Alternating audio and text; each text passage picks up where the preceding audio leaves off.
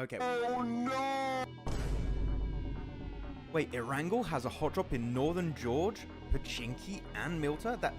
Let's check Miramar. Oh.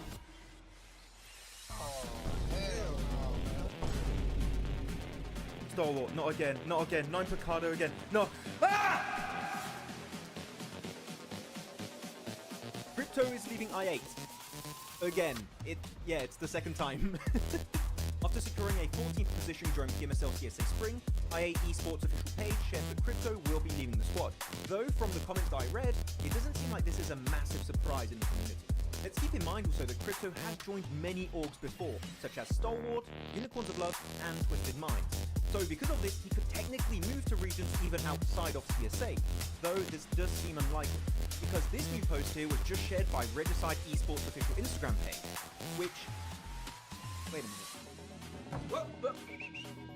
That's Crypto! That's Crypto right there! Me is a detective.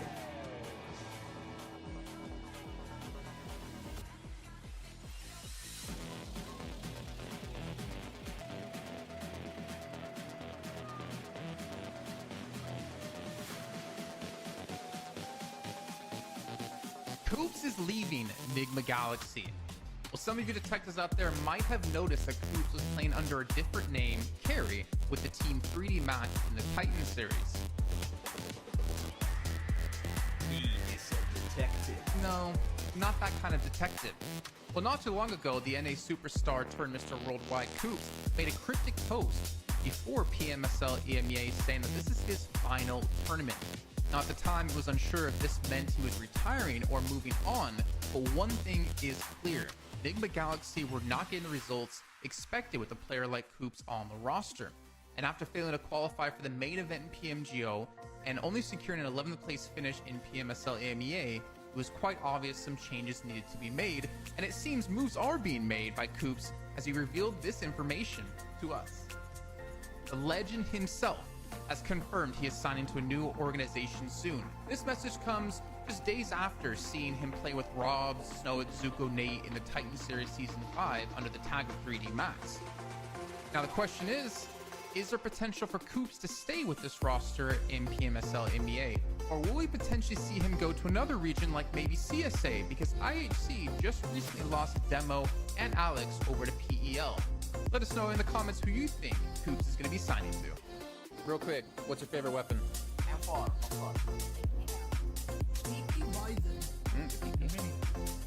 Star L, of course.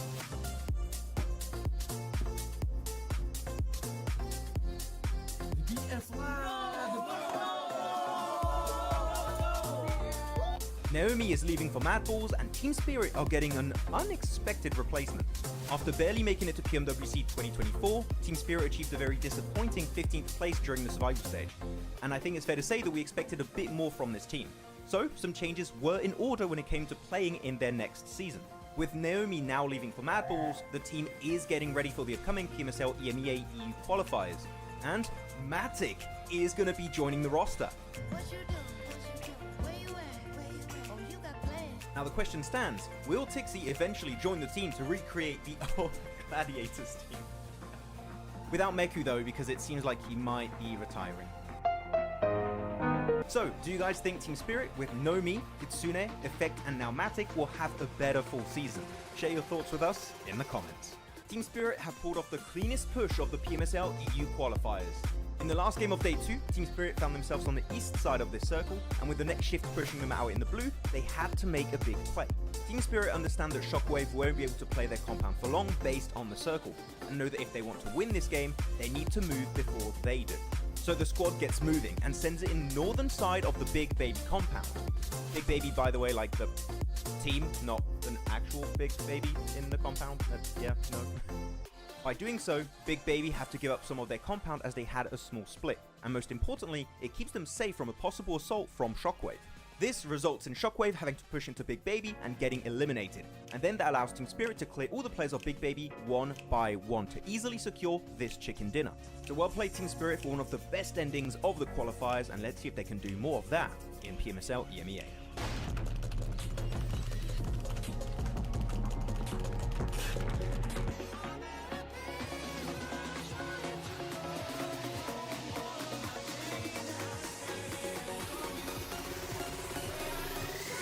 seems like the drops off PMSL CSA have been revealed. Let's check it out.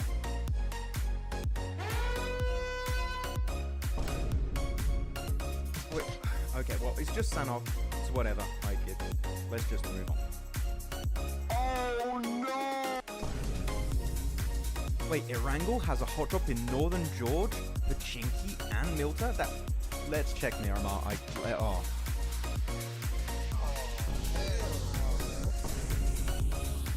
Stalwart, not again, not again. 9 Picado again. No. Ah! Crypto is leaving I8. Again. It's the second time. After securing a 14th position during PMSL CSA Spring, IA Esports official page shared that Crypto will be leaving the squad. Though from the comments that I read, it doesn't seem like this is a massive surprise. Let's keep in mind also that Crypto has joined many orgs before, such as Stalwart, Unicorns of Love, and Twisted Mind. So because of this, he could technically move to regions even outside of CSA, though this does seem unlikely, because this new post here was just shared by Regicide Esports official Instagram page, which... Wait a minute. Whoa. That's Crypto! That's Crypto right there! He is so detective.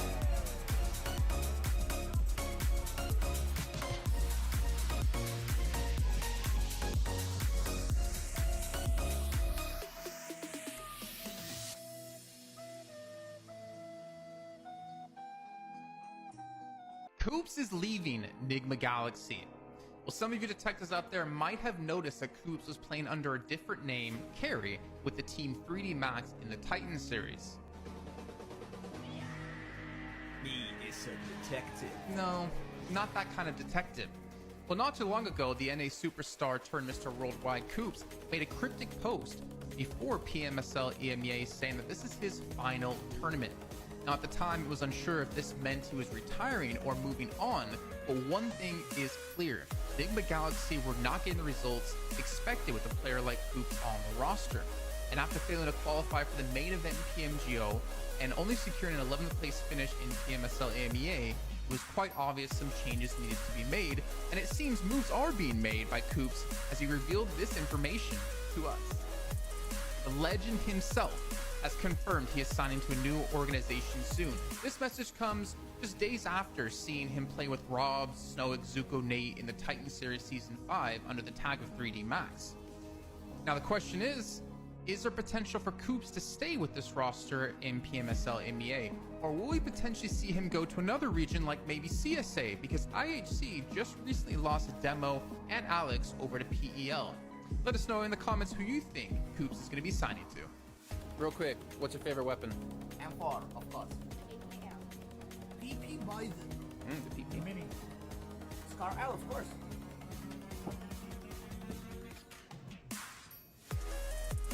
The BF Naomi is leaving for Madballs, and Team Spirit are getting an unexpected replacement. After barely making it to PMWC 2024, Team Spirit achieved a very disappointing 15th place during the survival stage. And I think it's fair to say that we expected a bit more from this team. So, some changes were in order when it came to playing in their next season. With Naomi now leaving for Madballs, the team is getting ready for the upcoming PMSL EMEA EU qualifiers. And Matic is going to be joining the roster. Now the question stands, will Tixie eventually join the team to recreate the Gladiators team? Without Meku though, because it seems like he might be retiring. So, do you guys think Team Spirit with Nomi, Kitsune, Effect and now Matic will have a better full season? Share your thoughts with us in the comments. Team Spirit have pulled off the cleanest push of the PMSL EU qualifiers. In the last game of Day 2, Team Spirit found themselves on the east side of this circle, and with the next shift pushing them out in the blue, they had to make a big play. Team Spirit understand that Shockwave won't be able to play their compound for long based on the circle, and know that if they want to win this game, they need to move before they do. So the squad gets moving and sends it in the northern side of the Big Baby compound. Big Baby, by the way, like the team, not an actual Big Baby in the compound. Yeah, no. By doing so, Big Baby have to give up some of their compound as they had a small split, and most importantly, it keeps them safe from a possible assault from Shockwave. This results in Shockwave having to push into Big Baby and getting eliminated, and then that allows Team Spirit to clear all the players of Big Baby one by one to easily secure this chicken dinner. So well played Team Spirit for one of the best endings of the qualifiers, and let's see if they can do more of that in PMSL EMEA.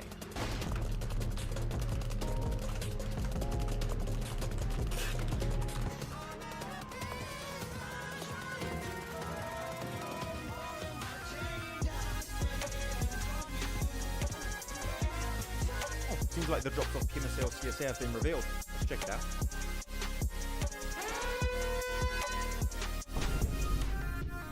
Oh, wait. Okay, well, it's just Sanhok. It's whatever. Let's just move on. Oh, no! Wait, Erangel has a hot drop in Northern George, Pachinki, and Muerte? Let's check Miramar. Oh. Hell no, man. Stalwart, not again, not again. 9 Picardo again. No. Ah! Crypto is leaving I8. Again. It's the second time. After securing a 14th position during PMSL CSA Spring, IA Esports official page shared that Crypto will be leaving the squad.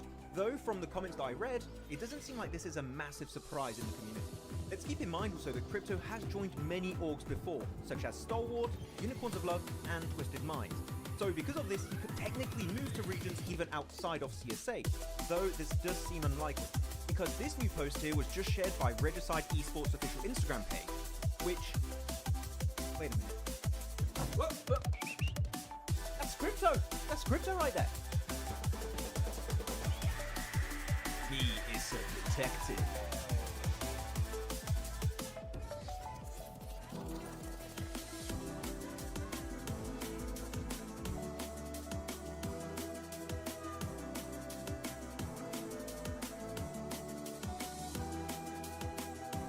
Koops is leaving Nigma Galaxy. Well, some of you detectives out there might have noticed that Koops was playing under a different name, Carry, with the team 3D Max in the Titan series. He is so detective. No, not that kind of detective. Well, not too long ago, the NA superstar turned Mr. Worldwide Koops made a cryptic post before PMSL EMEA saying that this is his final tournament. Now, at the time, it was unsure if this meant he was retiring or moving on, but one thing is clear. Nigma Galaxy were not getting the results expected with a player like Koops on the roster. And after failing to qualify for the main event in PMGO and only securing an 11th place finish in PMSL EMEA, it was quite obvious some changes needed to be made, and it seems moves are being made by Koops as he revealed this information to us. The legend himself has confirmed he is signing to a new organization soon. This message comes just days after seeing him play with Rob, Snowick, Zuko, Nate in the Titan Series Season 5 under the tag of 3D Max. Now the question is there potential for Koops to stay with this roster in PMSL EMEA? Or will we potentially see him go to another region like maybe CSA, because IHC just recently lost Demo and Alex over to PEL? Let us know in the comments who you think Koops is going to be signing to. Real quick, what's your favorite weapon? M4, of course. PP Bison. The PP. Mini. Scar L, of course.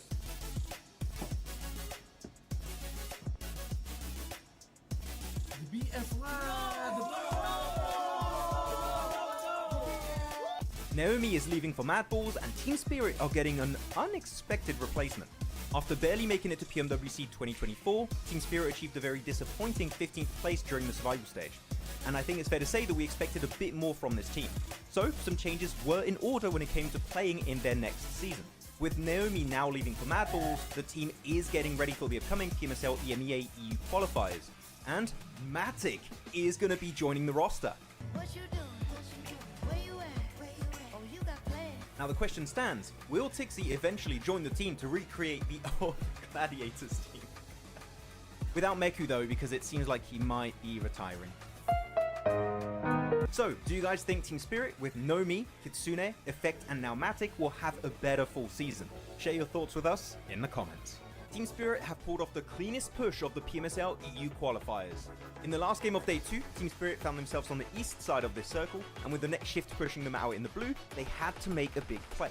Team Spirit understand that Shockwave won't be able to play their compound for long based on the circle, and know that if they want to win this game, they need to move before they do. So the squad gets moving and sends it in the northern side of the Big Baby compound. Big Baby, by the way, like the team, not an actual Big Baby in the compound. Yeah, no. By doing so, Big Baby have to give up some of their compound as they had a small split, and most importantly, it keeps them safe from a possible assault from Shockwave. This results in Shockwave having to push into Big Baby and getting eliminated, and then that allows Team Spirit to clear all the players of Big Baby one by one to easily secure this chicken dinner. So well played Team Spirit for one of the best endings of the qualifiers, and let's see if they can do more of that in PMSL EMEA.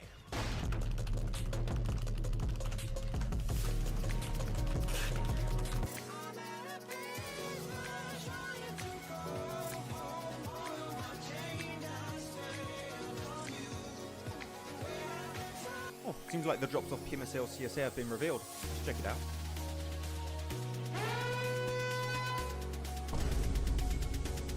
Wait, okay, well, it's just Sanhok.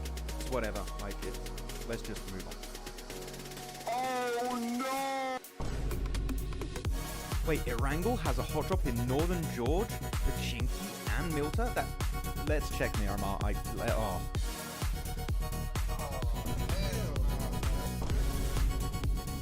Solo, not again, not again. 9 Picado again. No. Ah! Crypto is leaving I8.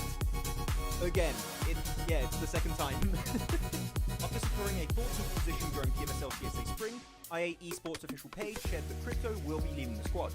Though from the comments I read, it doesn't seem like this is a massive surprise in the community. Let's keep in mind also that Crypto has joined many orgs before, such as Stalwart, Unicorns of Love, and Twisted Mind. So because of this, he could technically move to regions even outside of CSA, though this does seem unlikely, because this new post here was just shared by Regicide Esports official Instagram page, which... Wait a minute. Whoa. That's Crypto! That's Crypto right there! He is a detective.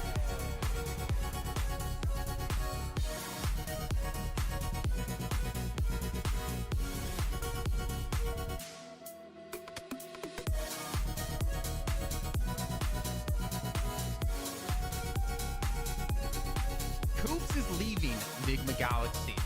Well, some of you detectives out there might have noticed that Coops was playing under a different name, Carry, with the team 3D Max in the Titan series. He is a detective. No, not that kind of detective.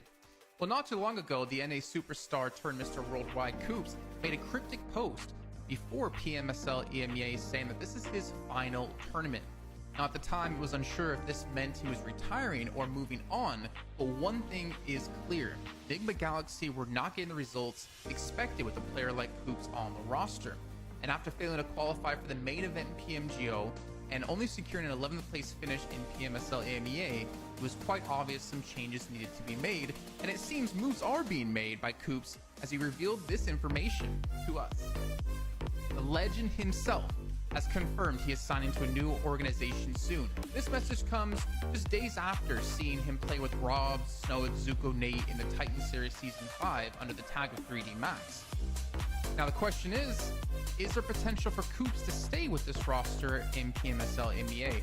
Or will we potentially see him go to another region like maybe CSA? Because IHC just recently lost Demo and Alex over to PEL.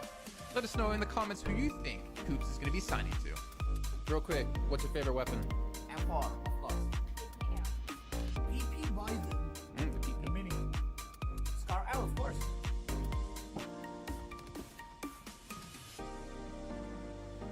The BS1. Naomi is leaving for Mad Balls, and Team Spirit are getting an unexpected replacement. After barely making it to PMWC 2024, Team Spirit achieved a very disappointing 15th place during the survival stage. And I think it's fair to say that we expected a bit more from this team. So, some changes were in order when it came to playing in their next season. With Naomi now leaving for Mad Balls, the team is getting ready for the upcoming PMSL EMEA EU qualifiers. And Matic is going to be joining the roster. What you doing? Where you at? Oh, you got plans. Now the question stands, will Tixie eventually join the team to recreate the old gladiators? Hey everyone, and welcome back to day 2, week 1 of PMSL CSA. I was going to say fall 2024. There you go. Great intro right there, Jason. I know you're happy with that intro. That was top tier. No, it just reassures me I'm always gonna have a job. You'll always be host. Don't worry. I'm never taking that away from you. How you doing, Jason? I'm a little bit confused as to why there's such a delay in the beginning, but all right, you know. we get to see Falcons play today. What kind of Falcons we get, I have no clue. What stole are we going to get? So, yeah. Well, so we're not having Group B, right? We're not having 52, so no Crypto today, no Hora, no Stronger, no Arc Red. So some potential hot drops going to be disappearing. Wait, no crypto? Cancel the stream. I'm out. Goodbye. But we have top. You know what? I'm back. We start the stream again, boys. But I want to know. Okay, Falcons on the right side. It looks like Nerzed's playing. Ooh. Well, I you saw don't him in the know- stage? Yeah, but I don't know who else is playing yet. I'm intrigued. But game is starting. But we're gonna find out.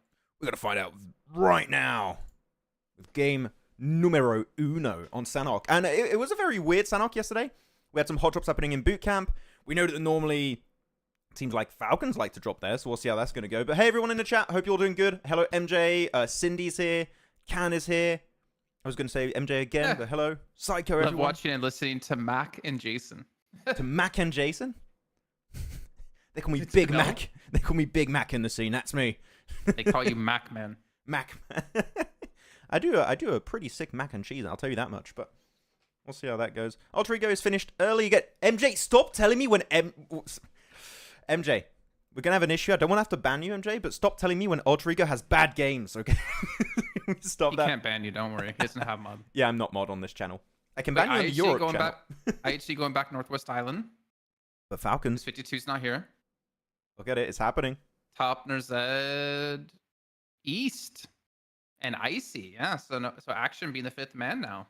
Yeah. How does that make you feel, Max? I'm Wait, I can Not answer good. for Max. okay. I don't like it. It is not very nice. Oh, and there's already fighting going on too. Oh, okay, so we got fire on Trifecta, it seems, right now. Okay, we'll put the camera back on because we shouldn't be hiding any teams that way. I have no game audio. Yeah, because no one, then they should be now. There you go. Okay, there's that. Now you got game audio. Fight There's already happening. fighting happening. KSX and Arc Red. And, I mean, unfortunately... No. Not Arc Red. AOR. Oh, AOR. Arc Red's not playing today. I saw the tag and I was like... AOR. Yeah, actually, AOR, I don't know what to really expect from this team. AOR, looking at the team of AOR, they have 3TN, Westron, Red Lick, Steezy, and Fascia. They got Fascia, actually. There was an old player for Canina Power. I didn't realize that when checking. No, That's cool. Regicide and Stalwart fighting in Paradise. Okay, well, that sucks. So, if you had any questions of whether Stalwart learned from last season, No. hot drop still. But basically a completely different roster for them. Except for Critter. Like, I told you yesterday, right, when I was talking to the owners of Yeah. Stalwart, I said, please I mean, keep three Critter. out of 4 people being new is basically a new roster. Come It's on. a new guys. roster minus Critter. Yeah. No audio. You guys should have game audio. Wait, why is the clean feed not being captured? You guys, why is the clean feed audio not being captured? No game sound. You're making me want to turn my microphone from being like vertical to horizontal. Oh, okay. Well, let me change. There you go. You guys should have audio now. There you go. Sorry about that. Tell me if you got the sound now. Tell me. Sorry, you were saying, Jason? I was fixing that. You're making me want to turn my mic from vertical to horizontal. Yeah, it's more comfy like that. I can lean against it. Love Max's energy. I don't like this. I don't like this. I find it great to have the mic like that. I don't like how this is like up here. Wait. So Falcons Oh, wait, hold on. instantly went for pivot into Trifecta onto KSX. Okay. This is. I mean, there was some fighting here, so. Yeah. Actually, I want chat's answer on this because I know this is a very controversial thing. Like, some people love it, some people hate it. What do you guys think of Falcons picking up East and putting East in like the rotation, getting rid of Action this time around? Which that hurts my feelings to like an unprecedented degree. Like, it really hurts to see Top and Action not playing together. how do you guys feel about this change? I'd love to know. What are you doing with your mic, Jason? I don't know. There should be game sound, How you guys. have it. Hmm? I'm Oh, we can't hear you well. You're not speaking in your mic now. It doesn't sound good. Game sound increase? Okay. I'm trying to see how you have it and like replicate it, but it doesn't want to. We'll Yeah. go back to normal. You guys should have some audio. Tell me if you want it louder or stuff like that, please. And I will change the game audio for you. It was fine yesterday, so I'm intrigued. There you go, It's East. so weird. Wait, East is just opening the door going, so East, are you how is he getting away with this? Bro? There's no way. How? The guy is just the whole FBI on his own. What's going Yeah. Wait, do you want to reset? Wait, can we just go back and replay that? How the guy just Max? does not care. FBI is internal to the U.S. CIA is external to the U.S. Okay, the whole CIA on his own. Wait, let's. I want to. Wait, I want to go back. Look how he just. Okay, little peek, and he just goes through the door. Doesn't care. He has two guys in the same room. I He mean, just how destroys them. D46 doesn't get it is like the real shame part. Like how you should have had that shot. He should. I don't know. I mean, he got prone. Like the prone play was really well done. So I mean, GG on that front. But the fact he was not punished for that is egregious. So I mean, GG East, I guess. That's a way to start things off, I guess, for him. That's an interesting POV. Don't like it though. Oh well. What an No interesting comment. POV. Hey, spectator, what are you doing? What's going on? Just give me. Actually, no, I'm not gonna say it.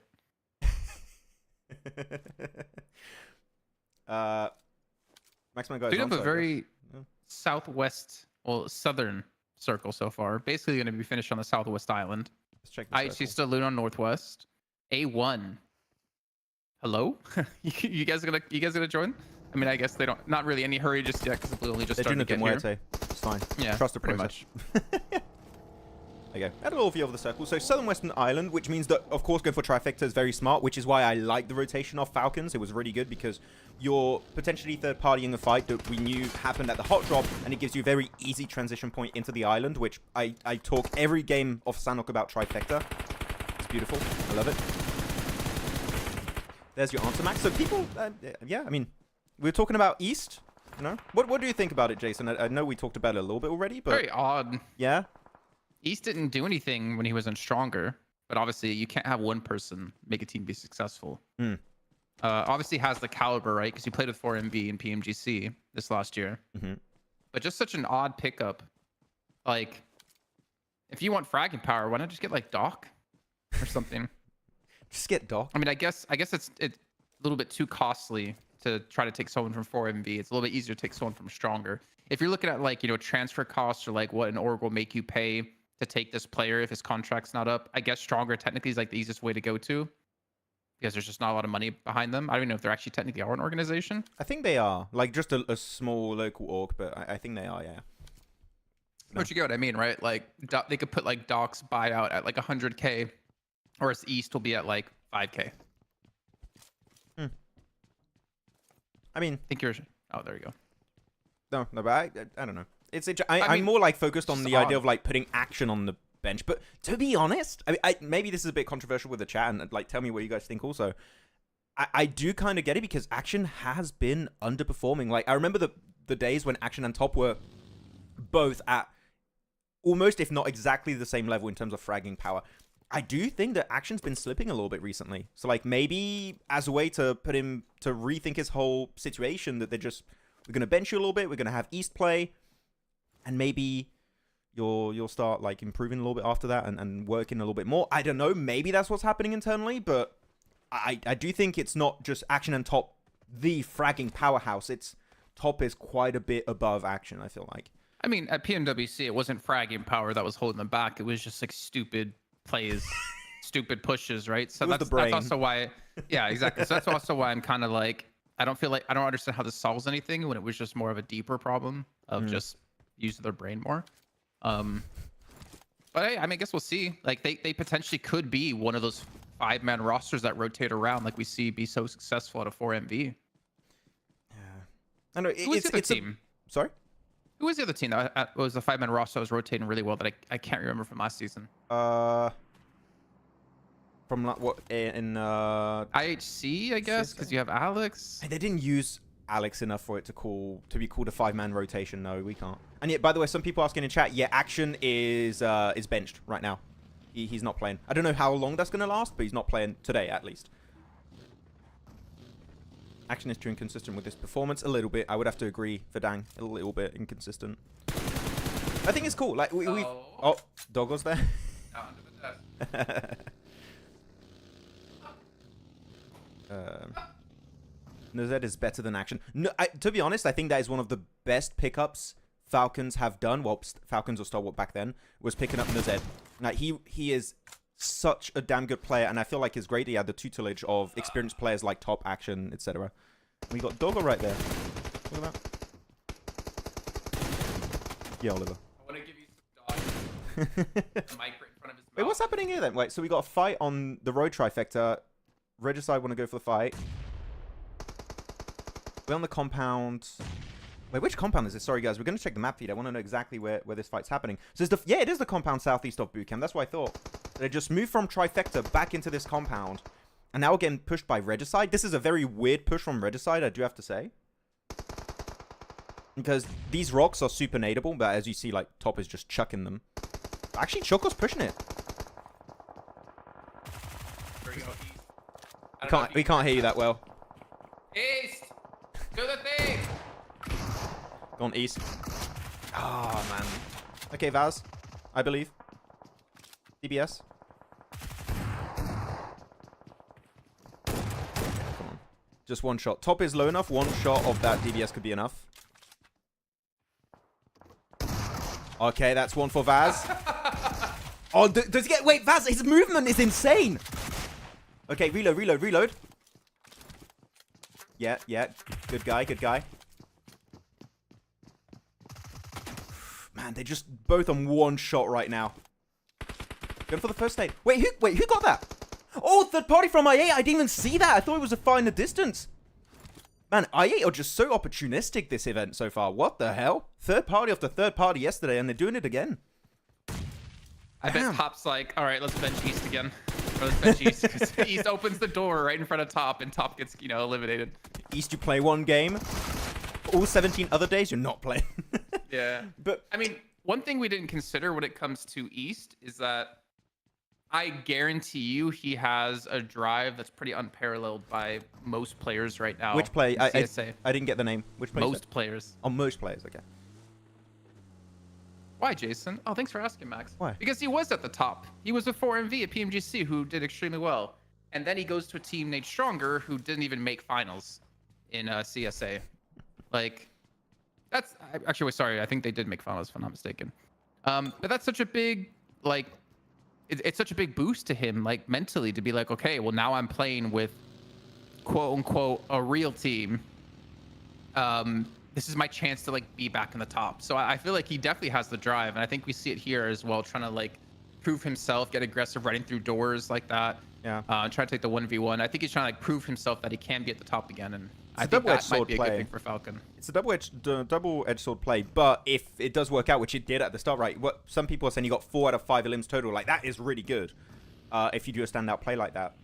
So yeah, I think he does have the drive to, like, just show himself capable of performing well, and I think he wants to get back at 4MV maybe a little bit too. He's like, I'll show you guys. You should have kept me on the team. Beyonce though, first knock onto Rook. There you go. Onto Yankee. Still waiting to see some clutches from that guy. But yeah, I want to look at the circle here real quick, and maybe we can do some predictions, because with these kind of... Actually, no. Oh, okay, I take it back. You can't do a prediction. It could go west or east of the river. These are the worst kind of circles. For all you guys who play PUBG Mobile on the regular or watch esports, you know these circles suck. So, look at Rook where they're going. They're going to Bantai. They might try and, like, swim across, depending on where the next circle goes, but this is horrible. Do you have a prediction here or not? No. Yeah. I don't know. Now, if you pick 4MV and it goes north... Closing my eyes. I8. I8. Okay. Yeah. Oh, DRS again for send it. Oh, we might have to see their POV. DRS full sending into 4MV. He might be ahead of the. Am I ahead? He might be. I've not seen anything lighten up on the limb feed. I put it at 5 minutes behind. Wait, did I spoil? Hopefully not. No, there you go. No, wait. I was on point. Okay. I was on So point. they went to the compound. Yeah, I did not spoil. You scared me for a second. I was like, was I live? No, Snokes didn't call you out in chat yet. Ah, cool, nice. Oh, okay. And circle. Matt, this is the exact kind of position I8 won on yesterday, by the way. They won this exact circle yesterday, but they didn't have to fight IHC that's currently coming in. So that's an important fight. So what I'm hearing is I8 wins. Maybe IHC. Maybe IHC. I don't know. It's going to be based on who wins the high ground, for sure. But now This is rough for both teams here, but Rook is going to have the blue pushed in directly behind them. So they're ones that have to move first. Not Noob. Like, so this for me is important for Not Noob. This should be a fight they cleanly win. I mean, from their position, yeah. They can just hold the outskirts of Camp Charlie and let Rook push their way, and they can pick it up if they want, but I want to see them be able to pull it off. I mean, I know we see Not Noobs be pretty decent yesterday. yeah. Currently sitting in 6th place. But, like, these are one of those, like, one of these situations that you need to lock down and confirm and not lose anyone. Luckily, they do get the cleanup here, and they will get the res. Yeah. But that's good. Like, that's just like standard 101 PUBG Mobile, that you have to win those fights when you have every advantage for yourself. You got to win it cleanly, and now you got to make the move. Yep. Now they got to figure out where to go from here. Got to start moving in circle ASAP. Arrow. Oh, good nade. Whoa, that Apex. Again, Apex has shown he's just a grenade master, man. He's learnt from Doc. Shut up. Hey, man, hey, stats-wise, Apex had better utility usage than Doc. Like, numbers-wise, Apex was up there. I think we saw more flashy grenades from Doc, but Apex is more consistent with the utility. Doc is the senpai, and Apex is the... Help me out here, Max. You watch anime a lot. He's the, I don't know. He's the senpai, he's... Why? Okay, no. Doc is the master, and Apex is the student, and the student's learning quite a bit. He's the grenade Hokage. He's the Hokage of the grenade village. And, Just imagine if that was the thing. What's your ninjutsu? Mine goes boom. Grenades. Oh, no. Oh, no. Since when did Byakugan? No, what's his name from My Hero Academia get into Naruto? Bakugo, yeah. Bakugo, yeah, he gets into Naruto. What's your ninjutsu? Explosions. And what's yours? DBS. Oh, okay, I'm not messing with you. Okay, But we do have, it looks like a little bit of fight happening here towards like the southeast side of Pinon. Nice clear. Well, it was a little bit of a fight.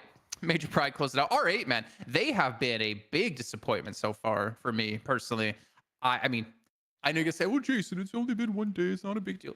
But I mean, it's R8, it's Mad Bulls. Like, they were very dominant last season, and we have not seen them be able to frag out, to rotate well, to play positions well. Thinking back to like chopsticks yesterday on one of the Erangels, right? I don't know what's going on. I would agree. Like, even though it's been a day, the playstyle seems a little bit too passive. They would be super willing to take fights in Season 1, but not here. Did you see 4MV there on the bottom right? No, the picture-in-picture. They're smoking up across the water to get across.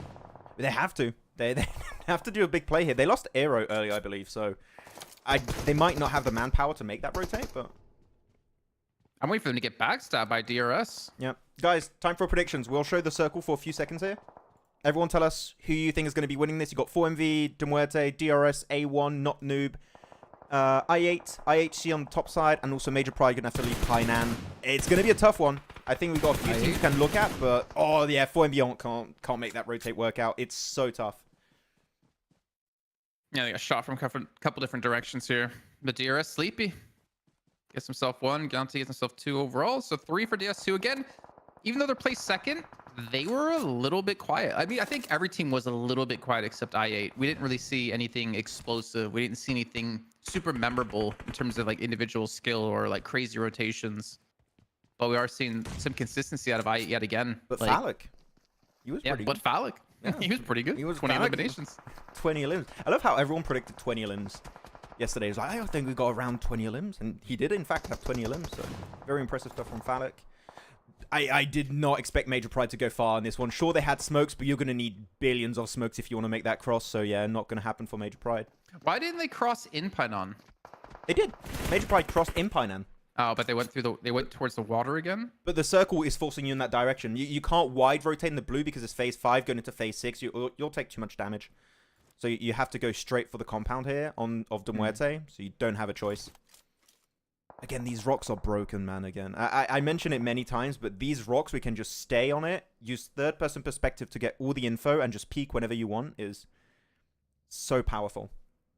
So while the predictions like IHC, IA, IHC, seem like we're seeing a lot of IHC predictions, which... Wild choice, makes IA1. sense.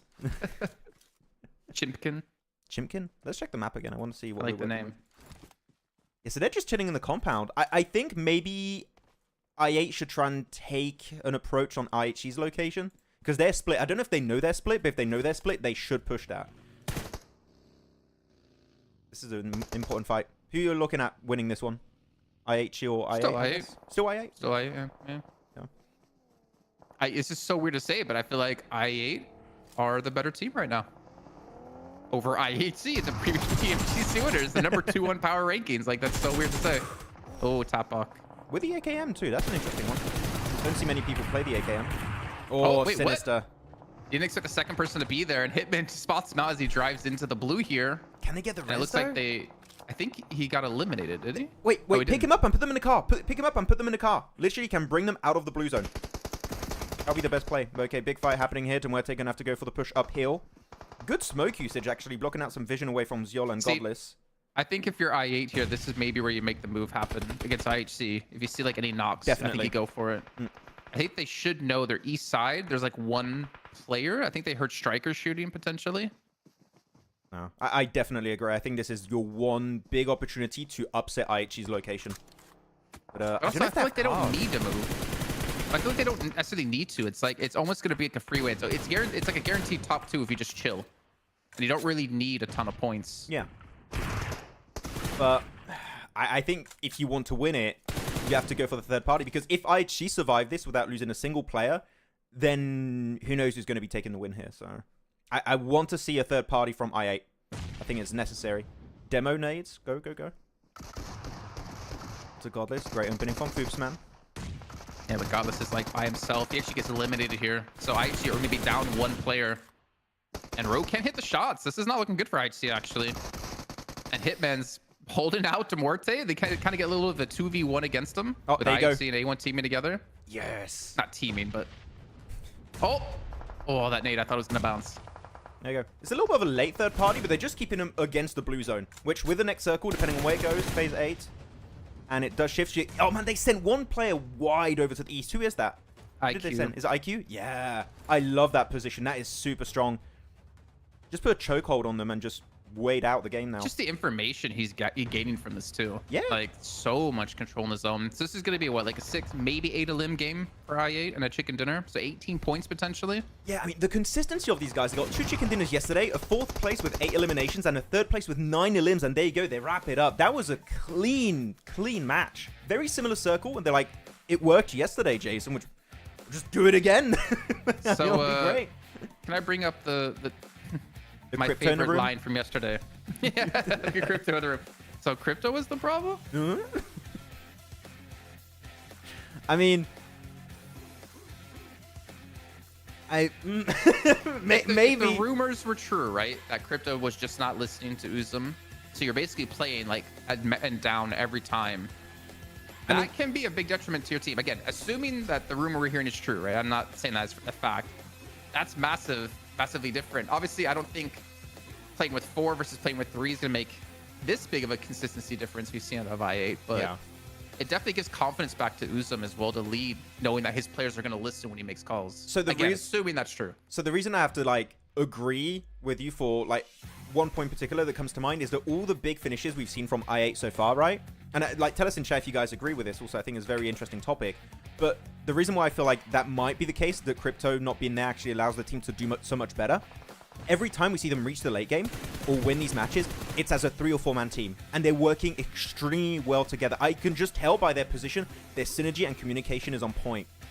It's a massive, massive team effort to make games happen this way. Of course, Falak had an amazing day yesterday as a solo player, but the team was working around him in a very, very flashy way. So, You know what's kind of cool feel about like this that as is the well, case. right? Yeah. So like Naki is the newest player on the team, like taking over, I guess, Crypto's spot. But with Crypto gone, it's given room, I guess, for like Falak. I mean, he doesn't get any eliminations here, but potentially for Falak to step up and be like the new star of the team. I mean, deserved. So, yeah, I mean, they're playing well, man. I part of my language, I shit on them a lot last season, for sure. But I have to, take some of those words back and give them praise where it's deserved, because they're playing like a completely different team now, and they're playing so much better than the past. You got Jasoned. That's what happened. I mean, I was super critical about them, wasn't I? You was were. trashing on them in chat. I was trashing on anyone supporting them in chat. But they're playing well. They're playing pretty damn well. Yeah. What's happening in chat then? The performance of I proves the point, though. Yeah, I mean, yeah, exactly. I mean, the fact that they get these big finishes as a team is not just solo, shows that maybe something was not working out last season. And maybe that thing was Crypto. I don't know. Maybe. Who knows? Let me put the music a bit lower. What? There we go. Sad Mongolia. Yeah, a little bit. How many points did IHC get from that? I didn't see how many limbs they had at the end. IHC, I did not see. We'll see the leaderboards in a little bit. But we'll see how it goes. It kind of makes me think about what you're saying before about them kind of like feast or famine a little bit with the team. That wasn't me. That was someone in chat that said it's or 0 points or 30 points. No. You get credit for that. Okay, I said that. Whoever said that in the chat? Oh, no, wait. Sorry, that was banned. Coloris that said that in chat. Oh, God. Wait, is he here? No, he's in Saudi Arabia right now. Oh, yeah. Doing EWC. But like even with them getting to the late game, they didn't really. I don't think they had that many eliminations. It was low until the end because they had a pretty free rotation on the mountain. It was pretty free. Hey, one getting up to 6 limbs. I think 8 at the end there. Not bad. Oh wait, Decent limb game. Naheen has some interesting stuff in chat. If you watch some of Crypto's VODs, you'll hear him cutting off his IGL and trying to force his own way with the team. Oh really? Well, that's not how you should talk to an IGL. If that's the case, that's not great. That's not good. Now that I'm trashing Crypto, next year he's making a. I mean, maybe Maybe next season. It's the Jason blessing. It just takes one season to take action. You know. Mad Bulls lost the madness with their name. I don't know what's going on with Mad Bulls. I mean, they're not even fielding Naomi, like who's the newest addition to the team from Team Spirit. And yet we're seeing like East playing in action out for Falcons. I'm curious, like how much time has R8 spent playing with Naomi? And why aren't they fielding him now? I don't know. I hope they didn't pick him up because like, oh, we're homies. We used to play on the same team before, right? Which that might be a thing. Literally, I'm not even joking. It might have been a thing. I don't know. Well, so because Team Spirit was playing in EWC and the PMWC, right? Yeah. He couldn't leave the team to go practice. I mean, he probably could practice with R8, but he couldn't leave the team.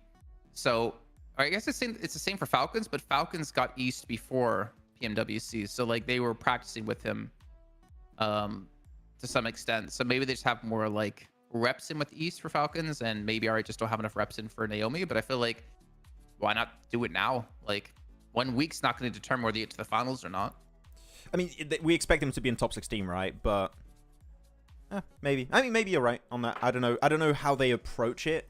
If it were me, I would leave Naomi to play until the second week if I was like making the pick. But yeah. Jason is basically inverse Max. Max talks emotion. Jason talks sense. So what we're hearing is just R8 just need to just play harder. Like try harder. They should just imagine, just in like Americas, that it's a double point week, you know, and just play better. It's a double point event for them. Guys, we're in PMSL Americas now. No. Yeah, IHC 3 limbs. Very unlike IHC that we've come to know. 8 points. They should have got 0, you know, at that point. Just get 30 next game. Max. Whoa. I think R8 still 0 placement points. No way. They still have 0?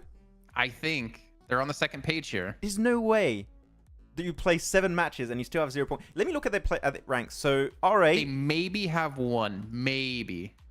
They had 0 yesterday, so they got 10th place, 13th, 10th, 12th, 14th, 12th, and they still have 0 placement points. How? They're trying to do a new world record here, Jason. The most amount of games played in a competitive circuit of PUBG Mobile Esport without a single placement point. They're like looking at IHG and PMGC last year, like, we can do that. We could do it better. We we can do it with less placement points. I don't know. I feel like we can do it worse. It's what I would say, but yeah. Oh my word. Please explain. It looks like we're gonna have a delay to the next game. By the way, I don't know. Ah, they're moving around a bit. Yeah, I don't know. We'll see how it goes. It looks like actually they loaded in already, so we got about 5 minutes until we'll probably load in. Okay. Do you want to go on a break or you want to? No, that's fine. Okay. Fine. I just. We usually break after Go like with 2, chat. 4. Please No, we explain. can say for chat. Please explain the downfall of GG. Oh, damn, that's. I don't think we got time today. Big I don't think we topic. have time for that. Now, to put it shortly, I know a lot of people love Kitsune. Niptura, if you're in chat, sorry. I just think the whole thing with GG, or like Navi or HVVP, however you want to call them, is I do genuinely believe the IGLing of Kitsune was not enabling the team that, in my eyes, was one of the best fragging teams in the region. And they might have been some, like, internal discourse and fights happening. I'm not sure what was going on. Like, that's just pure speculation. But I feel like there was a clash between the IGLing and the fragging potential of the team, and that just it doesn't fit. It doesn't work well together. So basically, kind of like I8. And crypto. No, I mean, like in-game leading and team listening, like they weren't meshing. Like they weren't agreeing on how they should go about playing matches. It seemed, and kind of similar, I guess, with I8 then. It wasn't always like that, right? It wasn't always. No. It's just maybe a bit complacent and you get too comfortable and then it just happens to not work out anymore. You have a shift of meta also. I don't know. But let's look at the rankings real quick. See what we're working with. Oh, there you go. So 88 points, man. Like they're way above the 10-point average, which is a good average. They are looking so damn good. Are there any surprises you have on this current side of the leaderboards? Not noobs, I'd say. And maybe even Leo, like 22 placement points without a chicken dinner. I8 only have 19 placement points, or sorry, 9 placement points outside of their chicken dinners. Muerte have 15, like DRS have 17. Pretty good amount of placement points without wins. I think, yeah, even their eliminations are pretty up there. I think that besides I8, I think not noobs and maybe Leo right now have been probably the biggest surprises, like positive surprises. I would agree. I would agree on that. Of course, we're expecting some of the teams to drop down because they're not playing. Like 52 also are going to drop down. Stronger are going to drop down. They're not playing. Yeah, then Rook, Stalwart, AOR, etc. Hopefully they're going to be able to jump up a bit high in the rankings. There we go. And the GT20 Pro. Okay. Wait. Thank you, MK Ultra. Thank you. You mean this?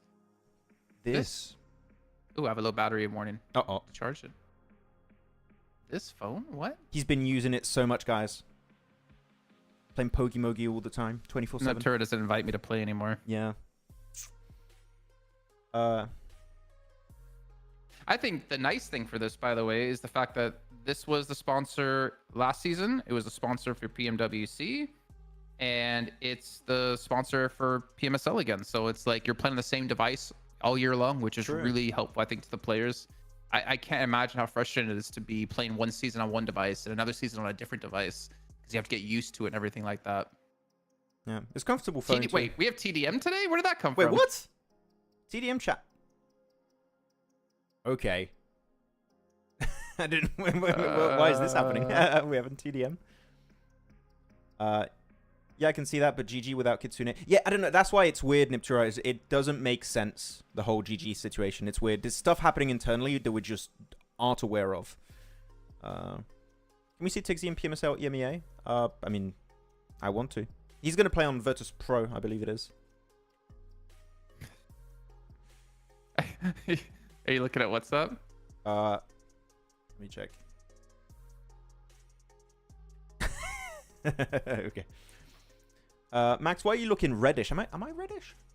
My nose is always a bit red, guys. It's just how I am. I'm a clown. IRL. Do you guys have any questions while we're waiting for the game to start? It should be starting very, very soon. But any questions, any topics, anything you guys want to bring up? You've been tagged in what's up again. I've been tagged? Mm-hmm. I mean, if you want. We'll see. Watchparty at PUBG Mobile official is insane. Why is it insane? Facts top shorts. Why? How can we have the day MVP choose their opponent for T? Okay, well, the EMEA did that, but we're not That'd be gonna have cool. our day MVP until all the matches are done. And the TDMs like between the Erangels and Miramars. Right, there we go. It could be an MVP thing that they pick. Oh, Naomi's in. He's in. Naomi's in. Beautiful. According to the map stream, he's in. Ooh. And by map stream, I mean the map stream overlay. I like that. Wait, Zerich is out. Wait, what? No, that can't be right. No, they can't put Zerich out. Sorry, Zerich Naomi, is out and Naomi's in? Naomi's good, but like Zerich out? You don't do that. Sorry, but that's not smart. And I'm using like a very kind word right there. You can't put Zerich on the bench. Bro. I want to see, like, for real? I want mean, to look at I the want to overlay see on them the map drop. I stream. want to see them drop, and I want to see if that's the case. Look at the overlay on the map stream. They don't have a player picture for Naomi, and there's no Zerich. Like Filika.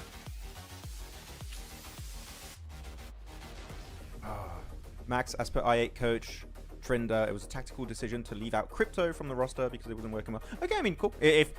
Again, we don't have all the internal information, but if it seems like it's working for them, so good on them.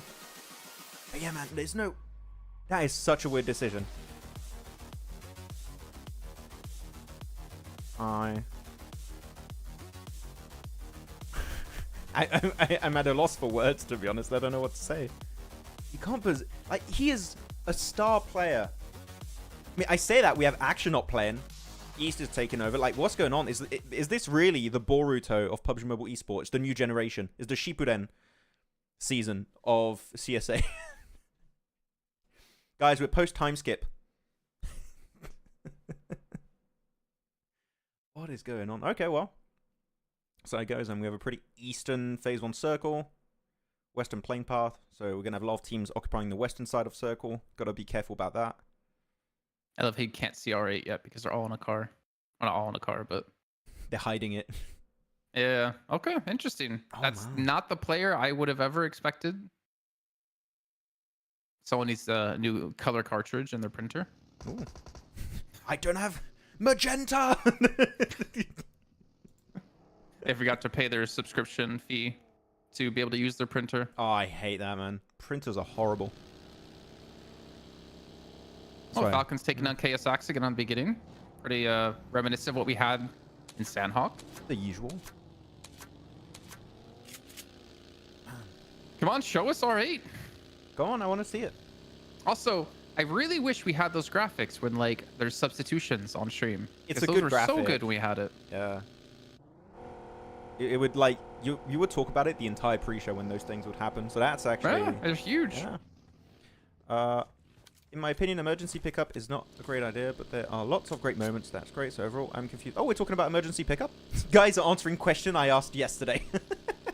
I think emergency pickup would be super interesting. You just make a very rare drop, and I would like it to be used. And Jason, you said it yesterday too, right? You can use it as a bait. You can use it, but not actually get on it, and people are going to be like, oh, be careful, team's coming up, and actually just go for a wide rotate if you want. That's feasible. Just imagine Muerte just crying tears of happiness Finally. with emergency pickup.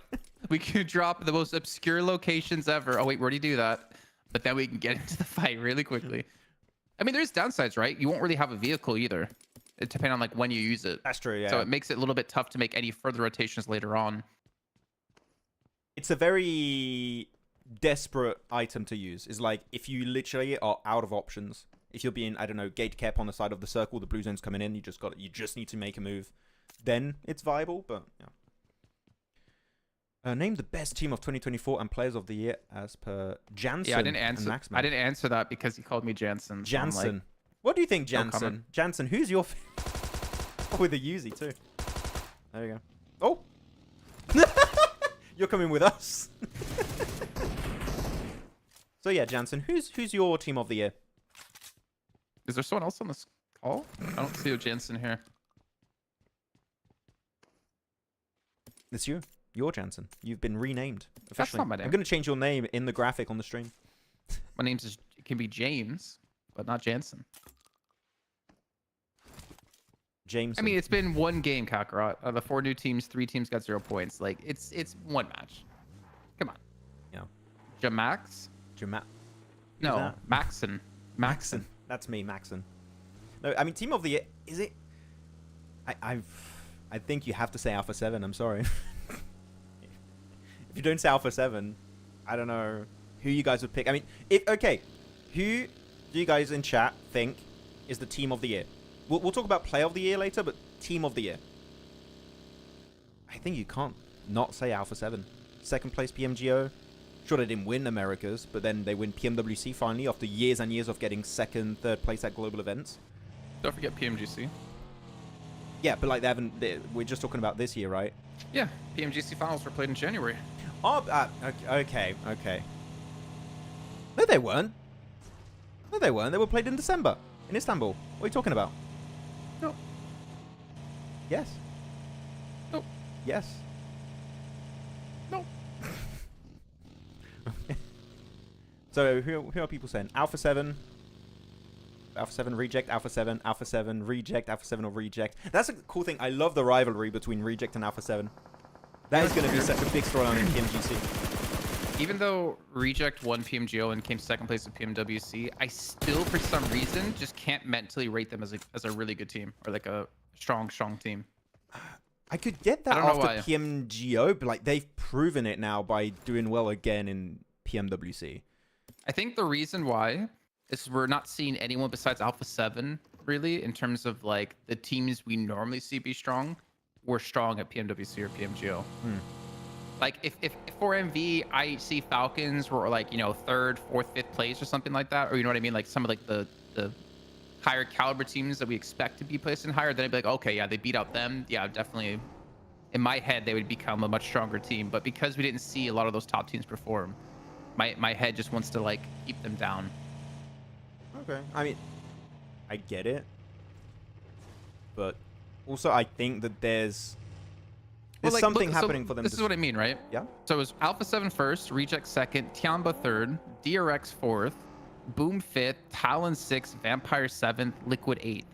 But then you have like D Xavier ninth, IHC 11th, 4MV 12th, Falcons not even get there, D plus 8 not even getting there, Mad Bull's not really getting there, Team Spirit not getting there. Like a lot of the teams that, yeah, exactly. And that's why when I look at like this top 8, I'm just super confused, and why it makes it really difficult for me to be like, yeah, Reject, you know, one of the strongest teams in the world. I think they're a good team, but one of the strongest teams, I can't wrap my head around that because of the other teams that placed high in PMWC. Yeah, but like I'm thinking if we're just talking about 2024 with their global results. The thing is, if you're just talking about global results, because if you're really looking at the whole scope of what they've done, I'm sorry to say, but their game plan and strategies going into their Japanese events, it was horrible. It was really bad. So it's really weird to have a discrepancy where like global event, we just pop off, we do so damn well as Reject.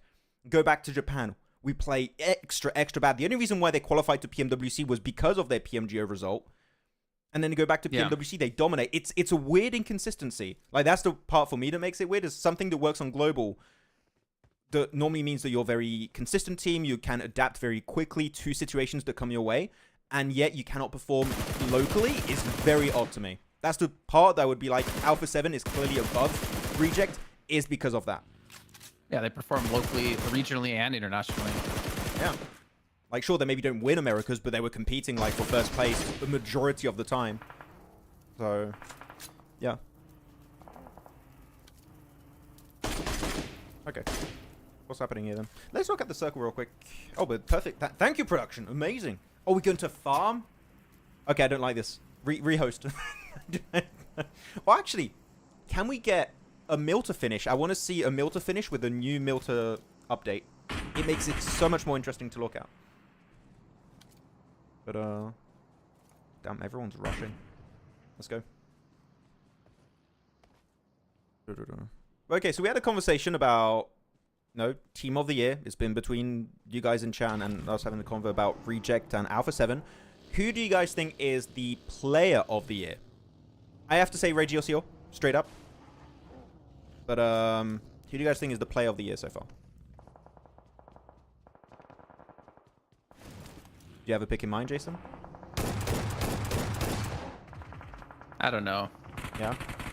It's tough. I wish we had more international events, like more global events. Because if you're only ranking from 2 global events, I feel like that's just not enough sample size. That if you can count regional, like regional just doesn't compare to international play. I mean, if you have more global events, Jason, the players are just going to play 24/7 at this point. The calendar's No, I already mean- tight. You like shorten PMPLs a little bit, Like what, 3 weeks? and you just do more like 3-4 day events. I don't know. It's like you like say Reggiosio, probably the best player this year, but like he was garbage regionally. So like, why would it be someone off Alpha 7 then just because Reggiosio was the MVP? I just know their team didn't do great in their home region. I don't know about his individual performance. I didn't check his stats. So I'm purely going off the basis of what I know. But Reiji, I love the fact especially that Reiji's been performing well and is willing to have a wide array of weapons he's willing to play. Like he can play like your typical ARs and 4, etc. But he plays especially the Mini 14, and I think that... I think the meta is slightly changing. That we're going to see a mix of like, you know, short-range weaponry and also long-range like DMRs, snipers, and Ratto Boy. I think that is Kalaris watching. Atso is Kalaris. Ratto Boy. Yes. He's the best. He's the best Yeah, player. but you say so. This is why I'm saying like regionally, like kind of skews things, Sacklane, because Doc. I mean, no, like why you can't put him on the list of being one of the best players of the year. Like, yeah, he did well regionally, but he didn't do anything at PMWC. I don't believe they did. I'm trying to think if they played PMGO. Just so far back. So many, Moneymakers, like, they didn't events. make it far, I believe. Moneymakers. From like Where'd you get memory. Moneymakers from? Where'd you get Moneymakers from? Where'd you get Moneymakers from? What? You just said Moneymakers. I don't think they got far. Didn't you go off the comment of Niptura? No, Sacklane. Oh, I thought you Talking meant about Doc. Niptura's comment. Oh, sorry. Anyways, okay, so they got 4th place. Like, I don't know. I find it hard to put Doc over Reggiosio, who performed well at both globals.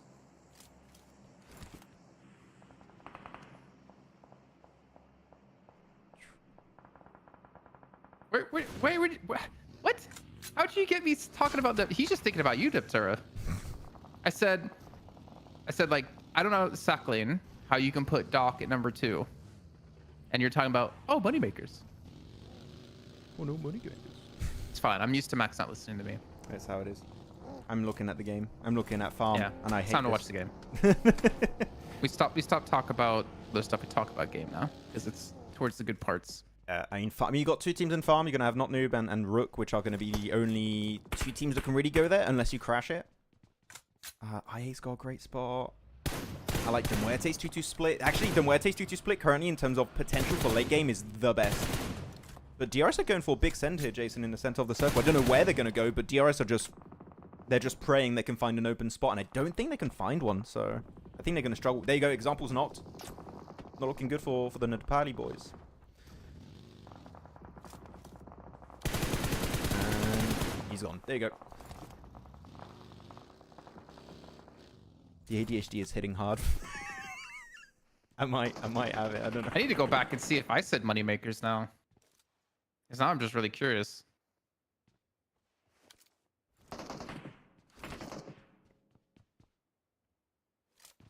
Yeah, because you said Niptura, and then I linked it to the comment. I was like, No, oh, I didn't say Moneymakers. Niptura. Maybe I misheard, but I Sacklane. thought I understood Niptura. Okay. Oh, here we go. I found it. I'm going to listen to this. Go for it.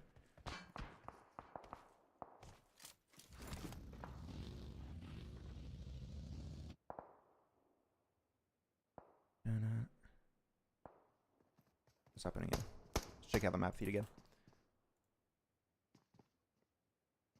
By the way, I saw some people asking for the map feed link. We cannot share it, unfortunately. I'm still hoping that one day we can get a public map feed for you guys. But that day is not today. Okay, so this is circle. Okay, so still Muerte, Rook, Not Noob, center circle. Decent spot. Still looking at Muerte, really. I really like their spot. I didn't say Moneymakers. No. I didn't say Niptura. Okay, I mixed up. Bro, My bad. chat's making me think I have ADHD or something. No, man. Oh man, I can't remember what game that was, but the finish we had, like on the pier, that was Which pier? I think it was Ferry Pier. We had this like, or was it here? I can't remember. We had this like sick finish where like the team on like the pier in the water ended up winning. I can't remember what game that was. Which event? I couldn't even tell you. Yeah, it was Ferry Pier for sure. And I think it was regionals because I think you, me, and Kalaris were talking about it when we did EU regionals last year. I don't remember. I don't know. I don't know, sorry. Anyways, big fight here. Just looking here just made me think of it for some reason. How many smokes were used there by i8 to make it over? Now they're in a dip. They're just going to get naded to all hell. Okay, this is the end.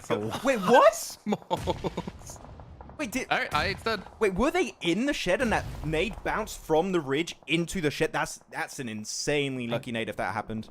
Don't know if they were in it. I don't know. Wait, let me go back. I want to Hit replay real 3 quick. people. Okay, because was he inside or not? The POV was a bit weird. Let me see it. No. No, they were inside. Like IQ and Falak was inside. Naki It was went knocked through before the nade got door. there. It went through the door. Okay, that's why I was a little bit weird. Oh, that was a pinpoint accurate grenade. Whoa. Pretty good. Insane there. GG's. That was a full swipe. You can't. The thing is, if you go for that push here, you cannot stop in that dip. Even if you have the shed and you think you're safe, do not stop in that dip. Just send it. I don't care what you're doing. Never stop in that dip. If there's a player, just a single player in that building, you are dead. You are not surviving that rotate. So, yeah, i8 should have just kept going. Unfortunate. You have selective hearing. I do have selective hearing. Yes, I do. Oh, I don't even want to say what I can say about this. What about the i8 player or me? I don't know. Max was clearly thinking about Nuptura and moneymakers. I looked at my table. It's a little bit dirty. And I just thought Neptura cleaning tables. I No, that's why. That's okay. why. No, I get you. Makes sense. R8 dead again. I didn't actually see who wiped them because I was too focused on the points I was trying to make earlier. So no placement points again. But they get 4 limbs. But no placement points. Yeah, but no placement points. I wonder if Naomi was able to get any of those. Good regroup from Muerte though. Because they're 2-2 split from earlier. Let me check the map feed. Yeah, so Muerte actually, I think they rotated like again super, or not again, but this time they rotated super early to get ahead of everyone. They have to. They don't have a choice. And they went in a 2-2 split too on the eastern side, despite the plane path being on the west and teams being heavily concentrated on the western side. I think that is a very smart rotate. Well, they went Severny, and they had Stalwart and Stalber, and still beat Stalwart and Stalber to get to where they were. So they really like put their foot down and put the pedal to the metal to make sure they can have this one, have a decent position. Kage opens up on the road. Good little nade. He is all alone though, which does worry me, but he has some protection from the outside. Yeah, he wants to clean this, but I think he's got to be careful since he knows there's another IHC player here. Oh, flashbang. Oh wait, oh there's a nade. Okay, wait, hello? Oh. There's 3 IHC players here. What? Yeah. He's been swiping. Oh, and he swipes the entire team, Raykage. Was that was an actual 1v3, right? He got all of them. Or did he get assisted by other people? I'm not sure. I think someone knocked another person in the house for him because his nade only got 1. GG Raykage. I mean, he was a standout player last season too, right, Jason? So, like, I'm not surprised. Do you want to say GG, though? Why? Because I feel like he kept peeking. I don't know. I feel like because if he gets knocked there, he's dead. There's no support. There's no res. Yeah. And he's by himself. So he keeps, like, peeking. I was expecting maybe some, like, teammates to come help. I Like, think to they should have. transition. I do think they should have, but, like, he won the fight. So I'm like, what can you say except GG? Well, I It was mean, risky. I feel like, yeah, it was super risky. And I feel like maybe the better play would have just been hold the staircase. Wait, Leo are going for a backstab here. Actually, this is a really good regroup then because they go in this building. It gives space to Leo. Actually, oh no, Leo is still in circle actually, so it won't have a big long-term effect here. But the main issue I have for not noob now, you can't protect your cars in this building. Like, everyone that sees you are going to shoot your cars, and without a car, you can't make that rotate. Which is why Leo technically have a better spot. You can hide cars in the warehouse like they're doing now. They're hiding them. They still have late-game rotation potential. Whereas, wait, is that Rook going for white pivot northwest. I think they're sending it here, Jason. They're just... Wait, what are they got? Rook, what are you doing? They're split quite heavily. Autobots, roll out. And that's Vic going off by himself. I was sorry. I was on the map stream like replaying the fight. What? Wait, how did he Bro? jump into it? What is this? Is the weirdest push I've seen in a long time. I gotta see that again. He like jumps into the car. Pretty much. Shall we just go back a few seconds? Right. Like already the push is so weird. It's all over the place. Here comes Vic on the map. Rook. And then Vic continues to go in. I mean, I guess his team was coming from the backside. But this is the Okay. worst push. It's weird and it's bad. Is it? It's like we're gonna wide rotate, but we're gonna breach at the same time. I don't know. Oh no, Yankee goes too far forward. He leaves himself susceptible to too many angles. There had been some miscommunication there for For Rook. sure. Like That was they weird. did not know what they wanted to do. I don't care if you want to pull off a bad play or bad rotate. Just do it together, please. I mean, GG for Leo. They still have cars in working. I think they have more cars now, actually. Yeah, They got the pick of the litter. They can do anything they want. So I was going back on the map stream before this like whole fight broke out, and where Leo are now is where the rest of not noobs were. Rakage is in the building that they're currently in. I thought that was interesting because the zone shifts where their compound's more in the zone than where they were previously. So him actually holding that location was kind of nice because it allowed them to transition out of the warehouse to a better position. But I was expecting them to maybe push quicker to help him out instead of letting him clean up things by himself. Yeah, it was definitely a bit weird, but I'm still heavily on the point of do they still have functioning cars? Because if not now, they're not in circle anymore. So I'm not sure if they can actually pull off a transition. You're talking about not noobs, right? Yeah, for not noobs, yeah, sorry. Okay. Because that's the part that scares me a Thought bit. you'd be talking about moneymakers again or something. No. I think Neptura talked. Yeah, so we'll see if they can make that rotation, especially because they're going to have to fight Leo pretty much.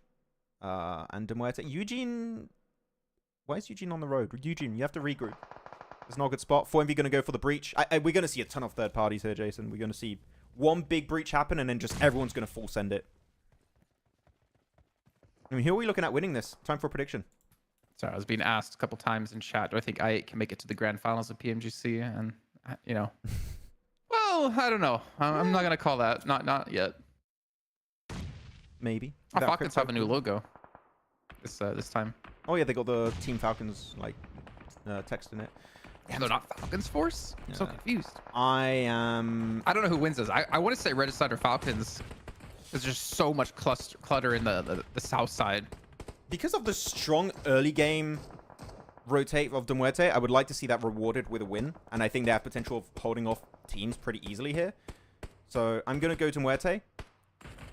But they're going up against 4MV now. And I don't know why Tresty and Eugene are there. This is such a weird position for those guys to be in, though. They should be in the building with Pusher and Foopsman. They're just going to get naded. There you go. Tresty's out. One-on-one trade, sure, but it's going to be a tough res to pull off. I'm a bit confused with this split.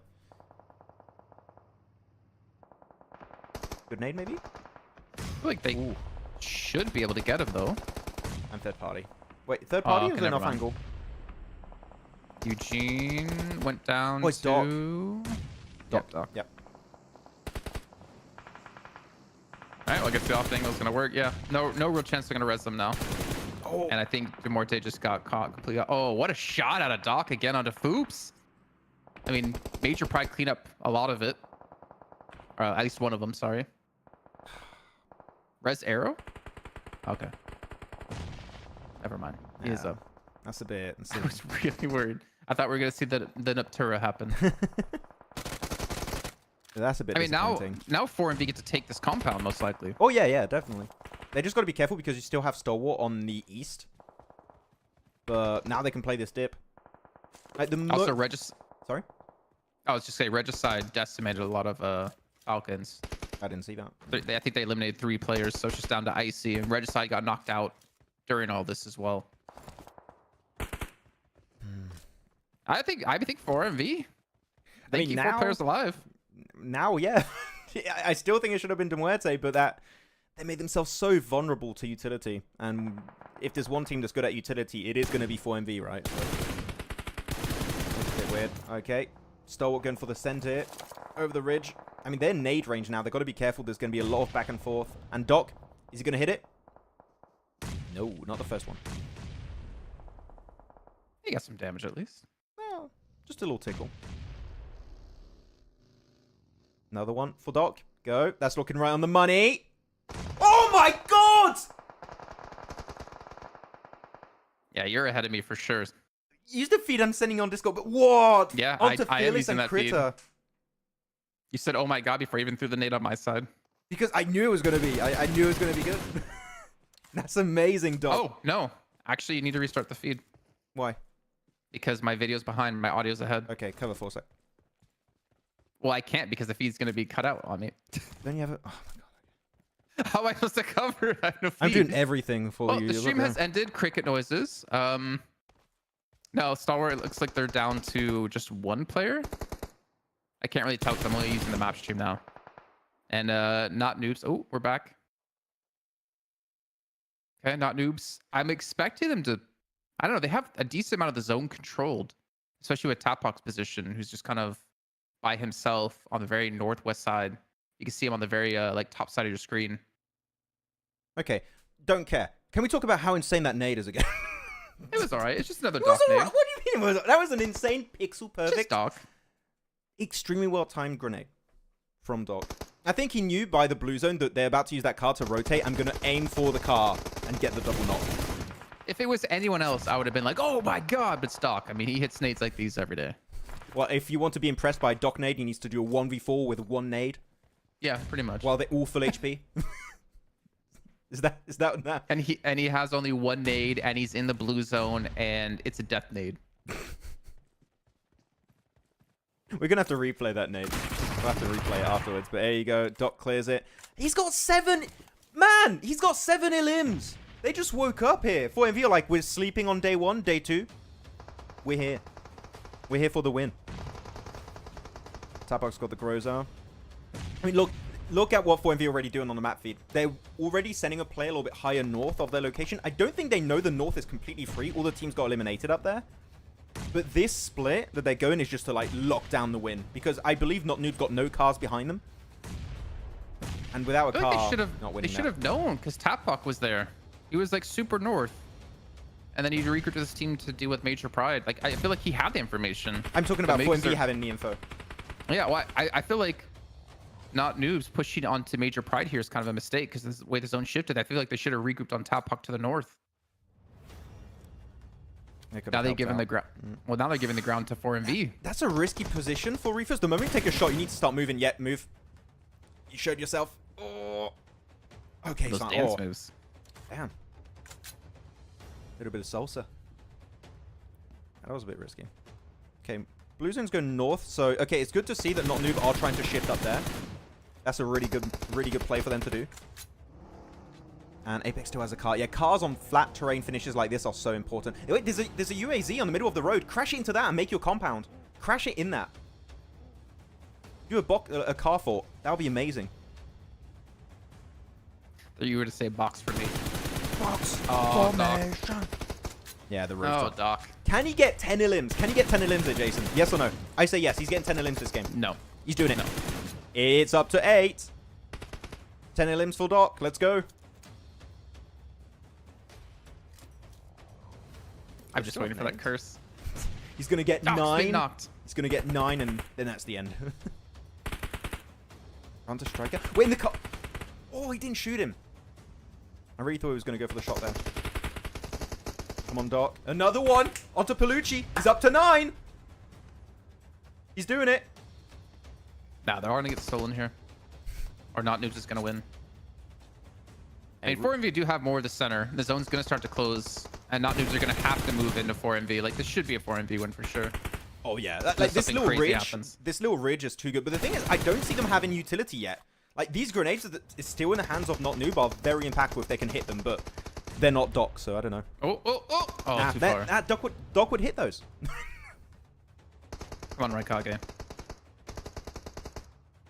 But currently, I mean, Not Noob are closer to the center, right? I believe, yeah. Oh, that one seems... Oh, again, a little bit too high. They're just aiming on the car. Oh. Actually, the car's in a decent spot if they want to use it now. They still have so many nades. Did they just Come on, loot? you got to hit these. I think they looted all the nades of the teams they eliminated on the west. So they're just chucking everything. Where are they throwing on the car? Yeah, I don't know. I'm surprised they haven't hit any of these. I mean, 4MV are really not showing their position. Right, Kage goes down. Dock 10. Dock 10, please. No! We're so close. And Tapok's going to get it now. Wait. There's no way 4MV lose this now. Okay, Aero. Is he using the first aid? That's a decent nade, actually. The nade. Oh, my word. No. I mean, GG for not noob. Nice game. But I'm a little sad. Don't say the curse is not a curse. That's 16 elims, though, for not noobs. The fact that they were able to leave... Jason, get away. Get away from the camera. Get away from the camera. Stop that. Stop that. Stop it. Doc's gonna get 10 eliminations.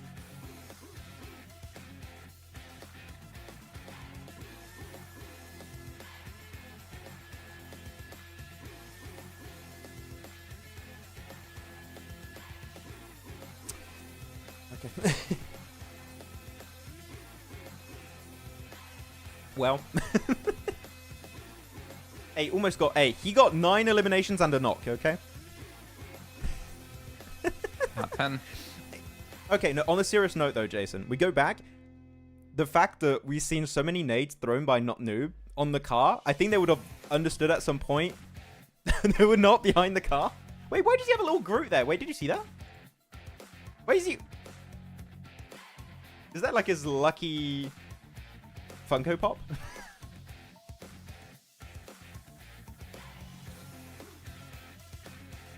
I am not noob. Jason, stop shaking your head. I just have no words for you sometimes.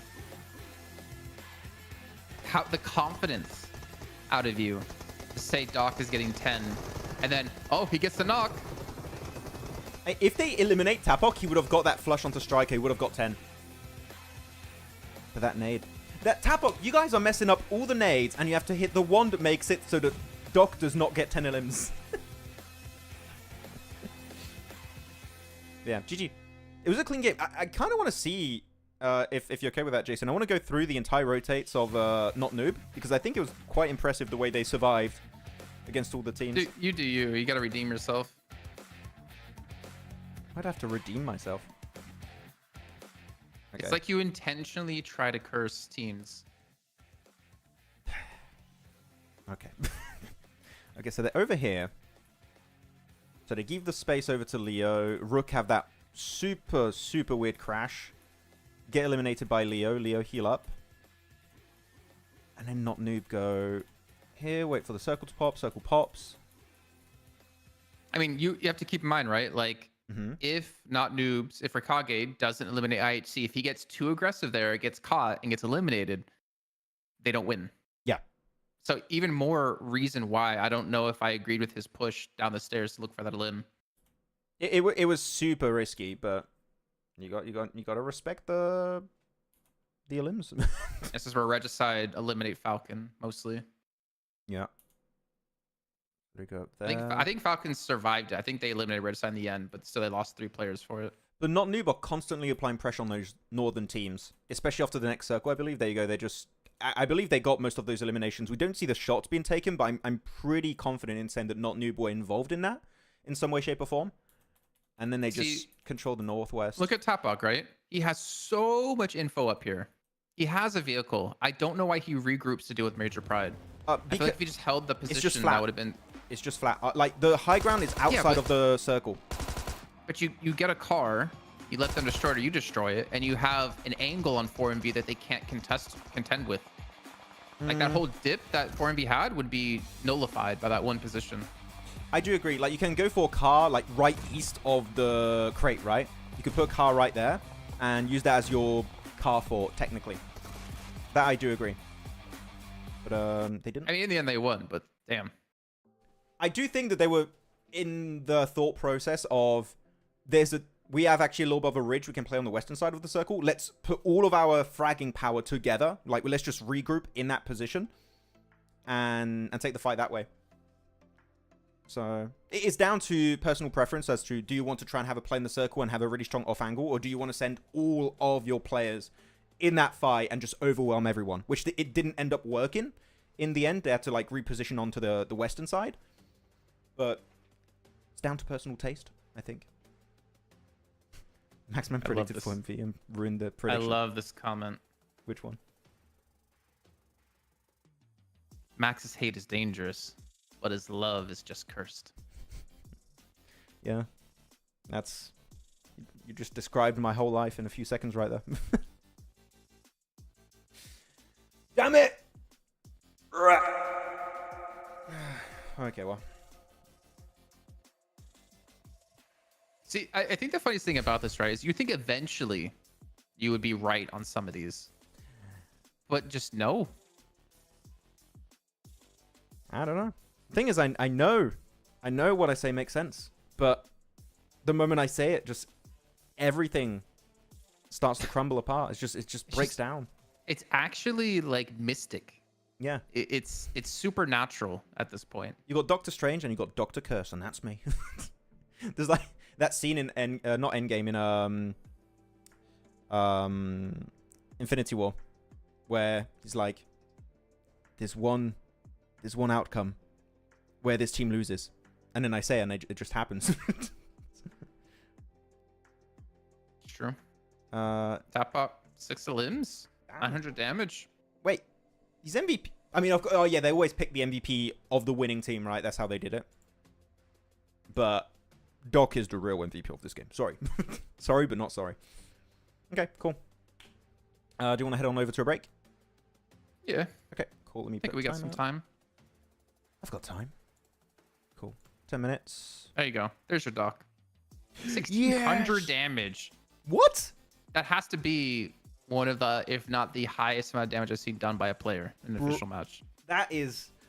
Have we seen the player reach 2,000 damage? I think we've seen it maybe once or twice. It's rare, but getting close to 2K is also very hard. But GG's. The fact that only Doc is there, by the way, and then it's just not new player, not new player, not new player. And then you got Leo player. Damn, Team Spirit. For sure. Okay, cool. Guys, we are going to head on over into a break, and after that, we'll be back for match number 3 over on Erangel. See you all in a bit. Woo. Team Spirit have pulled off the cleanest push of the PMSL EU qualifiers. In the last game of day 2, Team Spirit found themselves on the east side of this circle, and with the next shift pushing them out in the blue, they had to make a big play. Team Spirit understand that Shockwave won't be able to play their compound for long based on the circle, and know that if they want to win this game, they need to move before they do. So the squad gets moving and sends it in the northern side of the Big Baby compound. Big Baby, by the way, like the team, not an actual Big Baby in the compound. Yeah, no. By doing so, Big Baby have to give up some of their compound as they had a small split, and most importantly, it keeps them safe from a possible assault from Shockwave. This results in Shockwave having to push into Big Baby and getting eliminated, and then that allows Team Spirit to clear all the players of Big Baby one by one to easily secure this chicken dinner. So well played Team Spirit for one of the best endings of the qualifiers, and let's see if they can do more of that in PMSL EMEA.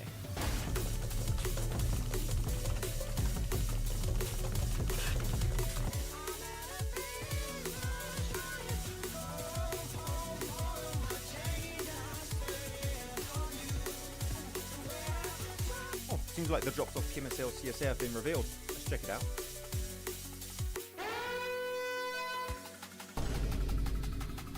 Wait, okay, well, it's just Sanhok.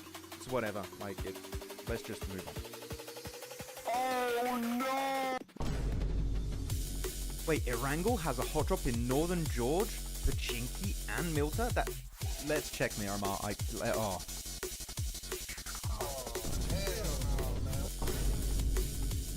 Solo, not again, not again. 9 Picado again. No. Ah!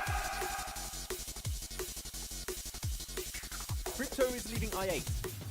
Again. It's the second time. After securing a 14th position during PMSL CSA Spring, IA Esports official page shared that Crypto will be leaving the squad. Though from the comments that I read, it doesn't seem like this is a massive surprise in the community. Let's keep in mind also that Crypto has joined many orgs before, such as Stalwart, Unicorns of Love, and Twisted Minds. So because of this, he could technically move to regions even outside of CSA, though this does seem unlikely, because this new post here was just shared by Regicide Esports official Instagram page, which... Wait a minute. Whoa. That's Crypto! That's Crypto right there! Me is a detective.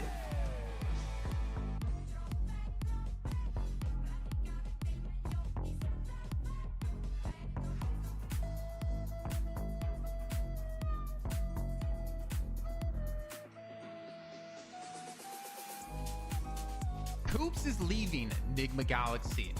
Well, some of you detectives out there might have noticed that Coops was playing under a different name, Carry, with the team 3D Max in the Titan series. Me is a detective. No, not that kind of detective.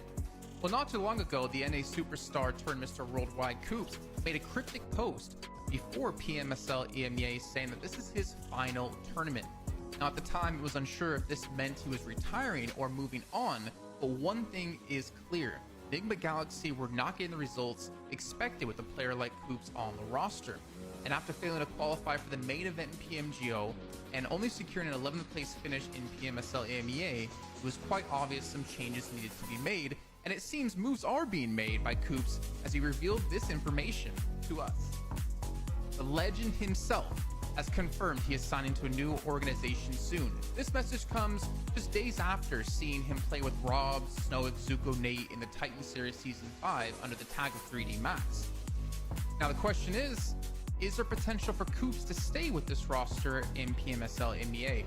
Or will we potentially see him go to another region like maybe CSA? Because IHC just recently lost Demo and Alex over to PEL. Let us know in the comments who you think Coops is going to be signing to. Real quick, what's your favorite weapon? M4, of course. PP Bison. The PP. Mini. Scar L, of course.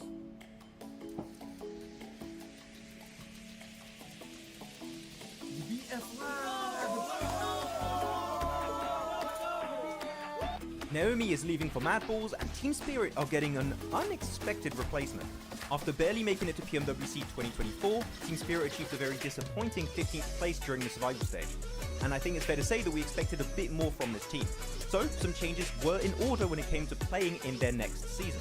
With Naomi now leaving for Mad Balls, the team is getting ready for the upcoming PMSL EMEA EU qualifiers. And Matic is going to be joining the roster. What you do? Where you at?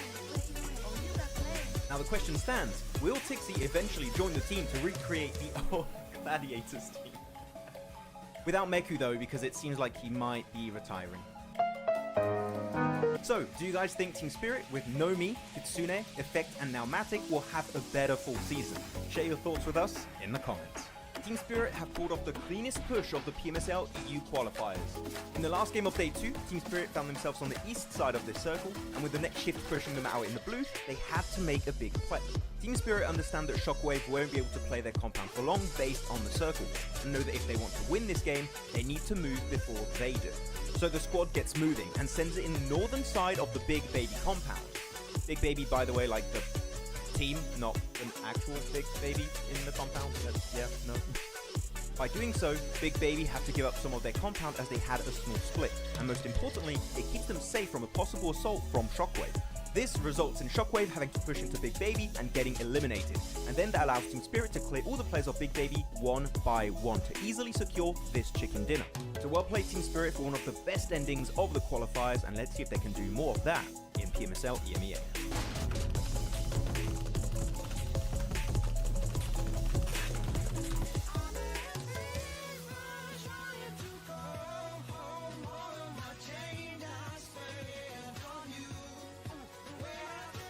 Oh, seems like the drops off PMSL CSA have been revealed. Let's check it out.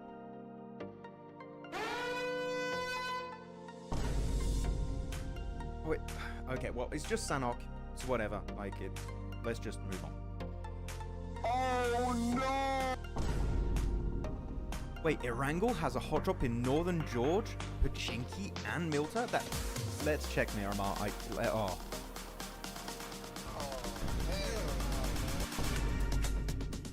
Stalwart, not again, not again. 9 Picardo again. No. Ah! Crypto is leaving I8. Again, it's the second time. After securing a 14th position during PMSL CSA Spring, I8 Esports official page shared that Crypto will be leaving the squad. Though from the comments I read, it doesn't seem like this is a massive surprise in the community. Let's keep in mind also that Crypto has joined many orgs before, such as Stalwart, Unicorns of Love, and Twisted Mind. So because of this, he could technically move to regions even outside of CSA, though this does seem unlikely, because this new post here was just shared by Regicide Esports official Instagram page, which... Wait a minute. Whoa. That's Crypto! That's Crypto right there! Me is so detective.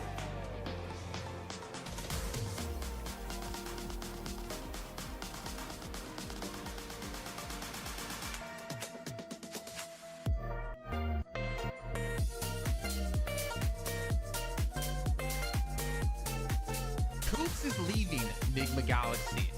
Well, some of you detectives out there might have noticed that Coops was playing under a different name, Carry, with the Team 3D match in the Titan series. Me is so detective. No, not that kind of detective. Well, not too long ago, the NA superstar turned Mr. Worldwide Coops made a cryptic post before PMSL EMEA saying that this is his final tournament. Now, at the time, it was unsure if this meant he was retiring or moving on, but one thing is clear. Nigma Galaxy were not getting the results expected with a player like Coops on the roster.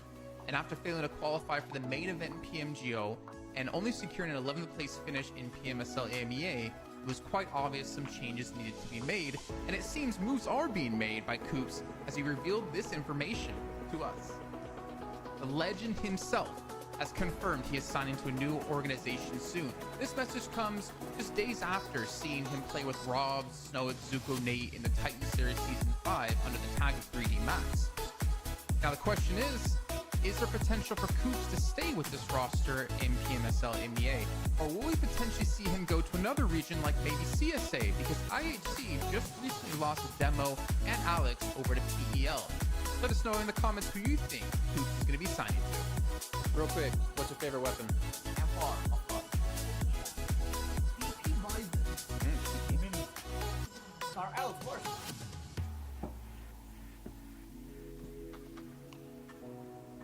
The BS Naomi is leaving for Mad Balls, and Team Spirit are getting an unexpected replacement. After barely making it to PMWC 2024, Team Spirit achieved a very disappointing 15th place during the survival stage. And I think it's fair to say that we expected a bit more from this team. So, some changes were in order when it came to playing in their next season. With Naomi now leaving for Mad Balls, the team is getting ready for the upcoming PMSL EMEA EU qualifiers. And Matic is going to be joining the roster. What you do? Where you at? Oh, you got plans. Now the question stands, will Tixie eventually join the team to recreate the old Gladiators team? Without Meku though, because it seems like he might be retiring. So, do you guys think Team Spirit with Nomi, Kitsune, Effect and now Matic will have a better full season? Share your thoughts with us in the comments. Team Spirit have pulled off the cleanest push of the PMSL EU qualifiers. In the last game of Day 2, Team Spirit found themselves on the east side of this circle, and with the next shift pushing them out in the blue, they had to make a big play. Team Spirit understand that Shockwave won't be able to play their compound for long based on the circle, and know that if they want to win this game, they need to move before they do. So the squad gets moving and sends it in the northern side of the Big Baby compound. Big Baby, by the way, like the team, not an actual Big Baby in the compound. Yeah, no. By doing so, Big Baby have to give up some of their compound as they had a small split, and most importantly, it keeps them safe from a possible assault from Shockwave. This results in Shockwave having to push into Big Baby and getting eliminated, and then that allows Team Spirit to clear all the players of Big Baby one by one to easily secure this chicken dinner. So well played Team Spirit for one of the best endings of the qualifiers, and let's see if they can do more of that in PMSL EMEA.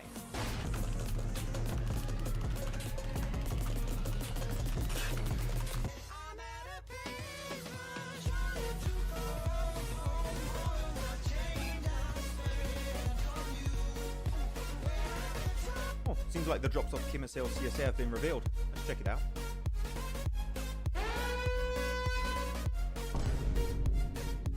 wait. Okay, well, it's just Sanhok. It's whatever. Like, let's just move on. Oh no! Wait, Erangel has a hot drop in Northern George, Pachinki, and Muerte? Let's check Miramar. Oh.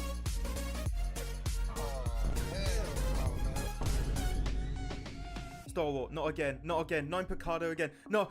Ah! Crypto is leaving I8. Again, it's the second time. After securing a 14th position during PMSL CSA Spring, IA Esports official page shared that Crypto will be leaving the squad. Though from the comments that I read, it doesn't seem like this is a massive surprise in the community. Let's keep in mind also that Crypto has joined many orgs before, such as Stalwart, Unicorns of Love, and Twisted Mind. So because of this, he could technically move to regions even outside of CSA, though this does seem unlikely, because this new post here was just shared by Regicide East. Wait. 3, 2, 1. I'm muting. And okay, go. It's just soon. Okay. Well, hey guys, thanks for waiting. We are getting ready for our third match of the day on good old fancy Erangel. I'm gonna even mute the music because we're getting ready to transition in game in a few seconds. There we go. We get in. Wow, it's like you are productive. Yes, it's what I'm doing. Yeah. I still find these transitions so interesting. That's one word. Yeah. I'm curious. I guess what the reasoning is behind it. There must be like some cultural thing there. I'd love to know why. I mean, I guess they're just trying to make it like CSA branded, right? Yeah. I don't know. I'd love to know the cultural tie-ins of that transition. That'll be pretty cool. Yeah, I know, right, Kakarot, man. There's so many shows happening at the same time. You've got SCA, you've got CSA, you've got PEL, and you've got other regions that are going to start later on. Like, it's going to be a full-time job if you want to watch everything. Yeah. Makes it real rough. Yeah. All right, so remember, Falcons are here, and they go Novo. Not noobs were going Novo yesterday because Falcons weren't playing. Yeah. So where's the backup? We see they didn't drop, so where's their backup drop going to be now? They might just do a thing whereas we look where teams that are not playing in our group are, and we just take those spots every time. So like they're just willing to change their drops every single time. Actually, I would like if the team did that. That would be a super interesting approach to the game. It's just in a league stage, but not in like a finals. Because not in the finals, no. Oh crap! But you just take a spot of one team that got eliminated. Like you got eliminated, our spot. Wow, Maxman, why do you look so similar to Rolkis? is that a running gag now? Max, why do you look so much like Kitsune or Rolkis? Wait, where's not noobs? There they go. They just came out. Wow, they just got out. Are they going North George? I mean, there's enough space to share it, so why not? I don't hate that. I don't think they have to share North George because I don't think anyone else is going North George. Muerte goes Severny. IHC goes South George. Where's Regicide?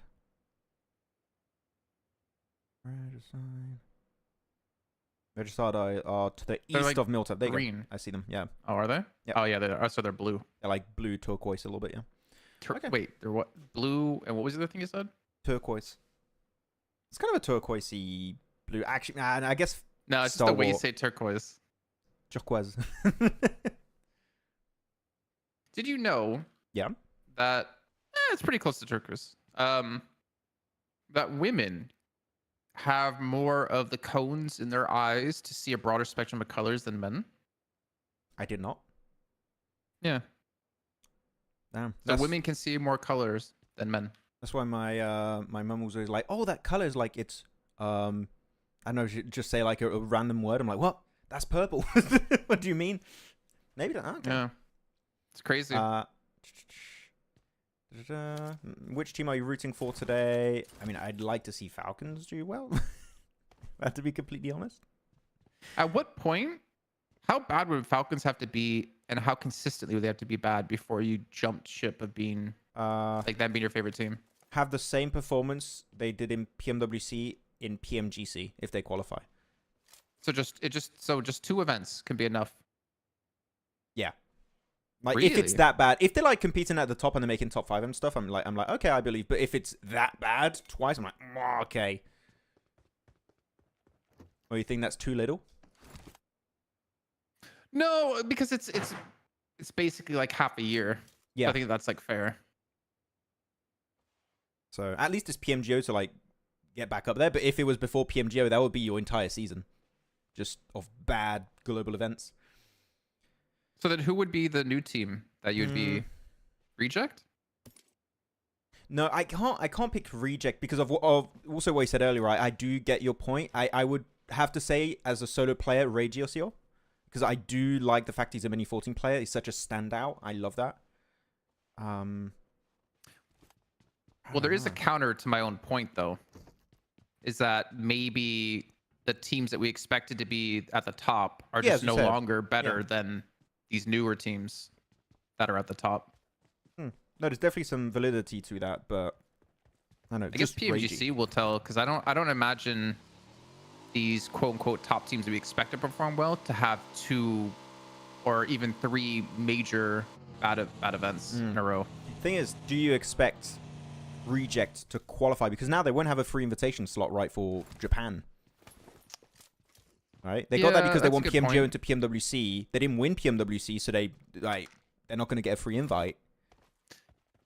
How many slots do they? Well, I'm assuming they maybe will get a special invite slot. You think so? Because of their performance throughout the whole year. But Alpha 7 too, right? I mean, Alpha 7 then are the winner of PMWC, so I guess they'll get like maybe a special thing. Yeah, that would make sense. Max should keep Falcons off his mouth. I'm gonna get slapped by Will Smith. Keep my team's name out of your goddamn mouth. How many teams come from their region? Rivals Cup, and then 2 from Japan. So like 2 or 3 Japanese teams. 2? How many? They have 2 or 3. So apparently, Japan gets 2 slots, but then there's the Rivals Cup, which is between Japan and Korea, right? So there technically could be 3 teams, but minimum 2. Yeah. Then PMWC Champions Region. Oh, that is it. Never mind, that's not Alpha 7, but that's Brazil getting extra slot. Brazil, yeah. Interesting. Yeah, I mean, we'll see. I don't know, man. I don't expect Reject to be at top at PMGC, but if they do manage to get like another top, I even give like top 7 place, and I'm like, okay, Reject's the real deal. There's like, I literally could not deny that anymore. It's not possible. I love that. And then we're gonna say after, well, I still want to see them perform well in PMGO of 2025, and maybe they'll be the real deal. Keep it as a running gag. It's like, oh, maybe PMWC of 2025. In 2020, in 2030, they'll become the real deal. Yeah. Hi Max, I'm back. Guess what just happened? I swear, MJ, if you talk about alter ego, we're gonna have a fight. Okay, we're gonna have some problems here. I can guess. Alter Ego's out. I'm not MJ, so I can say it. No, he's gonna say they won. He's gonna say they won. MJ, they won, right? They won. And okay, Natalie Portman. And Rosemary is MVP, right?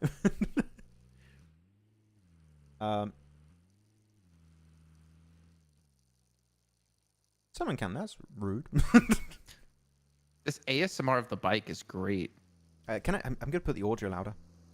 I could listen to that and fall asleep. You can barely Like, hear it's that. so good. Oh, you stop. Oh, sad. And then someone just shoots an AKM as I put, the audio to the max. It's like, Max, just don't talk about Falcons. Okay. You better be nice to him, or he'll punish you, and he will talk about Falcons. Yeah. We have to make a skit, Jason, about like a team just exploding as I say their name. I think that would be really funny. We could just get a compilation of just teams dying. Like, for instance, like I8. Remember when they got naded all in that, like near that shack? So then we could just dub over it. Like, yeah, I8. I feel like they have a really good chance here or in this match, and then it's just. Oh, Jason's lagging. Jason. I'm not lagging. Oh, you're fine now. You're back. Like your camera froze and your voice stopped. Can you repeat what you said? Well, how much did you not hear? Or how much did you hear? I was hearing like about doing a clip of doing a voiceover on top of a game clip. So get that clip from I8. Yeah. Where they just exploded, right? Near the shack. And then we record a few seconds before that, and it just cuts to you saying like, yeah, I think I have a really good chance this match, and then boom, they die. They're eliminated, yeah. And we have to go find like tons of stuff like that happening, and then just dub you in different ways, or different ways of us talking about it, and then they just die once you predict them. Just put the clip of the previous game where you say, oh, Stalwart might be able to make the rotate happen. Gets naded by Doc. No! You could do something funny there. We'll have to look into that. Would you actually, question for the chat while like this game is still like slowly kicking off. Do you guys, for those who watched the skit, and if you didn't, go check out over on Pandemonium_news, did you guys like that previous skit that we made? And if you did, would you like to see more of that? Because it's experimental. I like to do those kind of things. You should get paid by the opponent's team, Lamau. Yeah, I'm making bank. So much money. Okay. So are we going to have another lumberyard finish, though? We're getting a lot of those. This is great for the Muerte, man. They're having fantastic circles. MJ did respawn, by the way. Did he? They went out. But they had 7 Actually, limbs. Max, they did out. With 7 limbs. Ah! 0 placement points. They pulled an R8. Jason, are we going to see R8 get placement points? Is that happening? Or is it a myth? If I could see better where they are right now, coming from Rozok, I could tell you. Actually, they are like near Milta Power on the very southeast side. Yeah. No placement points today. They're getting eliminated. Look at that. They're losing players. They're down to 2. And what's going... They're allergic to placement points, I swear. That's so unfortunate, bro. I mean, yes, apparently there is a TDM today. But yeah, I think it's after match 4? So the next match? After this game. I don't know. We don't really know much about that. It kind of surprised us as much as it surprised the viewers that it was there. OGT Orgui. How do you say his name? The new Stalwart player. OGT Orgui. Orgui? I have no idea. Does someone know in chat how to pronounce that? I don't know. That guy. We look, when we we're look on casting, Wikipedia. when you're casting that guy over there. Yeah, it's funny making more of those. Okay, we like making those.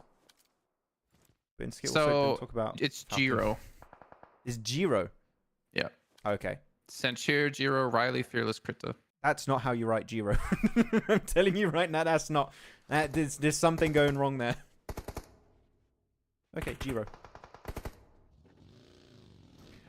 Will you be casting the TDM? I think me and Jason talked during the break about like just having a conversation with you guys in the chat during TDM. If we see some cool plays, we'll like react to it. But I think we'll just have a back and forth with chat. Yeah, we're not casting. This is a watch party, a little bit different. A little bit different. I really need bigger glasses. I always run out of water like so early on the match. Yeah, I have to fill up. I got this big bottle here and I have to fill it up like twice or 3 times. So I drink 2 liters by the end of the show. Your pee must be so clear. Oh, every break. I have to go. That's not what I said, though. I mean, it is also. Okay. Are we getting the Milta finish? Wait, so that's Riley.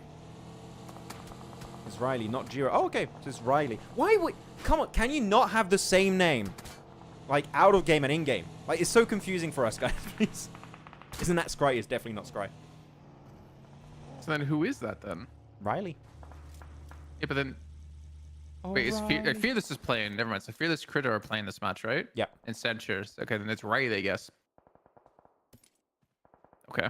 Yeah. I hate when players have a different name from their actual IGN. I despise that. It's so annoying. Tell me how you really feel. Oh man, we had such a crazy Milta Power finish last season in finals. You remember that one? In finals. Like they were like Oh, fighting yeah. on the very northeast side of it, like Yeah, yeah. under like the silos. In the rubber. The Yeah. rubber? Not the rubber. The rubble. The rubber? the rubble. Why did I even agree to that? The rubber. Oh yeah, yeah. In the rubble. Oh, you're like, oh yeah, yeah, in the rubber. My favorite location in Milta Power. No, in the rubble of the of those towers. I forgot what the actual name. They have an actual name. I forgot what it's called. Jason, which region is better? Ooh, Jason. Ooh. Oh, where? Which region about SCA or From India? Kodikara. SCA. Not even a real question. There's a lot of shooting right now. 57 players, still 16 Naomi's teams. dead. By the way. Yeah, I mean, we lost 2 players earlier for R8. Like, And Zerich still not 5 minutes playing. ago. That's so weird that you wouldn't make Zerich play. I don't get... Because who would you sub? I wouldn't sub Zerich. Who would you sub to put Naomi in if you really want him to play? Like or English, maybe? I would say Flieke. English was very impactful last season. I would definitely keep him on the team. I might move out Flieke personally. But Zerich is... I don't know. Tell us, chat. Question for chat. If you are RA Esport, previous Madballs, you have your team, and you bring on Naomi, and you have to sub out a player, who do you sub out? I can promise you no one says... I like Zerich. Zerich, there you go. Oh, his name slipped my mind for a second there. I like how you said you have to sub him in. Because there was the option of, like, just don't sub him in. No, you have to. You have to put but one you player on have the to play bench. him. Who would you take out? Like, not Zerich. Okay, and it moves away from Muerte then. Oh. Do we think India will play in PMGC this year? Probably not. I'd say no. English. Oh, people are saying English. That's surprising. Damn, everyone is going after English. Ooh. Oh. And Matt's just trying to tilt you. Zerich, of course. Maz, come on. Maz. For real. No one. Naomi is not such a player to be in. See, that was always an option. Yeah. If he didn't have to sub him in. But you have to put a player on the bench, okay? It's like, I'm not giving you an out. That doesn't work, Vito. You have to give me a player name. Who do you put on the bench? Except for Maz, nobody's going to say Zerich. Let's look at circle real quick, Jason. See what we're working with. Are we 5 It minutes? came a little bit out of Muerte. Yeah, it did. On the slope. I mean, KSX compound is goated. You've seen many teams win from that location, so I'm looking at KSX. Are there any other teams you're looking at here, Jason? Big fan. Oh, I kind of want to say Falcons. You want to say Falcons? Go for it. I'm not I saying. kind of want to say it. I'm not saying their name. But you did. Okay, well I did. Not anymore. From now on. Oh. So It's just DBS like TDM over here. That's all I hear is DBS. Yeah. Finally, an S12K comes in for one shot. Does he have the Violet Thunder set though? No, Nah. not the PMWC. It does more Violet Thunder damage. Set. It does more damage. Based off designed by Alu in the Esports XPDP outfit design contest. Oh, that's Incorporates aspects of the PMWC trophy. yeah. I love how I like the moment you did an advertisement for it at one point, a call out for it on the show when I was in bed being sick in a hotel, and I just got my my device out and I'm just, it looks really good. I'm gonna bite, and I got it. Actually, really quickly. I think it took me like, I don't know, 4 or 5 pulls, 10 pulls, and Pretty good. I got it. So I was really happy. The entire thing. On Izzy. I do like that Izzy's given another chance because he was trying to join GG and stuff, and clearly didn't work out. But I do think he's a really good player, so I'm happy he's still in the circuit. What's going on with Roshan and Fearless? Yeah. They're getting shot at. That's what's going on.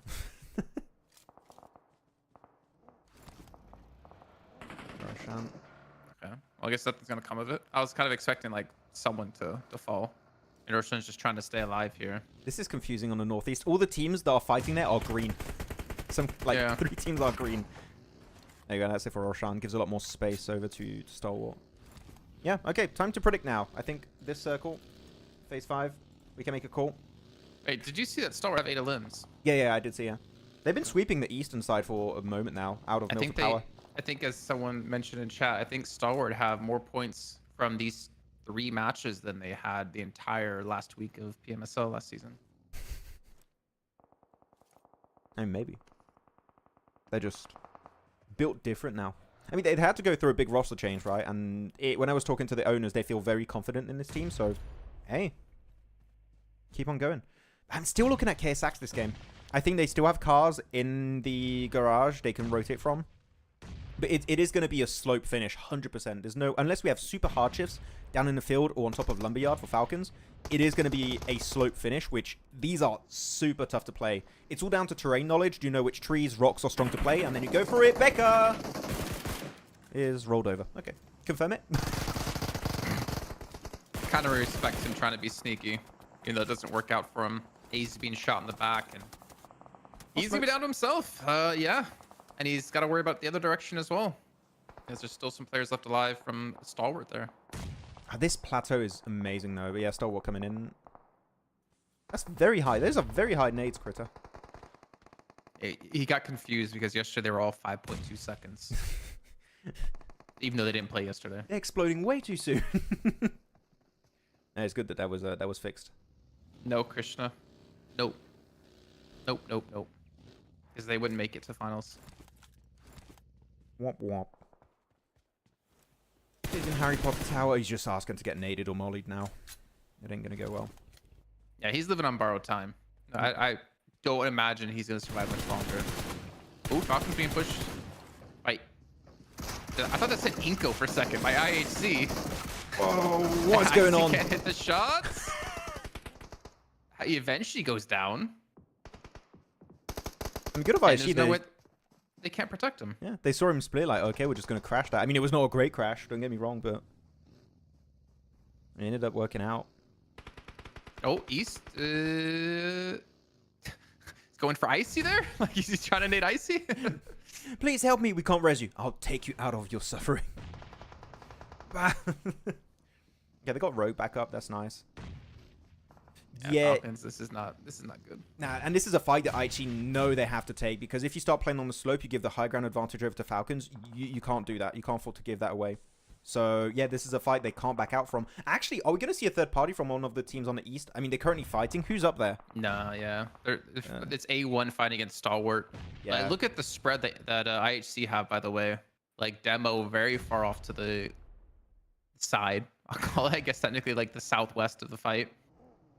They got them like pretty corralled and surrounded here, but like you're saying, like they are playing with their backs against the blue. Like they have to push up eventually. It scares me a little bit too, because they're very vulnerable to knocks now. If they lose one player, that res is not coming through. Whereas Falcons, if they have enough time, might be able to go for the res. So this split is very oppressive, but it can fall apart very quickly. Oh, there it is. There you go. Off, they go by Demo, man. That's cool. They did lose Yol, but he's still in circle. They got 45 seconds to boot, so they'll be okay. When he wants to confirm it too, doesn't got really it. give him a chance to get the res. Yeah. Reload top, reload top. Oh, that looked really bad. Wait, what? Is that the car explosion? Oh, it was East. Is that double nade knock? He did, yeah, on Godless and Rogue. He just made all of this possible for Falcons again. God damn. Nice plays. Oh, too far. Not quite Doc there, or Apex. Oh. Did you see Trying what? to give him some information as well, trying to like peek over, but this is tough. Actually, can he get top here? Demo's got another nade, so at least forces East off. You can't give him the res because they got the man advantage. Otherwise, you have to push it East. I get what he's trying to do. You have no choice. Wrap it up. He's right behind. He has no info. Demo's where gonna he get is, a res though. There you go. Joel's gonna go down too. Man, the S12K is deadly. Oh, wait, no, is he gonna get Yol? There's no way. There's no way. Gallus is protected from the back. Gallus is gonna protect him. Perfect. I said they only lose one off of that when they had 3 down to East. That was really well done by HC to hold on. The tempo of that fight, being able to just buy some time, go for the revive again and stuff, the tempo was on point. I don't know if you saw what Top did when he got knocked. He was out of ammo on his S12K. And then he, like, clicks it multiple times when there's no more ammo. As he's changing weapon, he goes in the open, so you can't actively shoot. Like, if you waited maybe a second more, he could have gotten that, but he went out of his way when he was super vulnerable. So that was unfortunate timing for Top. Well, now, I guess Falcon's not looking good to win. Nah, definitely not. Neither IHC. R8, though. 1, 2, 3, 4, 5, 6, 7, 8, 9 teams alive. Oh my god, they need to survive one more team and they will get their first placement point. But they have one player knocked. Time to predict though, Jason. Who are you picking right now? You don't have Falcons anymore. I'm still on KSX personally. Or MV. IHC one. For MV? I mean, they're going to have to fight KSX, I believe. They don't really have... They could send in the center of the circle, but I think you want to fight KSX. They have too strong a spot, but... Okay, so you're sticking to 4MV? Yeah. Okay. I'm sticking to KSX. I'm just waiting to see what happens. Like, R8 needs to survive one more team. Nice League clear. A gets... Oh! No! 9th place! 1 point short. There were 1 placing short, Max. No placement points. It's not going to happen anymore. Wait. Who has an MG3? I've seen it in the elimination feed. Who has an MG3? This is important. It was used against R8, so I guess it's stalwart.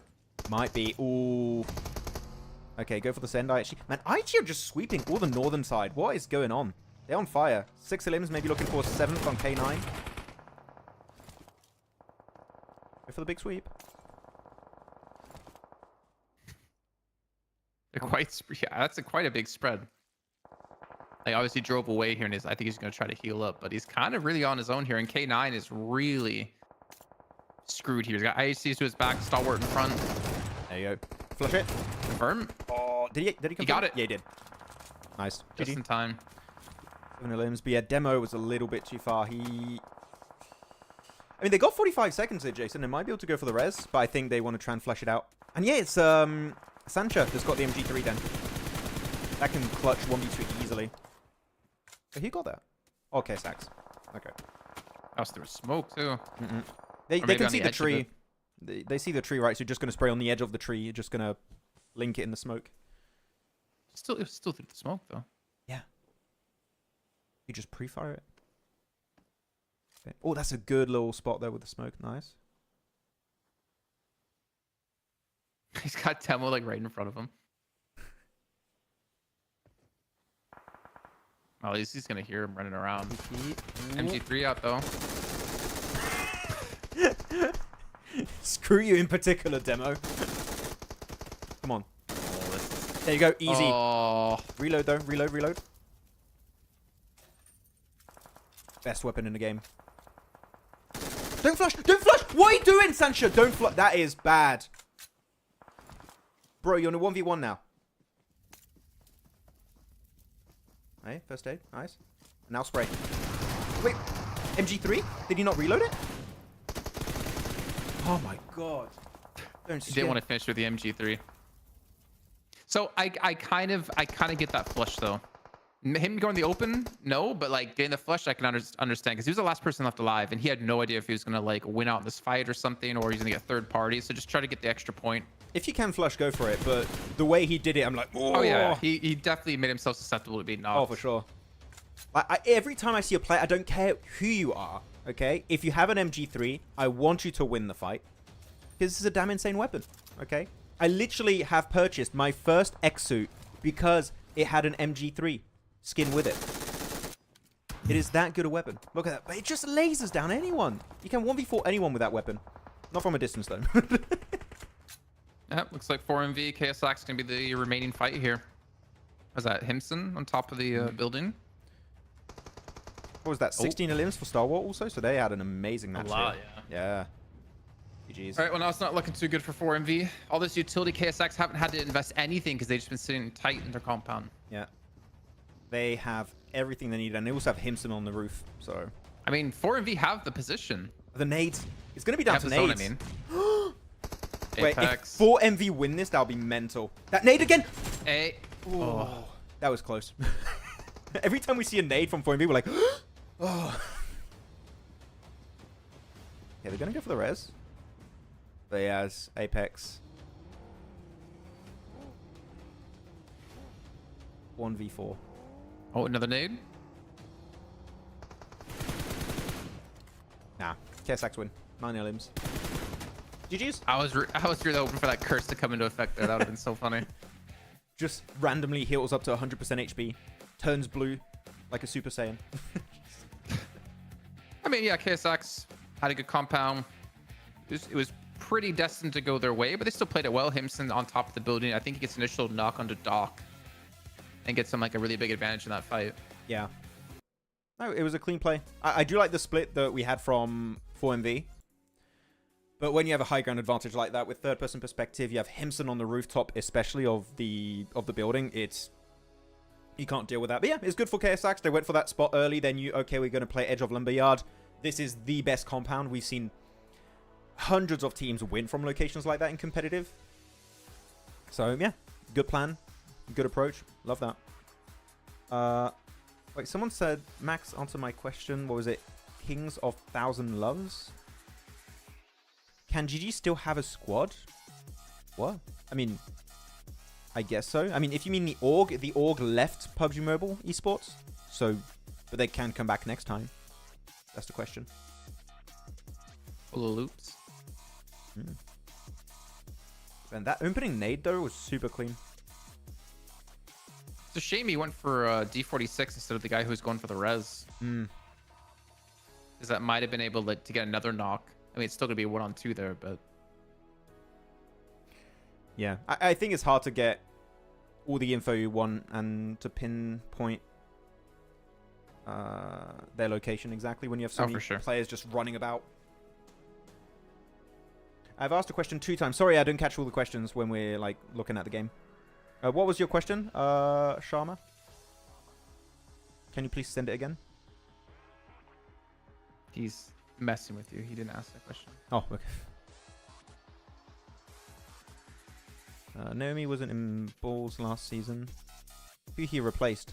I don't think he technically replaced anyone. He's just an extra playing instead of sub. Zarich right now. Yeah, I mean, in there, but like, he's not like one player left and he's joined in, right? I think they just have him as a sub now. Well, sub, he's not really a sub, he's actively playing. It looks like there might be some technical difficulties on stage again. Oh, yeah? And maybe they're just preparing for TDM. We still have one more Erangel, though, before then. Yeah. Wait. Yeah. 1, 2, 3. Oh, this is match 3, right? We just had. Okay. Yep. And 5 minutes ahead, it hasn't started yet, just as a heads up. Got you. Okay. So ask Max some questions. Go. Go. Question time. Oh, no, actually, Animal did ask that. I saw that earlier. Oh, okay. Another esports winning one main tour on PMGC is seen as a big achievement than winning 2-3 mid-season or it's different in BR. As being consistent is more difficult. I would say so. I think, for example, if you're looking at Alpha 7, what they've been able to do over the past, like, what, 2-3 years now, right, Jason? Of consistently remaining at the top of almost every single global event is a massive achievement because, not gonna lie, PUBG Mobile as an esport, Battle Royales as an esport is a lot more RNG based than a lot of other games. Because of like circles, how things shift like in the later stage, the plane path, all that stuff. Like loot also to some extent, even though in esports is not that impactful. You got ×2 loot compared to typical ranked. So yeah, I would say this question. Yeah, I'm trying to like. What is it? Get to my. I want to know. Tell me. What? Answer the question. Yeah. But no, it is different than. I mean, that's what I feel like I kind of replied to it, is like, it is way more inconsistent in esports because of the RNG aspect. So if you are able to do well in global multiple times, then yes, I think it's a bigger achievement compared to other esport.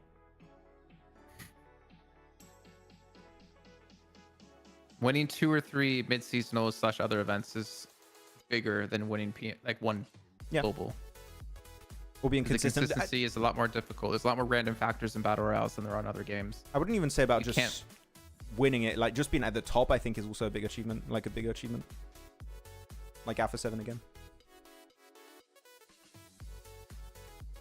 Did you consider getting a hair transplant? There really are some problems, because there's still 5 minutes and nothing. Ready? Oh. Game. Yeah. Coops or no me? TDM. Coops.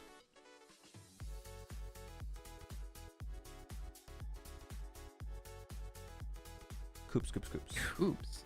Yeah. Who would you say? You would say Nomi? I feel like Nomi's got his like on and off periods. Like, he played exceptionally well in spring, but then he has periods of time where he's a little bit more silent. I'm torn. It's not an easy Like one. individual skill might be Coops, but better overall player, I would say, would be Nomi. I mean, if you're talking about synergy with your team and stuff, definitely. I think that most players beat Coops at that point when it comes to team play. But fragging power-wise, Coops. If that's all we're looking at. Team rankings, League Up, yeah. So, yeah, 17 elims here. Oh, 17. I thought I had 16. 17 elims. Star Wars. GG's. Put it full screen for you guys. KSAX 19, IHC. Oops, or look at R8. Rio or Doc? Gario Doc? Gario. What? Gario, yeah. Get out of here. What? What? How could you see? So you say Doc? Go for it. You think Doc Doc is better than Gario? Carrillo. Hell yeah, he's way better than Carrillo. Okay. Oh, I forgot. Oh, so I forgot. Kind of today is a double prediction day, which is why he gave Carrillo the choice over Doc. Yeah. I mean, to be honest, you can ask me that question another day and I'll probably give you a different answer. It changes quite a bit. When you ask me 1v1 players, I don't know. It changes quite a bit in my mind. Any specific moments from global level events? What's your favorite global event moment from Sanhok? Do you have one, Jason? Do you like remember fondly? I love that. Rising in the Bush. Yeah. Probably one of the best ones. That was a good one. One of my favorite moments in global events has to be PUBG Mobile World League East, and I was casting that game, and it was Jonathan in the fields as a solo and ended up winning a game as a solo. And I was really happy to cover that game, and that's probably like my favorite memory of casting PUBG Mobile. After like favorite moment gameplay wise, oof. I think the bush is a pretty big one. I would have to agree. Also the water finish we had on the also World League finish with Ted, I think it was. Oh, there's so many things, man. Okay, but leaderboards, here we go. And I still up there, 91 points. Not noob, 81. Man. That's like really impressive. Yeah, them and Leo, really. Just teams that didn't know what they were going to do potentially from the get-go here and popping off. GG's. DRS has been really quiet today. They have not gotten many points. I think they were on like 51 at the start of the day, weren't they? Yeah, I literally had to think, wait, are they playing today? I haven't seen them in the late game that much. Yeah, kind of silent. None of the teams that are not playing today are on this page, which you would expect. You expect them to slip down. Aura. Wait, they had 6? I only saw 9. Yeah. Oh, yeah, Aura at the bottom. 6. I only saw, okay, yeah, right. And then second page, there you go. A1, Arc Red, which are slipping down as you would expect. Wait, no. Show me leaderboards. There you go. Come back here. Come back here, you leaderboards. Rogue Falcons. Damn. So Star is our first team from this group to break through ahead of the other teams. In 3 matches, yeah. And when you get That's that pretty many good elims, for them. They got 17 elims, and in 2 other matches, they got 2 elims total. That's like kind of impressive considering how like last season went. Yeah, I mean, they went through a big roster change except for Critter, right? So it was just out of one game. So I want to see their bad games. That's always a mark of improvement for me when I'm looking at teams. Is sure you can maybe get these big 17 elimination matches or even big wins, but how are your bad performances? That's the big standout for me. If you can have a bad game and you still get, I don't know, 3, 4, 5 eliminations, 2, 3 placement points, it keeps you in the race, and it adds up so quickly over time, especially for PMSL that lasts like a month. The league stage 3 weeks. It's very, very important. So I'm still waiting to see that.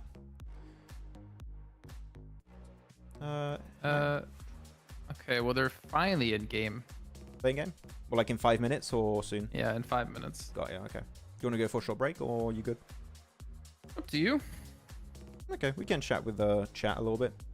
If you guys want us to see your questions, by the way, please tag like or Maxman30 or Pandemonium_news for Jason.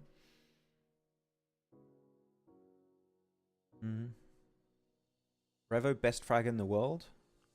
When is EMEA starting? I don't know. Is it? I think it's next month, right? According to Wikipedia, it's like the 19th of August or of September. It starts somewhere around later. then. It's the last tournament, I think, right, for the PMSL fall season. But yeah, Revo best frag in the world. I don't know if I would say Revo's the best fragger. He's one of the best, but the best, I don't know. It's so hard to say who the best fragger is. Like, who? Okay, everyone in chat, let's start that conversation while we have time for the next game to start.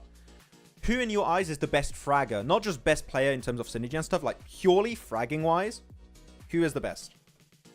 I think we're going to have different answers, but who is currently, we're not talking like in the history of PUBG Mobile, you don't see your Power Boys and stuff. Like right now, today, 2024, on the 22nd of August at 22 past 3 p.m. CEST.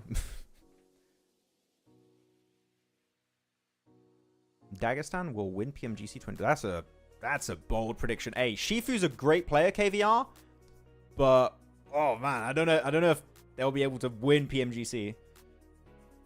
That's a tough call. Who was your answer, Max? For best fragger? Yep.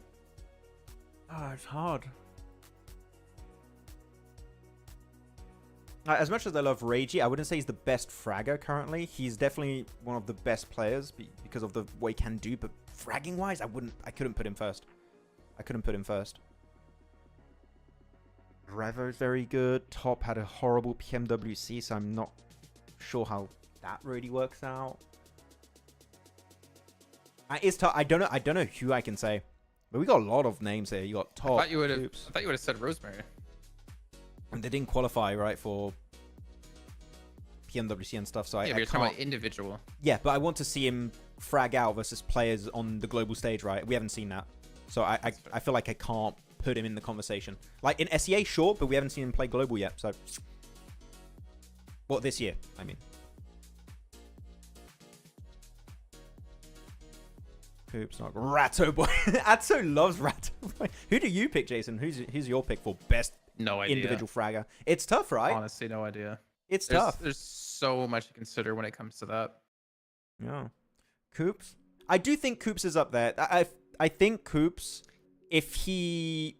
Of course, we don't know what's happening internally, right? But when it comes to synergizing with his team, if he can do that, I genuinely think whatever team he's going to be on is just going to shred it. But he's more like a solo. Yeah, I was going to say, it's like, I feel like it's kind of not unfair, but it's, if you're going to put Coops in there but not Rosemary, then that's kind of betraying the whole reason you didn't put Rosemary in there. But you didn't put Coops in, Coops in there. I was just looking like at him as an individual player. Like, No, otherwise, I would also make that point. I don't know, man. There's so many like choices. He's pushing. Get on my face. I swear, Palucci is always doing stuff with the camera. We have to do a compilation. Maxman, do this have something to do with the World Cup that would take place in Riyadh, guys? Please. What do you mean? What are you talking about? Harry, Tiana, Tony. What do you mean? Who's Harry? He's very hairy. Ziol, QZZ. How is it What's up not with Radio Falcons Ziol? now? Yeah. Don't know. I mean, they're playing. East is playing pretty well. I think he's proven he's like worthy of the slot so far. East, you said? Yeah. Yeah. Oh, for sure. I think he's worthy. Mafioso is very... I do think Mafioso is underrated. A lot of people look at Cario and Revo. Mafioso is setting up his team for success a lot of the time. But Revo is also really good at utility, so every player does bring something to the table. Sorry, my dog just came up and said, hey, no. No. Out. Out. We're getting game Jason here. Last game of Erangel. Match number 4. Let's get it going. I'm sorry, my dog, for some reason, loves to try to sleep under my desk. And I hate it because he's sleeping on cables and stuff. He can pull things out, which he has in the past. We turn things off. And he refuses to come out. So I literally have to grab his arms and drag him out because he just doesn't want to. Hey, free footrest, you know? Oh, like he already touched the ground. And now he's just resting his head on me because he's like on my foot because he's really sad that I pulled him out from under the desk. Yeah. Just going to check a few other questions before we get into the match. Javane Morgan says, C-Max, best fragger. They have to be consistent then. If it's not Tony K or Ragio CO, then who Coops? When Coops win PMGC, we can decide. Coops. Yeah, but I didn't put Coops up there. If you're talking purely stats-wise, then yeah, it's Ragio CO. But I do think... It's really complicated because you've got to take so much into account when you're talking about best fragger.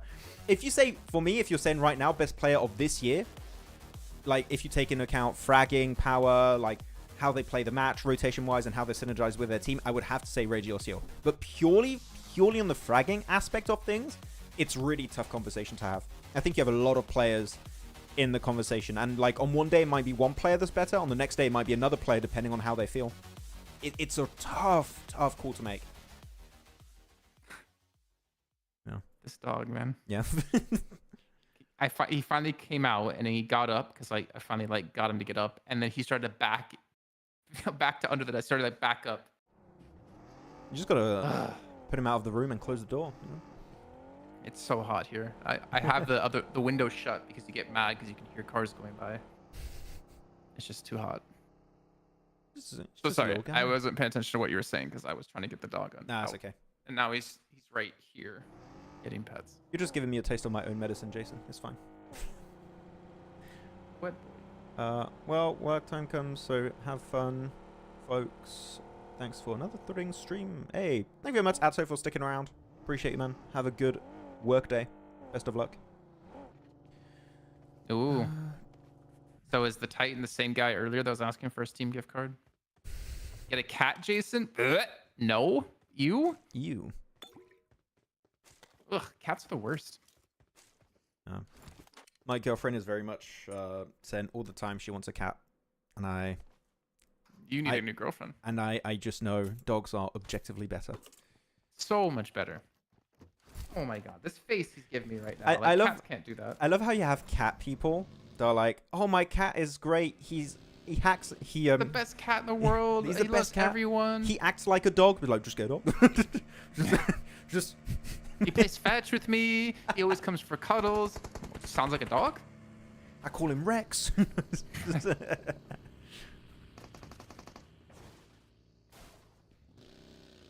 What's happening over here then? Falcons, a little above and... wait, what? Wait, why is Icy here alone in this building? Did he try and stretch the drop and not Noob by just surrounding him? So wait, Regicide went to North George this time. And not Noob. Yeah. Okay, I didn't even notice that because we didn't see Regicide go to North George last on the first Erangel, right? It was actually not Noob who went there. Mm-hmm. Interesting. So now they have like no drop location to go to. This is a weird... Right, let me look at the map feed real quick. I'm gonna... Yeah, oh my god, you're so far ahead. On the map feed? No, I'm kidding. Okay, don't scare me like that. Yeah. I mean, they're gonna go and pick up Icy. They're gonna help him out. You'll be fine. Now we got problems. How dare you insult cats? Cats are just the subpar pet. The best cat. I think I'd rather... I'd rather have like fish or like a lizard than a cat. Now the best I'd rather cat... have an ant farm than a cat. Oh yeah, you want that. No, the best cat is Gigi from the Ghibli movie. Forgot the name of the movie, but it's Gigi. He's the best cat. He's the only one I shall accept. How's Tony K in the conversation? Tony K is a good player, but when you only perform well on international, like on international events only, I mean, when you only do well on an invitation-based tournament, I think it's it doesn't really put you that much in the conversation unless you do well in PMWC now or PMGO or PMGC. That's a good point actually, because I feel like Tony K got his legacy from PMWI. Yeah, the two invitation-based ones. Wait, whoa, they put Falcons? And the off-angle too. That off-angle of East is amazing, by the way. Just saying. I had a lot of questions about East, but I feel like he's really like playing well. Playing off angles. He proves he can be like the entry fragger. When he ran through the door against KSX, I think that was, on Sanhok. Like, he's really proven that he deserves to be on the team. It's an interesting conversation to have, Jason, because he is replacing Action, right? I feel like, not even in terms of fragging power, despite him getting 2 limbs here, like, he is putting in more effort to set up the team for success. Like, off angles, I would never remember seeing Action going for off angle plays, right? That was a Scry thing, an Icy thing to do recently, but East is also enabling his team by going for these wide angles, so actually, maybe I kind of like it. Like, he is definitely trying extra hard, and I appreciate that. You guys are subpar. Ugh, what, because of cat conversation? Come on. It's just personal taste. Everyone is like, is or team cat or team dog and hates the other team. There's no in between.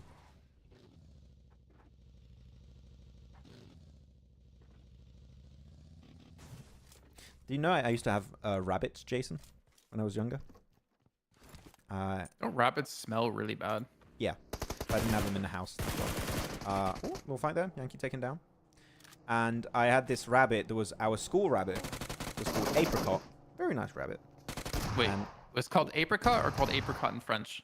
Abricot in French. Abricot. No. Was it called apricot or is it called apricot in French? It was called Apricot in French, so Abricot. Okay. Yeah. And every week, one of the students had to take the rabbit back home and take care of it for the week. And the week I took it back, my dog ate the rabbit. And I just came back to school, so I got Apricot 2 now. That was a scarring moment. Did it look like apricot? No, he didn't look like an apricot. No. So you could even like sell it off as like, yeah, he's just he hit puberty and he's acting different. Yeah, he moved on. He moved to Brazil. He's gonna become the new player for Alpha 7. He's in tryouts right now. Wow. Okay, that's it. Major Pride Devastation. Bye bye. How old were you? I was like, oh my god, I think I was 8, 9, something like that. Super young. Oh. You should just give us your age based off your hairline. You know, just like, yeah, my hair is about here. Oh wow, so he was like, yeah, 7, 8. Wow. You couldn't see my forehead. Oh my god. I'm just imagining the opposite of the receding hairline, like a aggressive hairline. Wait, so you have receding, but you have a seeding hairline? I don't know. Oh my gosh, what's the opposite of receding? It's encroaching hairline? I don't know. Max is like 28 from 1990, so he's pretty mature. Am I? Recede. I'm not from 19. I'm from 98. Ghost, what the hell? Advance. Advance. Advancing hairline. There we go. Advancing hairline. I wish I had one of those, but after years you just become Chewbacca. It just takes on your entire body. It's nice for the first couple of years, but the rest of the 70 years you live, it's not so fun. Yeah, I can tell you. Gillette, love me. #1 sponsor. Wait, why do we have these circles always around like farm, Potato Hill, Lumberyard area? Like, these have happened a lot over the course of 2 days. What's going on? What's happening? Yeah, so teams should be familiar with it then. Yeah. See, so 4MV pushed off of Military Island already. Yep. Falcons are still there. It looks like Falcons aren't going to have any sort of gatekeeping to worry about. Maybe AOR stops them for a second, but I think they're just too far away for that to really even be a factor. And they're used to it, right? They always do the late rotate away from Novo, so I'm like, it's on brand. What's this fight, though? Why is A1 going out in the fields? And okay, A1, there's no way they survive this. Look at the setup coming out from Muerte. They have all of the angles. 2 players onto the northwest, 2 players on the southern side. They only have fields to work with. Their cars are destroyed. And they even get naded by Eugene now. Okay, this is the end for A1. I don't know why you would rotate here. If you lose a player, I'm sorry, if I have a teammate, Jason, if let's say you're here, you get knocked in the field, I'm sorry, I'm not reviving you. It's too bad a spot. Nepturo would revive me. Nah, she would pick you up on the shoulder and just throw you off the cliff. True. Yeah, there you go. That's the end. It's game over. Bye-bye, A1. Yeah, well, that didn't work out for them. Falcons, in the meantime, have actually made it off military. That's a nice on way the to say it. mainland. Didn't work out for them. Yeah, 4MV already set up. Falcons looking for their own area. Early stage. Nah, I'm not gonna ask. I was gonna ask like early stage is who you favoring, but I'm gonna wait till later for that. Yeah, it's a bit early for that. Wait, someone said, did you check the Star Wars story? Yeah, he said Gillette. He doesn't. It's fine. It's probably a word he doesn't say in English that often. Gillette. Oh, you said Gillette? Yeah, Gillette, the best a man can get. No. Gillette. I was thinking ghillie suit. Gillette. The Gillette. The It's guillotine. the same Oh, in no. French and English. What? It's oh yeah, actually it is Gillette. Yeah, I just said it weird then. My bad. And he still says it off. I always suck at like brand names because I just forget how to say them if I don't use it on the regular. And I don't use Gillette then. Clearly.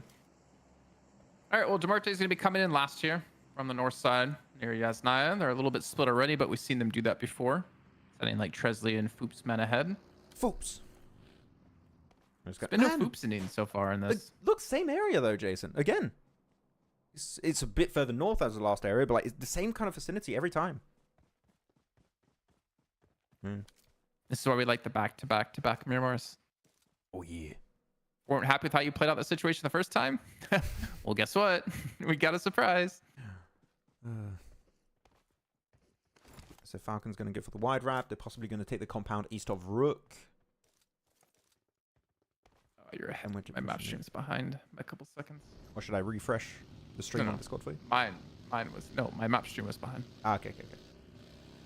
Oh, my dog is still here getting pet. I skipped the T, Gillet. No, there's a T. There is a T there. Max, MJ, not again, please. Alter Ego have just finished their 4th game. Guess what happened? Tell me, MJ. I suppose not great, if you're telling me. I like how MJ is just the official Alter Ego reporter here in the chat of CSA. He's the ultimate alter ego hater.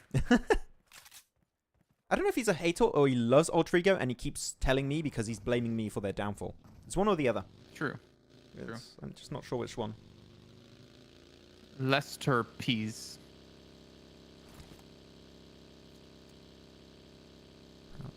Liter. Lester Peas. Liter. Pronounce Liter. What the hell? That's weird. No. Lester Peas. Lester Peas. Lesterps. Lesterps. I'm from Lesturp. Now you're sounding real American. Lesterp. Starblue. Zason. Someone Khan is like intentionally trying to say my name incorrectly every way possible. Zason. Zason. Z and J are nowhere near each other on any keyboard. Jason, if he was from Gen Z. Hey, Zason. These are official watch parties. That's why we do them here. Yeah.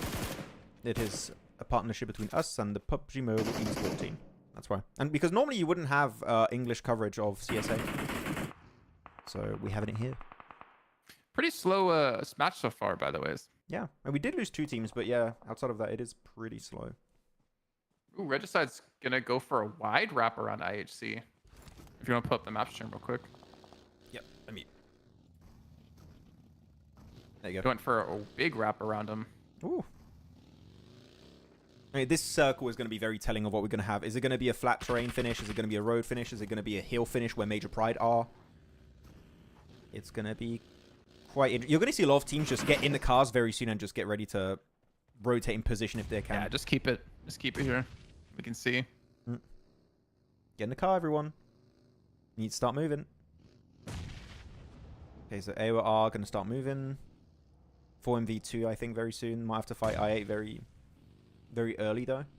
I think R8's going to do it this game. I think they're finally going to get a placement point. You think they're going to get a placement point? You know what? I think they're not just going to get a feels right. placement point. I feel like they're going to go down to IHC or maybe an off angle from KSX or something. OP Dip's in play. Regicide can play OP Dip. Just watch them win now. Just saying you don't do any placement That would be points. very funny. Very funny or very sad? One of the two. I don't know. IHC don't want to take the fight. I like that. Kakarot brought up a good point. Falcons with a huge split. Let me see their position again. Falcons. Yeah, they got Look to two the, players next in to the shelter. S of shelter. Yeah, 2 players in shelter area and 2 players on the compound south of shelter. I mean, they're going to regroup on the 2 players north, right? So they wouldn't hold the split for too long. In the dip. Come on. Ooh.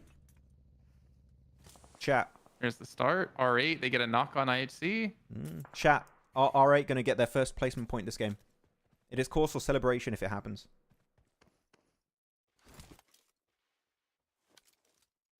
Okay, get out of here, Oliver. No more. 50% of the stream is just Jason trying to get Oliver away from under the desk. I just pet him for like 10 minutes straight. Like, go now. Don't look at me like that. Go to mommy. Where's mommy? Where's mommy? Okay, 4MV. I really wish I could take my camera off the stand and just like hold it and show you right now. Is it locked to your desk or something? Yeah. No. Okay. No more. Big fight. No more. You kind of need to finish off this fight before phase 5.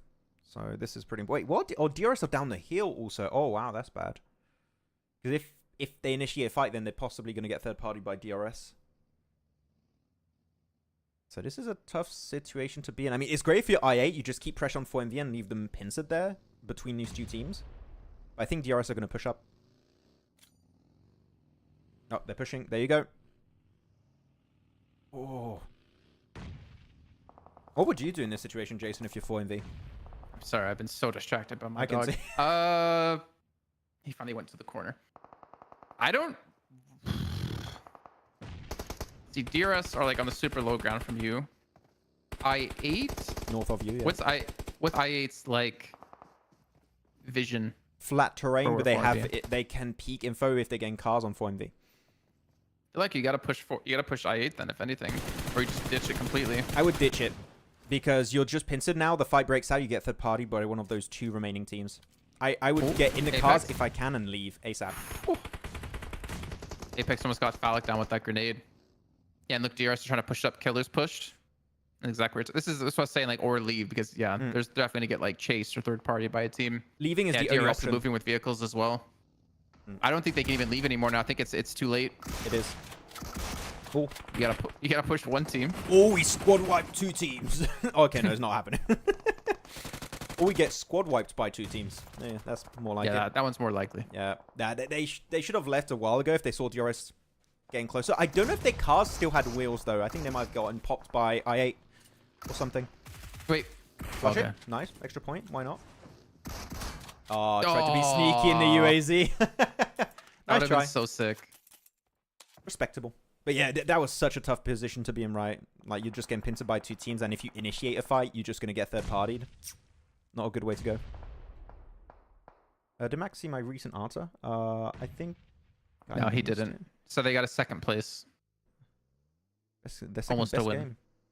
Damn, okay, cool. Damn, MJ, every time you come in the chat, I feel like it's for bad news. But no, you're actually spreading good news. Thank you, MJ. Appreciate it. Finally.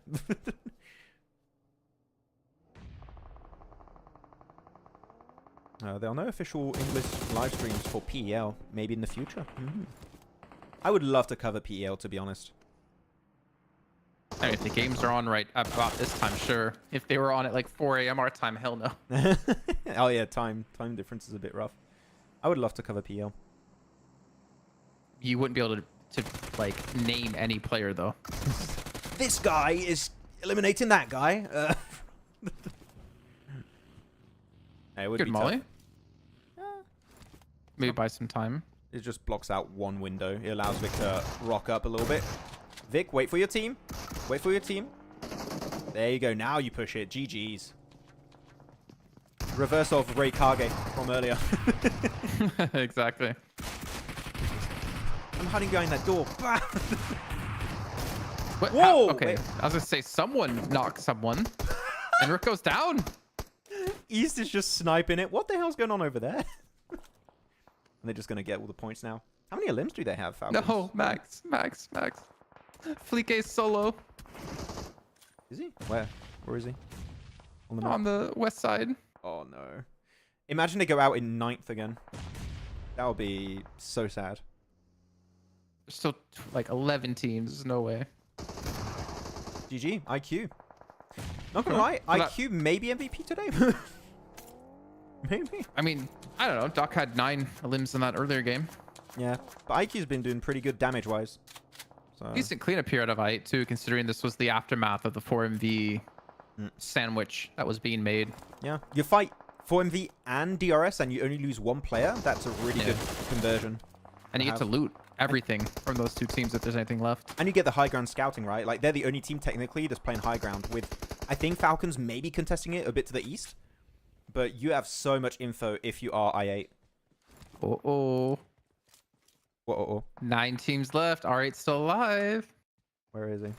Ah, he's on the west. Ah, he's getting shot at currently also by KSX. Okay, guys. When the circle pops, time to predict the win. Who's going to be taking the dub? And is Fleeky going to get finally a placement point for his team? And it goes, hey, it goes there. But I think IHG are going to crash it. Oh, man. Uh-oh.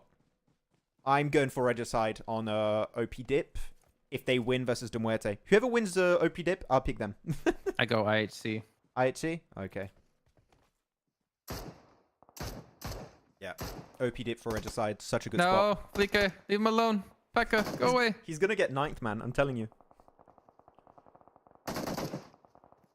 You're welcome, Max. Thank you, MJ. My official little reporter. He's still alive. Is it happening, Jason? Are you predicting the first placement point? I said he was gonna get. They were gonna get this game. But you still believe? Oh yeah, for sure. You can't give up.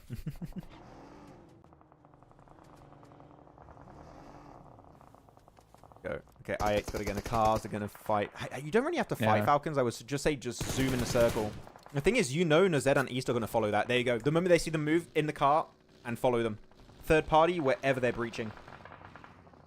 I think they see them just get eliminated. They're getting absolutely wrecked in the elimination feed. Well, Naki got knocked, unfortunately. Right. Are I8 going to get eliminated before... No, he's out again! Still no placement point for R8. Man, they were so close. Look, I8 just got eliminated too. It was so How close. many... What match are we on again? 4 plus... We're at match 10.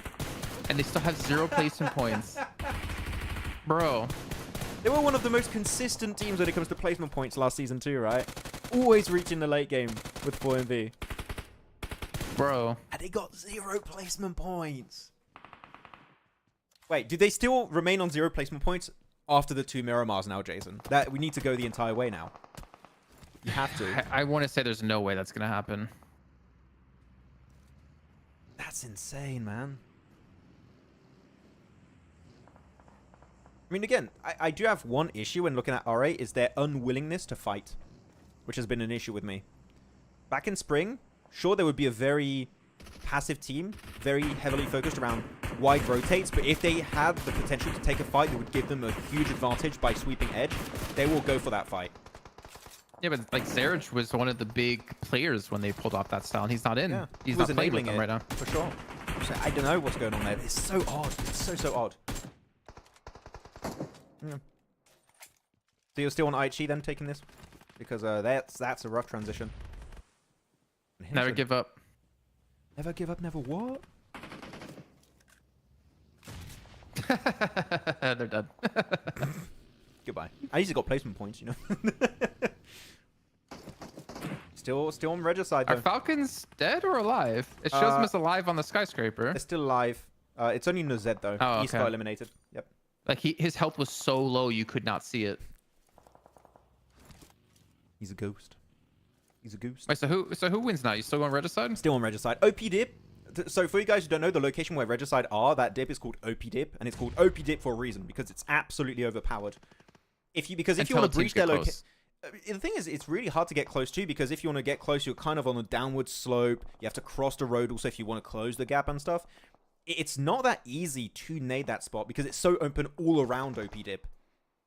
So Regicide are just chilling right now. The only thing you want to be careful is if teams are getting close from multiple angles and you have to peek over the ridge, that's when it becomes really bad. But as of right now, that's not happening. Yeah, OP for nades to get you. No, not Oh. Nipturo, not really. Foops, do it. Foops, do it. Nade him, Foops. Watch this. Foops is gonna... He's gonna nade Regicide. He's gonna get like 3 knocks. The thing is, it's also a pretty big area, so... It was close. If you're spread, you're fine. Oh, that nade's pretty good. Oh, and the follow-up. Oh! Ah, the angle. Wait, they didn't see... They didn't see push over there? That's surprising. But that's the main issue. It's just like chopsticks yesterday, right, Justin? If you have teams push from 2 angles, it's a bit rough. Oh, that's a good nade. There you go. So what was he saying? No, Tur, do you want to replace Max? Nah. There you go. Nice. Clean nades. They just let themselves get pushed upon, though. They didn't do anything with a godly position. That's very sad. Okay. I don't hate this out of KSX taking this now because they know so many nades were invested out of Muerte. They also have an off angle here with D46 to give them some cover. I mean, the thing for KSX, right, is that now that they got OP dip and they know no one's coming from the western side, they can play the ridge. That's the thing I wanted Regicide to do, is to try and clear one of the teams on the other side. Why are they leaving that buggy there? I guess the wheels were shot off now? Maybe, I don't know. Maybe out of gas also. Because you might need it in a flat terrain finish like this. Cars are very, very good to have. But yeah. Oh, it's a 4-on-2. KSX looking like they're going to take themselves another win. It had to be a team from playing OP dip eventually that was going to get the win on the finish like this. It's always the case. And then D46 with a high ground. Okay. Okay, Tresley. Yeah, too many angles to play with. GG. GG KSX. That's 2 wins for KSX, by the way. That's back-to-back. Very clean. And 13 limbs too. Damn. Oof. They want a sweeping play on the west. I like that. But now we're going in TDM. No. I like this. I like this team. Really good approach. Dornte's like, what's happening? Or Eugene's got some tats. Oh, I'm getting my first tattoo in December. Ooh. Are you? Yeah. You're actually getting a tattoo? Yeah. I asked Blank if his girlfriend could do me a tattoo after maybe go to London. What tattoo are you having done? I'm having the cross on my forearm of One Piece. Of course, it had to be One Piece related. Interesting, because she... I don't know how good her realistic tattoos are. Or not realistic, but like... She does like a certain type of tattoos. Yeah, but it's literally just a cross. So... Let me look at this. Yeah. One piece cross. Cross on forearm. Yep. Yeah. The gameplay, when we're talking about the gameplay again, I do believe Regicide should have tried to do a little bit more with their position. I think they just were a little bit complacent and allowed teams to close the gap. You should not allow that to happen. Bro, it's literally an X. Yeah. It's a pirate X. It's not pirate. It's just a cross that has a lot of meaning in the show. That's... Okay. Where on your arm? Same place as in the on the pictures you'll see in. Same area. Above your wrist. Yeah. On the forearm. Yeah. Okay. Yeah. I wanted a tattoo for a long time, so I want to do that one. Yeah, GG's. Nice game. I don't know how long it's going to take for the TDM to start, though. Don't know. What a nerd. Regicide's still there. I8's still there. Are we going to see Regicide and I8 fight? Can R8 get placement points in TDM? I don't know. That's pretty funny, actually. I kind of want to go make a coffee because I don't know how long this... Like, we would normally go to break here, but I don't know how long it's going to be until we get into game. You know what? Guys, we're going to put a timer. We have at least 5 minutes, unless Spec's not joining. Yeah, I don't know. We'll put a timer. We'll go to break, and if the TDM starts early, we'll just cover TDM. And we'll wait, but we'll take a quick break. Okay, so thank you guys for watching. See you guys in a few for TDM and 2 Miramars. Goodbye. Thank you. Team Spirit have pulled off the cleanest push of the PMSL EU qualifiers. In the last game of Day 2, Team Spirit found themselves on the east side of this circle, and with the next shift pushing them out in the blue, they had to make a big play. Team Spirit understand that Shockwave won't be able to play their compound for long based on the circle, and know that if they want to win this game, they need to move before they do. So the squad gets moving and sends it in the northern side of the Big Baby compound. Big Baby, by the way, like the team, not an actual Big Baby in the compound. Yeah, no. By doing so, Big Baby have to give up some of their compound as they had a small split, and most importantly, it keeps them safe from a possible assault from Shockwave. This results in Shockwave having to push into Big Baby and getting eliminated, and then that allows Team Spirit to clear all the players of Big Baby one by one to easily secure this chicken dinner. So well played Team Spirit for one of the best endings of the qualifiers, and let's see if they can do more of that in PMSL EMEA.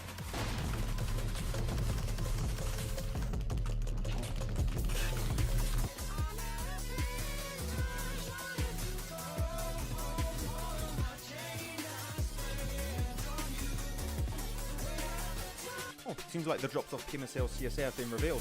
Let's check it out.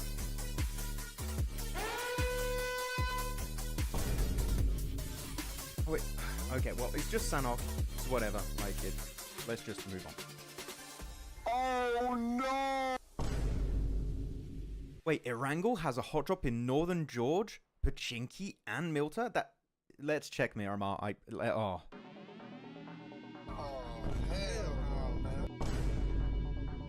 Stalwart, not again, not again. 9 Picado again. No.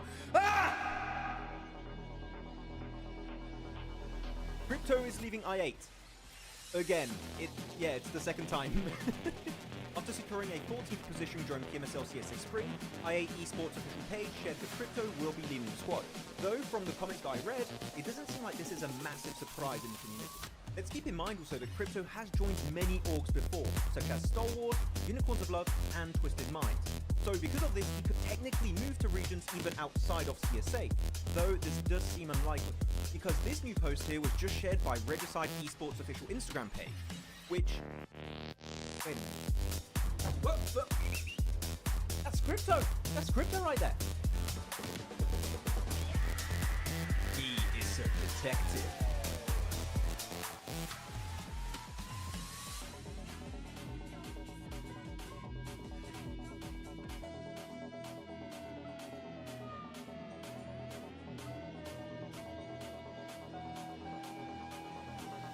Coops is leaving Nigma Galaxy. Well, some of you detectives out there might have noticed that Coops was playing under a different name, Carry, with the team 3D Max in the Titan series. He is a detective. No, not that kind of detective. Well, not too long ago, the NA superstar turned Mr. Worldwide Coops made a cryptic post before PMSL EMEA saying that this is his final tournament. Now, at the time, he was unsure if this meant he was retiring or moving on, but one thing is clear. Nigma Galaxy were not getting the results expected with a player like Coops on the roster. And after failing to qualify for the main event PMGO and only securing an 11th place finish in PMSL EMEA, it was quite obvious some changes needed to be made, and it seems moves are being made by Coops as he revealed this information to us. The legend himself has confirmed he is signing to a new organization soon. This message comes just days after seeing him play with Rob, Snow, Zuko, Nate in the Titan Series Season 5 under the tag of 3D Max. Now the question is there potential for Coops to stay with this roster in PMSL EMEA? Or will we potentially see him go to another region like maybe CSA, because IHC just recently lost Demo and Alex over to PEL. Let us know in the comments who you think Coops is going to be signing to. Real quick, what's your favorite weapon? FR, of course. PP by PP. Scar L, of course.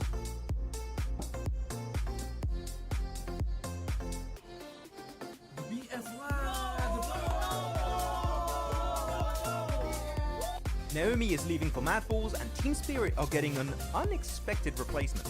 After barely making it to PMWC 2024, Team Spirit achieved a very disappointing 15th place during the survival stage. And I think it's fair to say that we expected a bit more from this team. So, some changes were in order when it came to playing in their next season.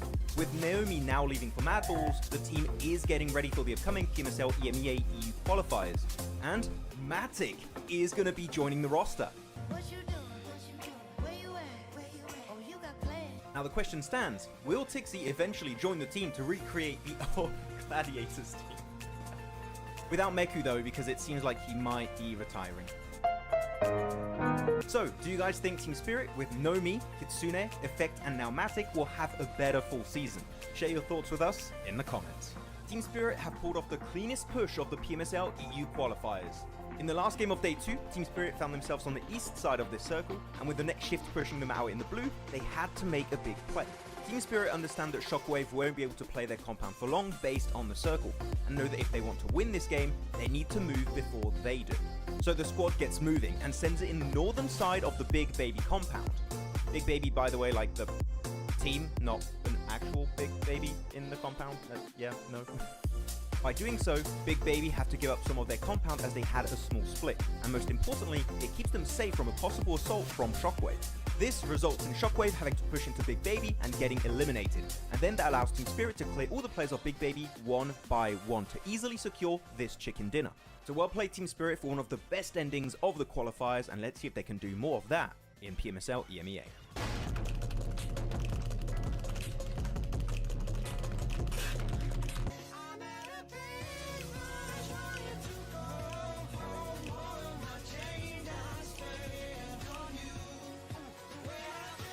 Oh, seems like the drops of PMSL CSA have been revealed. Let's check it out.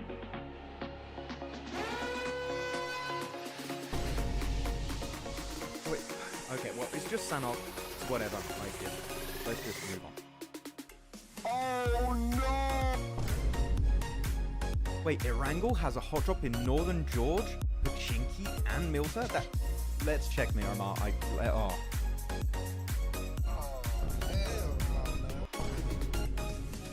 Stalwart, not again, not again. 9 Picardo again. No. Ah! Crypto is leaving I8. Again. It's the second time. After securing a 14th position during PMSL CSA Spring, I8 Esports official page shared that Crypto will be leaving the squad. Though, from the comments that I read, it doesn't seem like this is a massive surprise in the community. Let's keep in mind also that Crypto has joined many orgs before, such as Stalwart, Unicorns of Love, and Twisted Mind. So because of this, he could technically move to regions even outside of CSA, though this does seem unlikely, because this new post here was just shared by Riverside Esports official Instagram page, which... Wait a minute. Whoa. That's Crypto! That's Crypto right there! Me is a detective.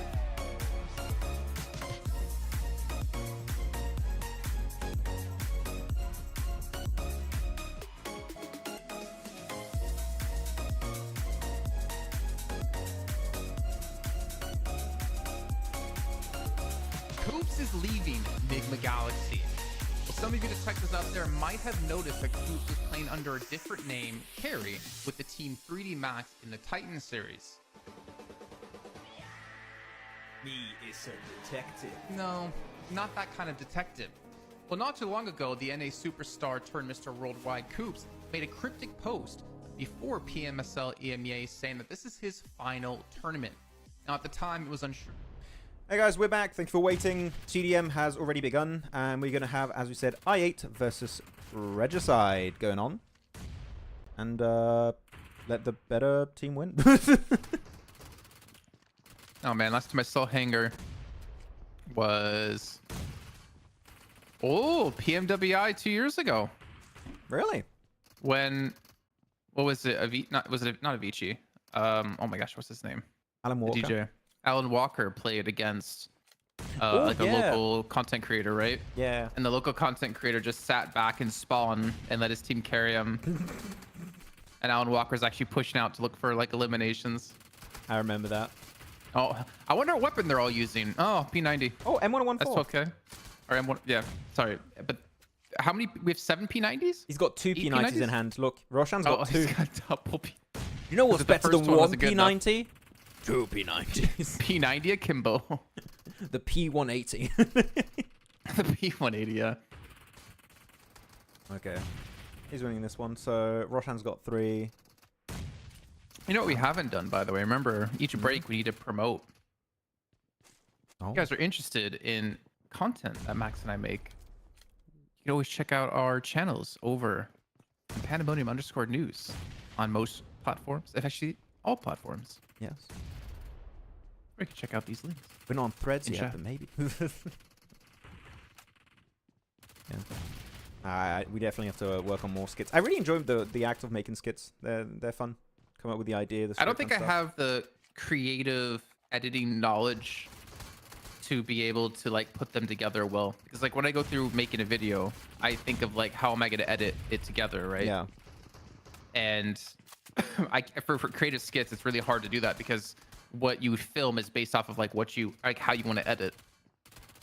And Yeah, if I I get what don't you mean. really know how I want to edit or like what I can do, then it's hard to like develop a skit idea. I mean, do you want to know what my editing looks like when I'm doing the skit? It's like, YouTube. okay, I want to do the effect of when I scream, I disappear with echo. How to do the Tyler 1 scream disappearing effect. Well, it's more of like thinking about. Oh, it's okay, not about okay, like yeah. like I could easily like Google it or something, but it's the ideas of like what I would do. Yeah, I mean, what I mean is I don't really limit myself on what I know I can do in editing and stuff. I'm just like, I want to do this, and this is how I perceive in my head. I guess you mean the creative process of coming up with the idea, right? Well, like the Yeah. disappearing scream, right? Mm-hmm. Like I never would have thought of something like that to do in a skit.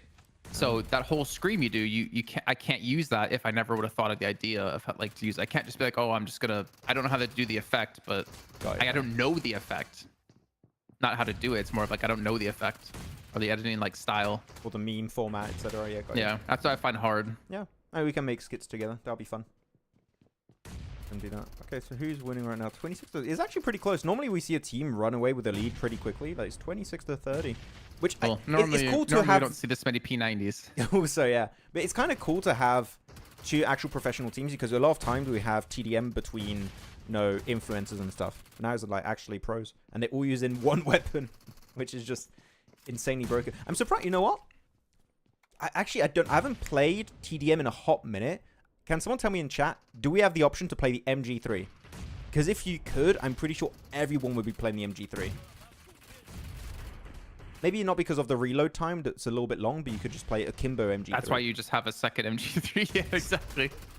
I have 300 bullets ready to go at any point in time. PEL at the same time as CSA. Yeah, you got PEL, you got SEA, you got CSA. If you're a PUBG Mobile Esport fan, you got a lot to watch. Yeah, good luck being able to like consume it all. Like watch it all if you wanted to. You know what would be really cool as a content piece? I don't think we'd have the capabilities of doing that. But every week, like, I don't know, on Monday, Tuesday, when it's typically the days you don't have PMSLs happening, you have a quick little, I don't know, 10, 15-minute video, and it breaks down everything that happened in all the regions. Yeah. I mean, that's kind of what, like, the TLDWs were supposed to be, right? The 2 days you didn't watch. Yeah, but like you didn't all have that time in to watch one it, but... thing, yeah. Like, not just one for one region, right? It's just you do all of that mega condensed. Like a TikTok, but it's a TikTok that lasts 10 minutes. And it's just super condensed. And GG. Oh. Oh, Noki's just... Oh, man. I wish we had this last season. Lakers, Hora. Oh, that would have been the best TDM. Yeah. Because they picked them. I8 said, I don't know if you saw, they had a little animation and they had a little card, and we decide to fight that's Regicide. what that was. Okay. Yeah, that's what it was. Like they did in EMEA. Yeah. GG I8. Nice game. I mean... So this is where you need comms. Like, I would love to be able to hear what they're saying. I don't know you'd be able to understand their language, but yeah. Sure. No, probably not. Yeah, GG. That was our first TDM. I don't know if we're gonna have them every day then. I thought you were gonna say that was the thing. That was the thing. That was definitely a TDM. How many matches left? 2, Mike. We have 2 Miramars coming up. 2 Miramar matches, but no one's on this like at the stage right now, so I don't know how long maybe there'll we be a have. slightly extended break now. Yeah. That's fair, right? Because these 2 teams didn't get a break, but the other teams did. So like they need a break now. Give them a break. You need a break after TDM. Okay. So I guess we go back to break then? I don't know. Unless you guys have topics in chat you want us to talk about, feel free to tag us, but I think it's break time, Jason. Okay. Okay. Yeah, I'm fine with that. I mean, at least for today, because we get an idea, Yeah. like for the other weeks and days, like how long it's gonna be. Yeah, we're not too sure about the flow for the next few days. So yeah. Okay. Break time. Timer is on.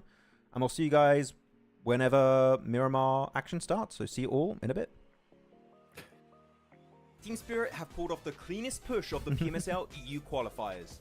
In the last game of day 2, Team Spirit found themselves on the east side of this circle, and with the next shift pushing them out in the blue, they had to make a big play. Team Spirit understand that Shockwave won't be able to play their compound for long based on the circle, and know that if they want to win this game, they need to move before they do. So the squad gets moving and sends it in the northern side of the Big Baby compound. Big Baby, by the way, like the team, not an actual Big Baby in the compound. Yeah, no. By doing so, Big Baby have to give up some of their compound as they had a small split, and most importantly, it keeps them safe from a possible assault from Shockwave.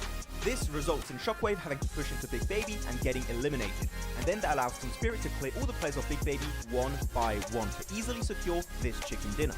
So well played Team Spirit for one of the best endings of the qualifiers, and let's see if they can do more of that in PMSL EMEA.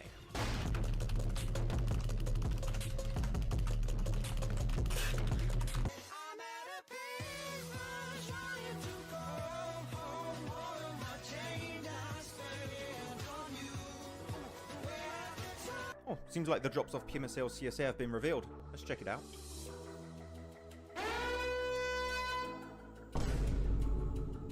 Oh, wait. Okay, well, it's just Sanhok. It's whatever. Like, it's... Let's just move on. Oh no! Wait, Erangel has a hot drop in Northern George, Pachinki, and Muerte? That... Let's check Miramar. Oh.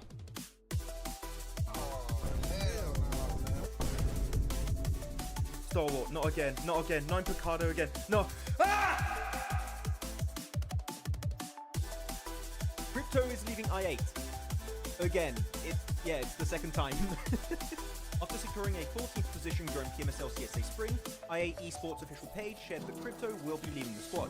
Though, from the comments that I read, it doesn't seem like this is a massive surprise in the community. Let's keep in mind also that Crypto has joined many orgs before, such as Stalwart, Unicorns of Love, and Twisted Minds. So because of this, he could technically move to regions even outside of CSA, though this does seem unlikely, because this new post here was just shared by Regicide Esports official Instagram page, which... Wait a minute. Whoa. That's Crypto! That's Crypto right there! He is a detective.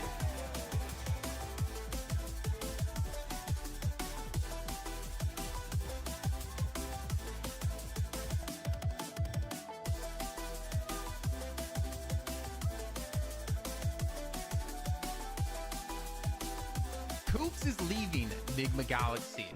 Well, some of you detectives out there might have noticed that Coops was playing under a different name, Carry, with the team 3D Max in the Titan series. He is a detective. No, not that kind of detective.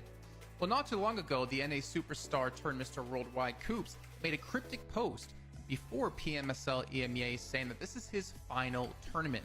Now, at the time, it was unsure if this meant he was retiring or moving on, but one thing is clear. Nigma Galaxy were not getting the results expected with a player like Coops on the roster. And after failing to qualify for the main event in PMGO and only securing an 11th place finish in PMSL EMEA, it was quite obvious some changes needed to be made, and it seems moves are being made by Coops as he revealed this information to us. The legend himself has confirmed he is signing to a new organization soon. This message comes just days after seeing him play with Rob, Snow, Zuko, Nate in the Titan Series Season 5 under the tag of 3D Max. Now the question is there potential for Coops to stay with this roster in PMSL MEA? Or will we potentially see him go to another region like maybe CSA? Because IHC just recently lost Demo and Alex over to PEL. Let us know in the comments who you think Coops is going to be signing to. Real quick, what's your favorite weapon? FR, of course. PP Bison. The PP. The Mini. Scar L, of course.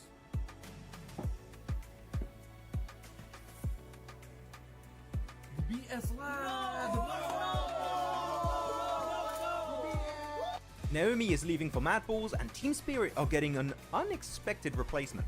After barely making it to PMWC 2024, Team Spirit achieved a very disappointing 15th place during the survival stage. And I think it's fair to say that we expected a bit more from this team.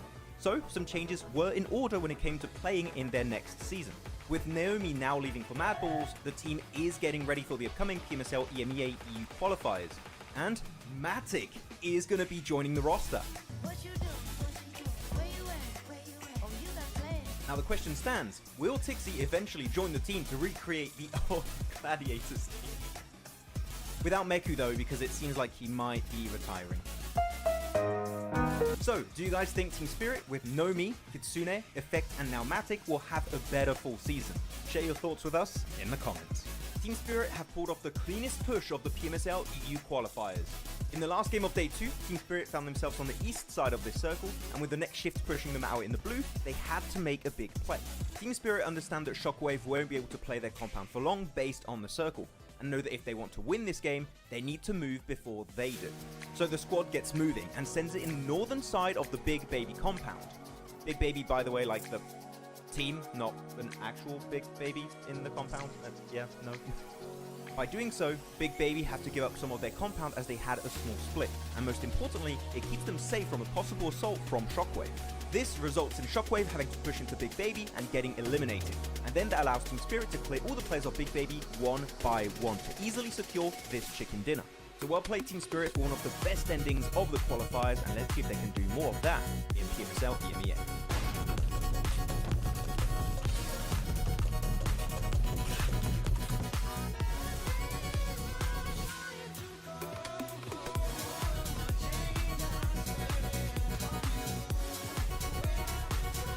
Seems like the drops of PMSL CSA have been revealed. Let's check it out.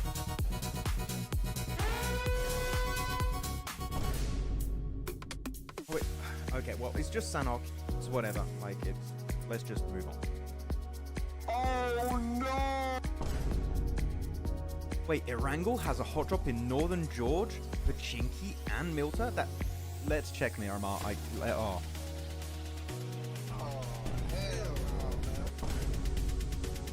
Stalwart, not again, not again. 9 Picado again. No. Ah!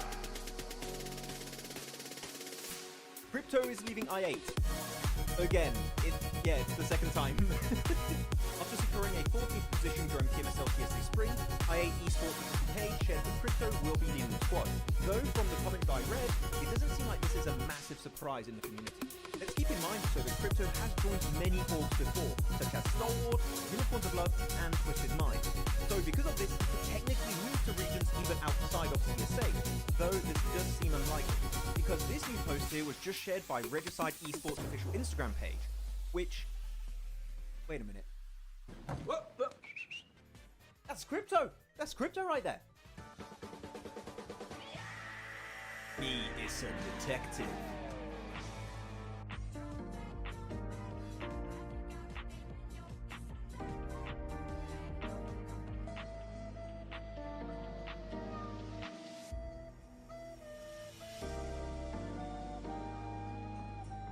Coops is leaving Nigma Galaxy. Well, some of you detectives out there might have noticed that Coops was playing under a different name, Carry, with the Team 3D match in the Titan series. He is a detective. No, not that kind of detective. Well, not too long ago, the NA superstar turned Mr. Worldwide Coops made a cryptic post before PMSL EMEA saying that this is his final tournament. Now, at the time, it was unsure if this meant he was retiring or moving on, but one thing is clear. Nigma Galaxy were not getting the results expected with a player like Coops on the roster. And after failing to qualify for the main event in PMGO and only securing an 11th place finish in PMSL EMEA, it was quite obvious some changes needed to be made, and it seems moves are being made by Coops as he revealed this information to us. The legend himself has confirmed he is signing to a new organization soon. This message comes just days after seeing him play with Rob, Snow, Zuko, Nate in the Titan Series Season 5 under the tag of 3D Max. Now the question is there potential for Coops to stay with this roster in PMSL EMEA? Or will we potentially see him go to another region like maybe CSA, because IHC just recently lost Demo and Alex over to PEL? Let us know in the comments who you think Coops is going to be signing to. Real quick, what's your favorite weapon? PT Bison. Mini. RL, of course.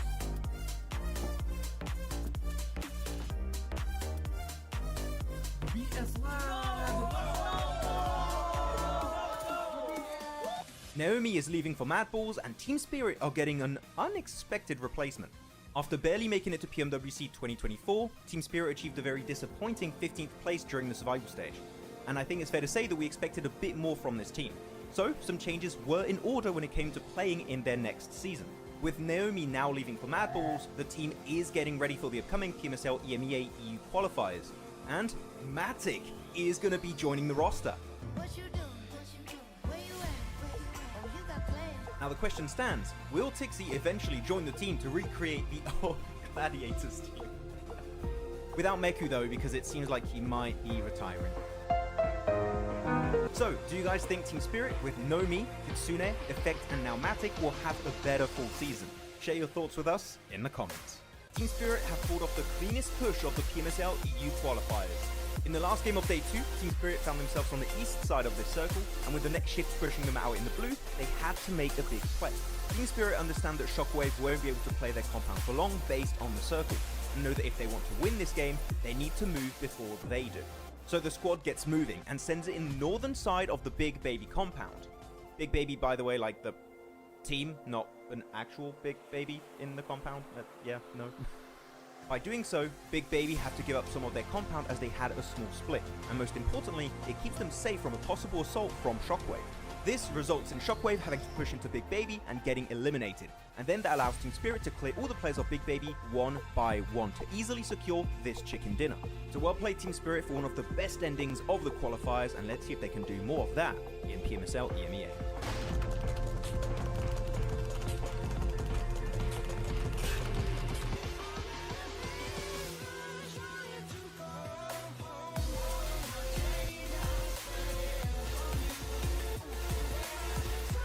Seems like the drops off PMSL CSA have been revealed. Let's check it out.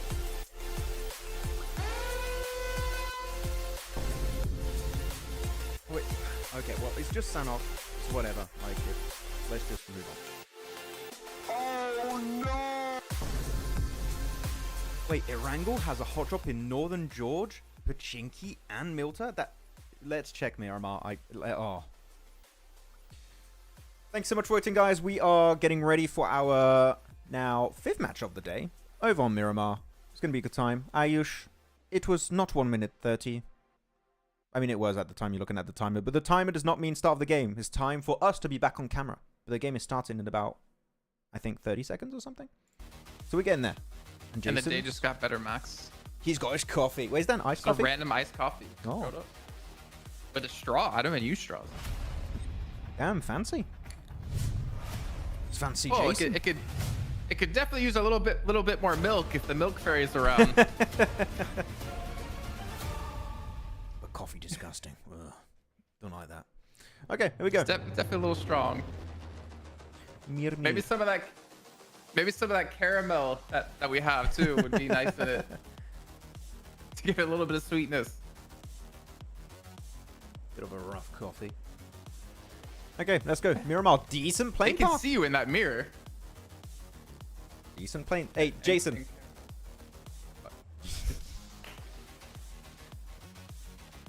You can see them. What's up? Hot What's up, drop? Max? I'm here. Hot drop or not? Oh yeah.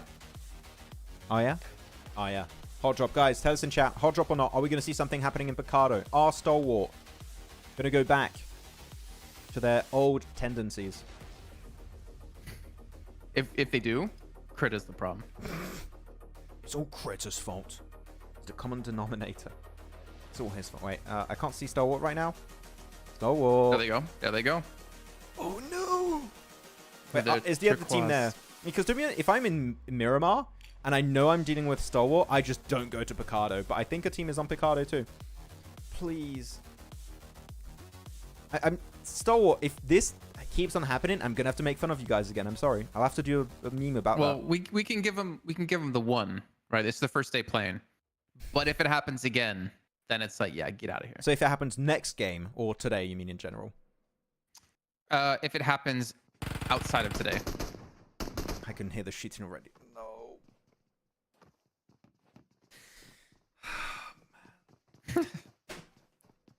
So do we blame Critter or do we blame like the coach or the analyst on the team? Like, Well, I'm not gonna blame on day one for the teams, right? I'm I blaming. think it wasn't settled necessarily in scrims, and you want to like show you can do it in the live matches. And I kind of said that last season as well. But I think like 1 day, maybe 2 is okay, but anything past that, it's like no, now you're just griefing. Because you want to force the team out of this position, right? And like, yeah, you do it in scrims, no big deal. But if you do it in a live match, it's like, okay, there's some weight to it. I don't want to give them the benefit of the doubt though, because we said that at the start of last season, and it just happened to go down the entire season. So I don't trust the process anymore. I don't really either, but I have to say it just to cover all ends. Yeah. Okay. Max, your boys have just finished their day. Guess how they ended? What, the rankings? Or the chicken dinner? Or the last game? I don't know. Tell me, MJ. They won the last game. Little win. I mean, Star Wars playing is a little bit different though compared to last season. At least they have someone outside of these apartment buildings to offer an off angle. They were a bit one-dimensional last season. They were just playing that one singular building and staying there the entire time. There's a bit of variety now, at least. Oh, you can see him with Thompson. There's no Miramar without STE on Picardo. I know, right? It's a tradition right now. Maxi gets pushed up. Bro, no fear. Is this going to be a flawless fight for Star Wars? Yeah. I mean, they just like charged straight in, so they had no fear at all to take those fights. That's pretty brave. So again, I think this is like Star Wars trying to say to not noobs, like, get out of here. This is going to be our spot. Wait, what does Striker have though, loadout-wise? Does he? If he finds a shotgun on the staircases, he could clutch it. But he's, oh, okay, they got this 12k. You heard the nade? Ooh. He got lucky. Oh, they're even pushing it from above. Oh, they even flashed him. Wait, that's lasting way too long. Oh, wow. Wow. Good, so clean. Man, good synergy on terms of push, right? Like, that communication's on point from Star Wars. GG. Bro, they have been boot camping this spot ever since they didn't qualify for PMWC. Now I have so many ideas of skits, Jason. I have this idea of a skit. It's just some guy arriving in the city, and like you have a camera shot from afar, and he's like, oh man, this compound's actually pretty nice. It's pretty nice. It's got a casino and everything. It's got like an arena. I like this spot. And you just have Stalwart, they're just in the distance in a super dark silhouette, like, get out. Get out of here right now. I wanted to see like a Rocky montage with every like them watching a video of all their failed hot drops last season, and then like get the Rocky music out, and then you see them like start to like practice, and they're like on Discord looking for a team to fight us in Picado, one building, 20 hours a day, and then they come into this, fingers have 6-packs. And they are ready to go. The fingers have 6-packs. Good. That's a funny image in my head. I'm just like, oh my. God damn. And then they just destroy every team in Picado. I think there's something to do there, to be honest. If it keeps happening, if it's a recurring thing, I think there's definitely potential. If you guys have ideas of funny skits, by the way, feel free to share them. And if we find it good enough and we make it, we'll credit you. I think that'll be a fun little thing. MJ says, another 2nd place, of course, Max. 2 2nd places in a row after a rough go. How many eliminations, MJ? How many elims? But that's cool. Hell yeah. Alter Ego. I want to see Alter Ego, man, make it to PMGC. I really want that. Just to quickly bring us back to this match, we have a very northern circle. Oh, we didn't see this. Like, very northern circle. Muerte, yeah. Yeah, so Muerte don't have to move at all. So they're going to be extremely happy about. But look how many teams are outside the zone right now. They're going to have to like drive in. Falcon's already on the way. R8, can they possibly get their first placement point in this tournament, in this match? I mean, in terms of rotations, it's quite easily executed. You go east of El Azahar, you're fine. So I would say, yes, it is looking quite good. Just can rotate there. Western side, IHC, KSX can go for the wide rotate on the road west of Montenuevo, and they can enter Nacobredi. Yeah, that's fine. Yeah, there's a lot of potential here. Do you have your telestration set up? No. Oh, that'd be so cool if you can enable that in like OBS or whatever. Because then whenever you go to the map stream, you can just draw on it and you can let people see what you're talking about. I might need to find another app, because the app I currently have is like a pen Do you draw on your screen? And the thing is, if I do that, I'm scared that it would show the because I cannot draw my screen if it's in full screen. It needs to be windowed, and then that means it would show the link to the map feed, and I cannot leak that. Yeah, there's like I just need to find another app. no, there's a plugin for OBS Really? that allows you to draw on OBS. Really? I didn't know that. Yeah, you draw on OBS. Could you link me that later? I did not know that existed. Yeah, I'll take a look Cool. for it. Cheers. Maybe bring out the detective back and investigate who will be Alpha 7 fourth player. I mean, it's gonna be Squash, Kakarot, but that could be a fun one. It's like, actually, that would ask. I don't know if I could even edit that and record that, but you have like a detective cap and everything. And you're like, oh man, so many players have been taken out of Alpha 7, and you like have the players picture with a big red cross on them on the wall, and you have that cork wall, that cork board, and you have all these strings that are linking. Like, they keep losing players. Who's gonna be the next one? Oh, that could be a fun like little skip. That'll take a while to produce, but that could be interesting. I like the idea. 6 eliminations, MJ. Hell yeah. My boys are looking good, MJ. Are they playing well too, MJ, or is it just like average games? Was it actually good rotates, good play? Stop cursing them and they'll make it. Maybe new, but that'll be too easy. Can't make it too easy for them. Give me back. Welcome back, Nep. And man, Northern Circle again here, Jason. Look at that. I think this is it, by the way. I sent you on Discord, so I just wanted to find it now so I didn't forget. Ah, cheers.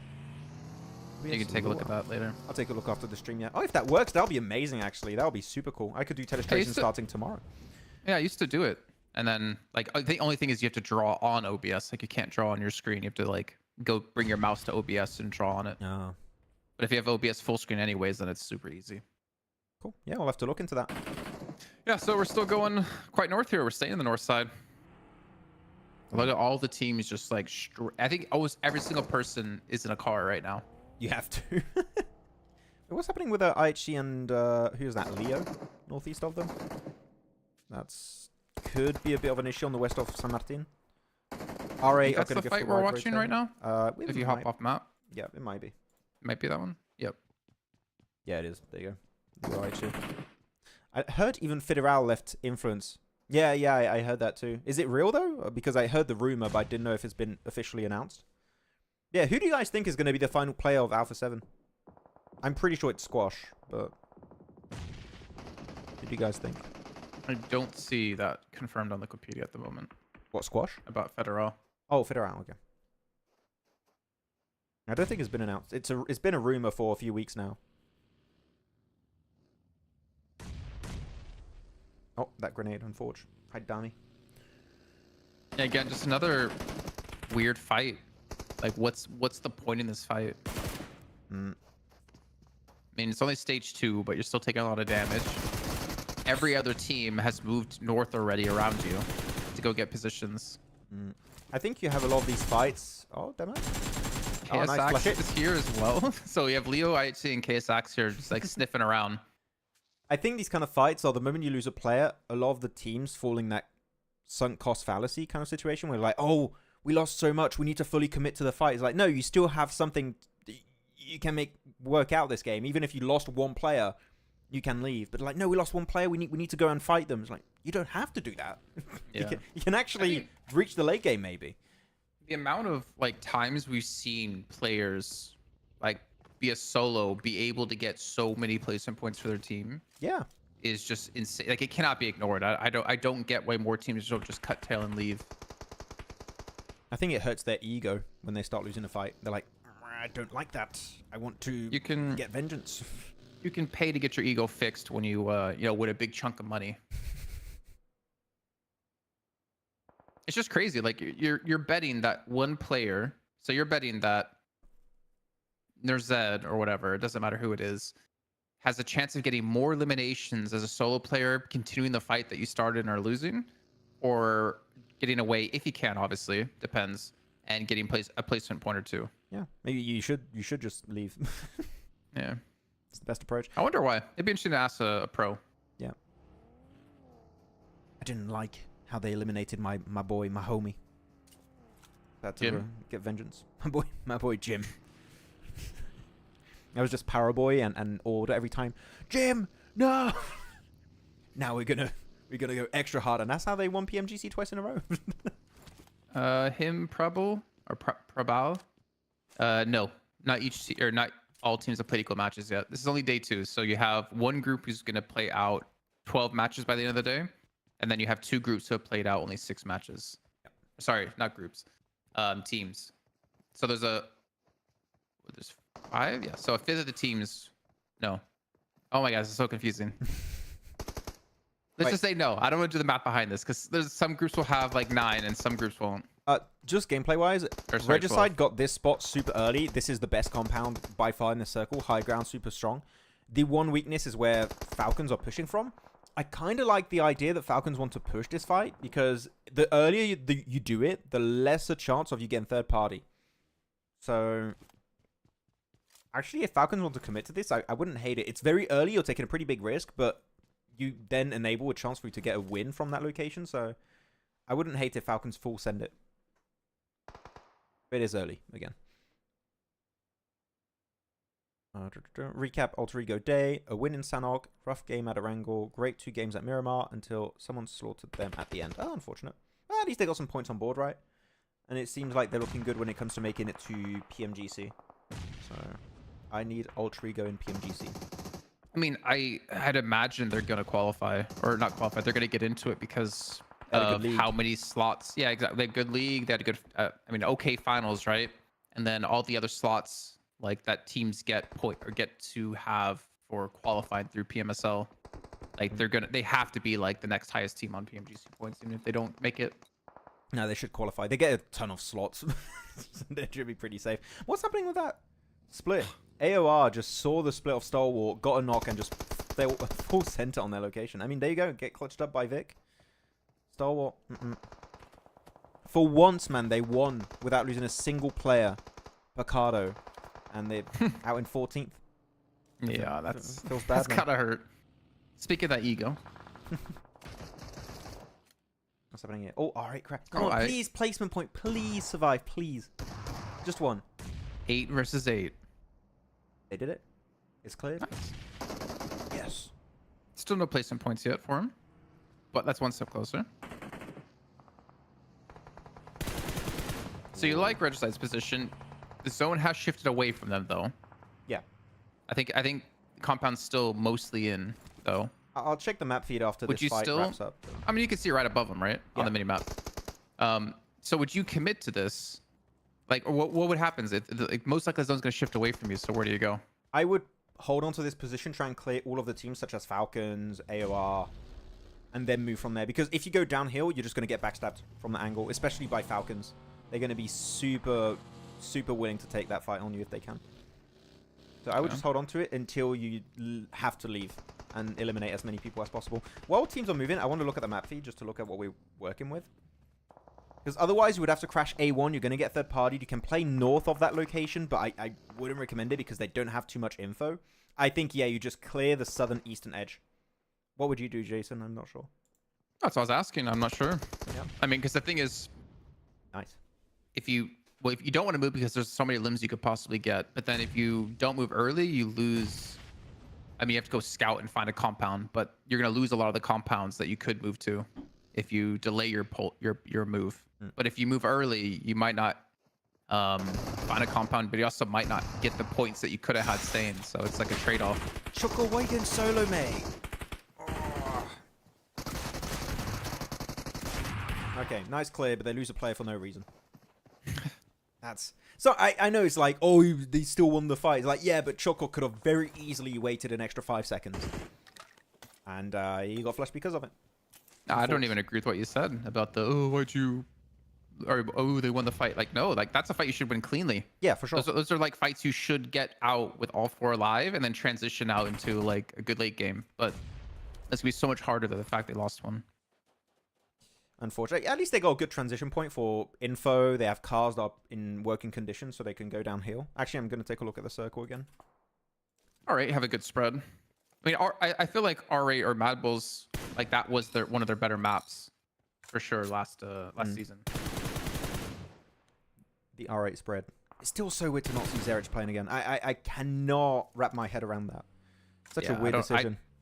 I don't know why.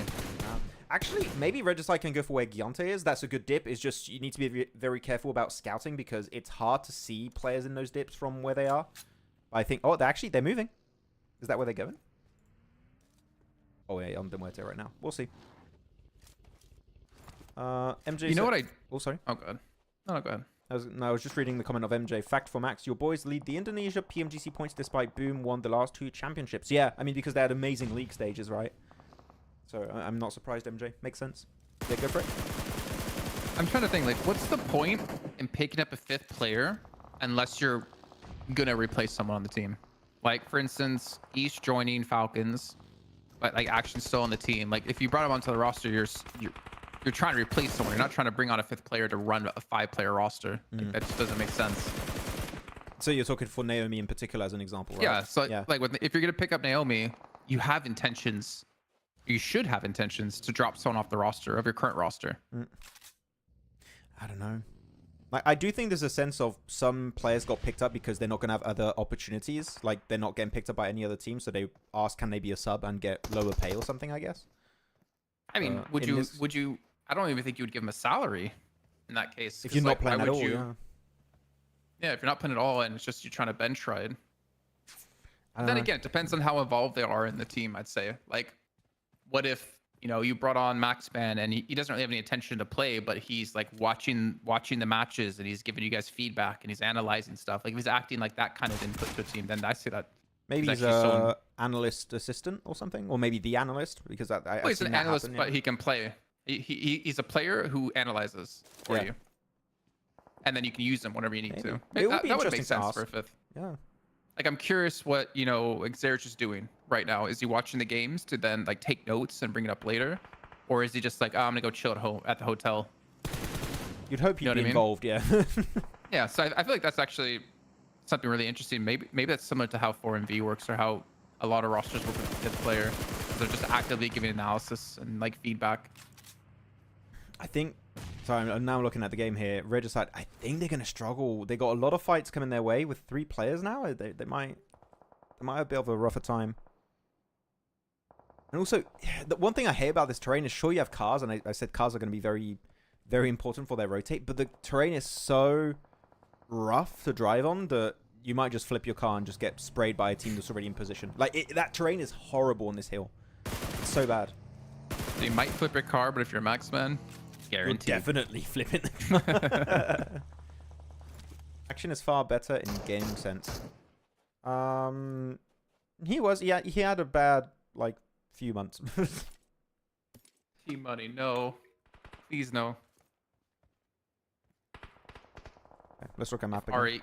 R8 get a point, Jason gets a cat. Hell no. Wait, did someone say that? Yeah. Get ready to get a cat, Jason. It's happening. Wait, is this Timu? Oh no, it's not. Never mind. So the compound's been completely abandoned by 4MV. I kind of like that. They know there's no way they're going to get a circle there. And if it does end up shifting there, they can just move back into it.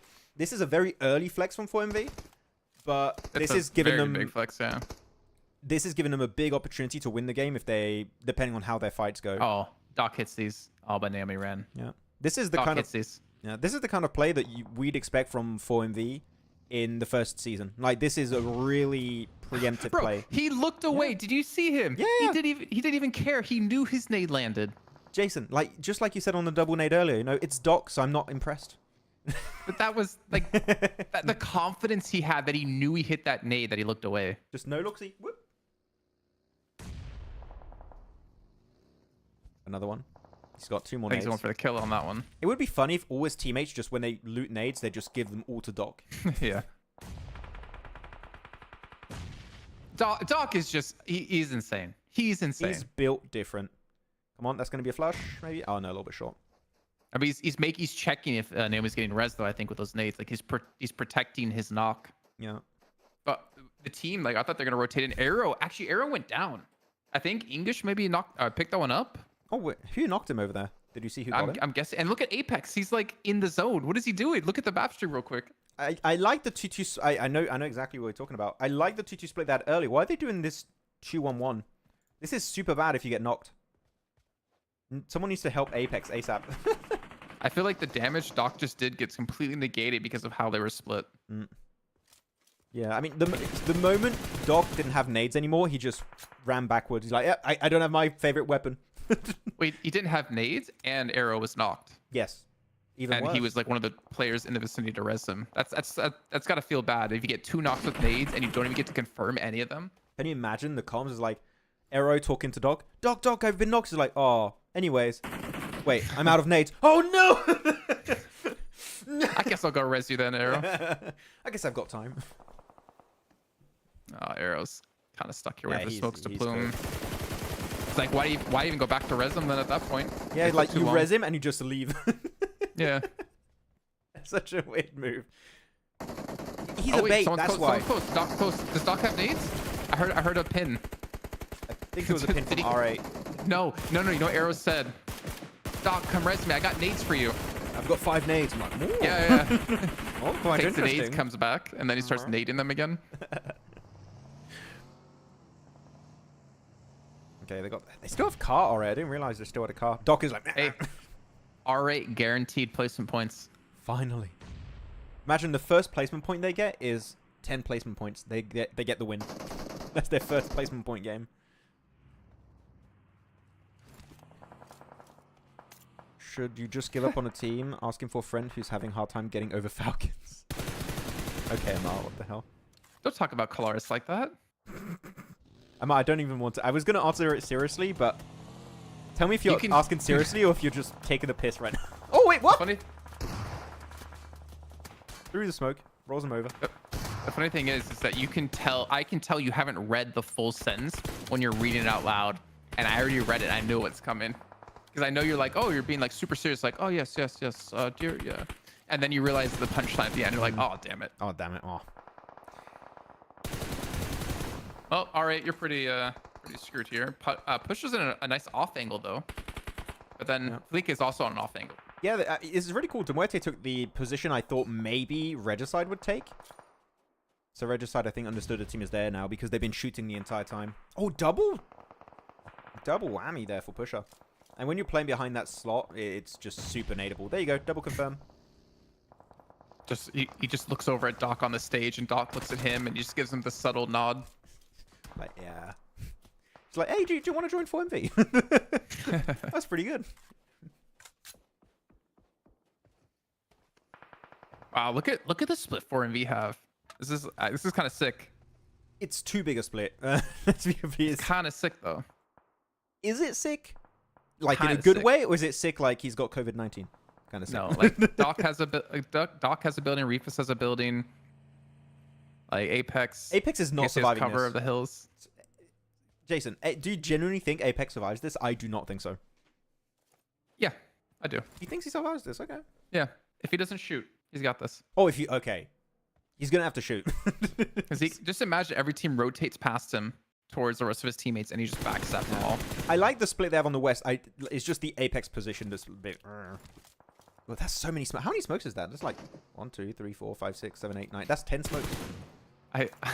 I love Neptura in chat. Yeah, I kind of like this too. It's ambitious, but it could work. Max is like, I don't like this. I don't like this. I just don't like Apex. Oh, he's in a shed. It's the first time I saw he was in a shed. Okay. Actually, I don't hate him. I thought it was a dip he was playing in. I didn't realize he was in a shed. I thought he was in something, but then they zoomed the map in, and I wasn't 100% sure. I didn't see where he was playing. Actually, there's a decent shed to be in. And 4MV, Doc. Man, Doc is just destroying people.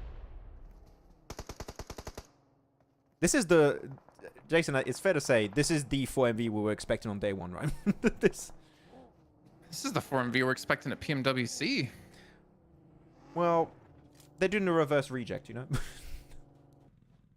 Great local, global, not quite there. He gets great. MG3, get it. Oh, God damn it. It's the best weapon in the game. You can't have everything you want. Yeah, 4MV playing better.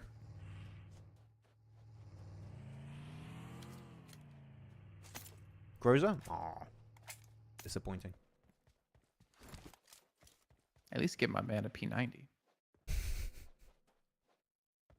I mean, he had a warm up with it in TDM. Yeah. Akimbo P90. Actually, did you see there's going to be an Akimbo weapon next update? Is it the MP7? The dual MP7, I think it's called. Is that going to be competitive? I don't know. But that is going to be an insane clutch weapon if it does come out. Watch it be the DBS killer. I have a DBS. So I have funny. 2 weapons. Oh, wait. Because the fire rate has to, I'm assuming it has to be insane Yeah. with 2 weapons. I want to test it when it's out of beta. I want to try my own games and see how viable it is. Just 2 Uzis. Oh man, you would shred people like it was Nice. cheese. I do wonder how that's going to work out if they add it to comp. Well, it won't be at least right away, right? Oh, for sure. At least for like what, 2 patches or what? No, 1 patch. It'll be until next year, I'm pretty sure, if they add it. Okay, Tresley. Jeez, 4MV just controlling Oh, there so you go. much of the zone. Yeah, This isn't good though. This is where the spread hurts, right? Apex goes down, he gets eliminated. Now it's on Doc and Reefus. Tresley, nice. 9 eliminations. Really good game from Regicide. I mean, we knew that from their position right earlier. It was going to be super strong. But do they know where Doc and Reefus are? Well, Exactly. if they lose this, would they would have won if Chodo didn't get himself eliminated for no reason? Maybe. Maybe they'd have more eliminations. I mean, 4MV have center zone, right? So Regicide have to come down to them. Yeah. And do they still have nades? I want to see. If they have nades... Doc has 3. Yeah, but I mean for Regicide, that's the one. Because, of course, you expect 4MV to have nades, right? But do Regicide have them? That's the only way to really move them out of these super strong ridges is if you have utility. Molotovs, grenades, especially grenades. If you have that for Regicide, you can actually turn the tides pretty quickly. Without nades, this is going to be a tough push-up. I mean, it's going to be really tough because Doc has 3 nades. He's going to at least Especially. nade one of them. He's going to get all 3 eliminations with all of those nades. Hey, I mean, the direction's there. The blue zone, man, is such a pain. That's a good job with Vaz though to push up because it kind of forces 4MV out of like the center. Okay, Roshan can't play the high ground anymore. That's going to deny a bit of info away. Final nade, make it count. And Vaz gets onto Reefus with the Groza. Okay, 1v3. Does he do it, Jason? Nah. Nah, it doesn't happen. Nah, it's He's a little getting... too tough. I mean, that smoke is decent, actually. He blocks out vision from Vaz. Yeah, we got the blue pushing him constantly here. Yeah, no. If you have DBS, maybe. He's getting pushed up. Yeah, GG, well played, Regicide. It was so easy to predict, to be honest, Jason, from the location. It was pretty much given. Well played. Yeah, 11 limbs. And we're seeing some big step up out of these Pakistani teams this season, for sure.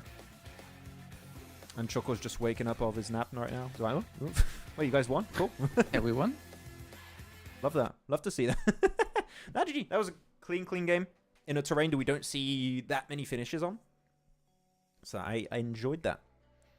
I'm not gonna hate on 4MV either. Like, if this was finals, maybe I'd hate on him a little bit more with that spread. But league stage, yeah, let him have it. Yeah. If they just kept holding as 4 players the western side and didn't send Apex so deep, and I don't know why they didn't bring Aero on the car when they got the res. That was very weird to me. But I think they could have won it if they had the players. But not going to work out. Is that right? 3 second places for 4MV today. I've not been like paying attention to that in particular. Let me refresh. Yeah, round 8, 9, and 11. Yep. This one. Wow, that was updated really quickly on Wikipedia. What the They're heck? on point this season, yeah. The game just finished and it's updated. GG. Whoever's doing that, good job. I don't use this to predict the future next game. It's become so easy to clutch with a shotgun, it's not even fun to watch anymore. I mean, there's definitely an overabundance of shotguns. S12K, DBS.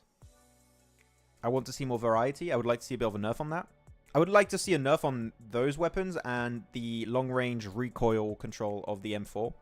And I think that would make a lot of different weapons super viable. Won't be back-to-back-to-back second place. Yeah. No win yet. It's going to happen eventually. No. Okay. Guys, early predict. Right now, who do you all think is MVP today? Doc is a good pick, of course. But who's MVP of the day so far? We had Thalic yesterday. Who's taking it today? Also, we're not going on break. We'll be sticking around until the last Miramar game starts. Doc is overrated. Missed 2 nades. You're going to be missing some nades eventually. I think he could have held onto the nades a little bit longer. But he was just, I want to use them. You never know. I think he had to use them if he wanted to keep Reefus alive because they were pushing Reefus. And he couldn't reposition. So he was trying to desperately help Reefus with his utility. But it wasn't working out. You actually saw him. He threw the nade kind of right in front of where Reefus got knocked too, assuming like someone was going to push up and confirm him. Yep. I think that's what he was going for. So he tried to do like a protection nade. Exactly. Kind of nice. It's good. He's not just doing nades to get those knocks. It's like, I want to try and keep Reefus alive a little bit longer. So, I respect it. As usual. I don't know, Panic. Maybe. No idea what's in the works. Lost TDM, won the next match. Lol. I mean, hey, if I had the choice between losing the TDM and winning the next game that actually has points that count towards PMGC ranking, etc., like, I'm taking the win. I think Doc for sure. I think it's Doc, yeah. The Muerte is #1 right now. They passed I8. They did? Well, it's updated after this game? 101. Yeah. Refresh. That's what I said. Wikipedia updated right away. Oh, I thought you meant the last game. Oh yeah, really it did. No, they updated this game like as soon as we were done. I like refreshed when someone said that's the second place, and it was updated. Maybe they have someone on site that's just updating the rankings because we're 15 minutes behind IRL stuff that's going on in the PAL. So maybe they have someone on site. I don't know. Yeah, Muerte up there. So Muerte's got first place, second place, fourth, second, third. And actually, man, they're so consistent on the elimination front. God damn. Now, every one of these games where they reach top 4 position is 6 elims, 8 elims, 7 elims, 5 elims, 3 elims, a little bit low there, 13 elims, 9 elims. Damn. The conversion from, like, survival time into eliminations is so high for Muerte. Woo. I'm a little bit worried, though, for not noob. 2 16-place, 0 elimination games. I did well. There you go. Third place. They pulled an a little bit R8, rough. no placement points. And no limbs either. Yeah, they gotta be careful because like they've definitely been a surprise team for me so far this season, which is 1 day and 4 matches played or 5 matches played. But still, you don't want to see that like downward spiral because we saw it happen for so many teams last season. Week 1 they were performing really well, and then week 2 on they were just nowhere to be seen. Yeah, teams adapted, and then their playstyle just doesn't work anymore. Yeah, Doc on his IQ gets a lot of elims. Yeah, IQ had some good moments, but Doc did have that 9 elim game, and he has this really good game. Like, if he had nothing outside of those 9 elims, then sure, but no, he's been doing pretty good now outside of that 9 elimination game. So, I'm not sure. But Doc pretty good. No vehicle elims, no.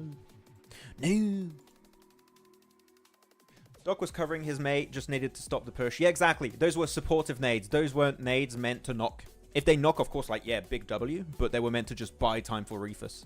Wait, did we see that correctly? Doc had another 1,600, almost 1,700 damage, but only 4 limbs. Wait, really? Let me go back. I didn't look at the damage on Doc, to be honest. What the? I was about to use a swear word. What the hell? Bro. How is this guy getting 1,671 damage? So he had 1,625 earlier with 9 limbs, and then he had 1,671 more damage than earlier. What? And 4 limbs.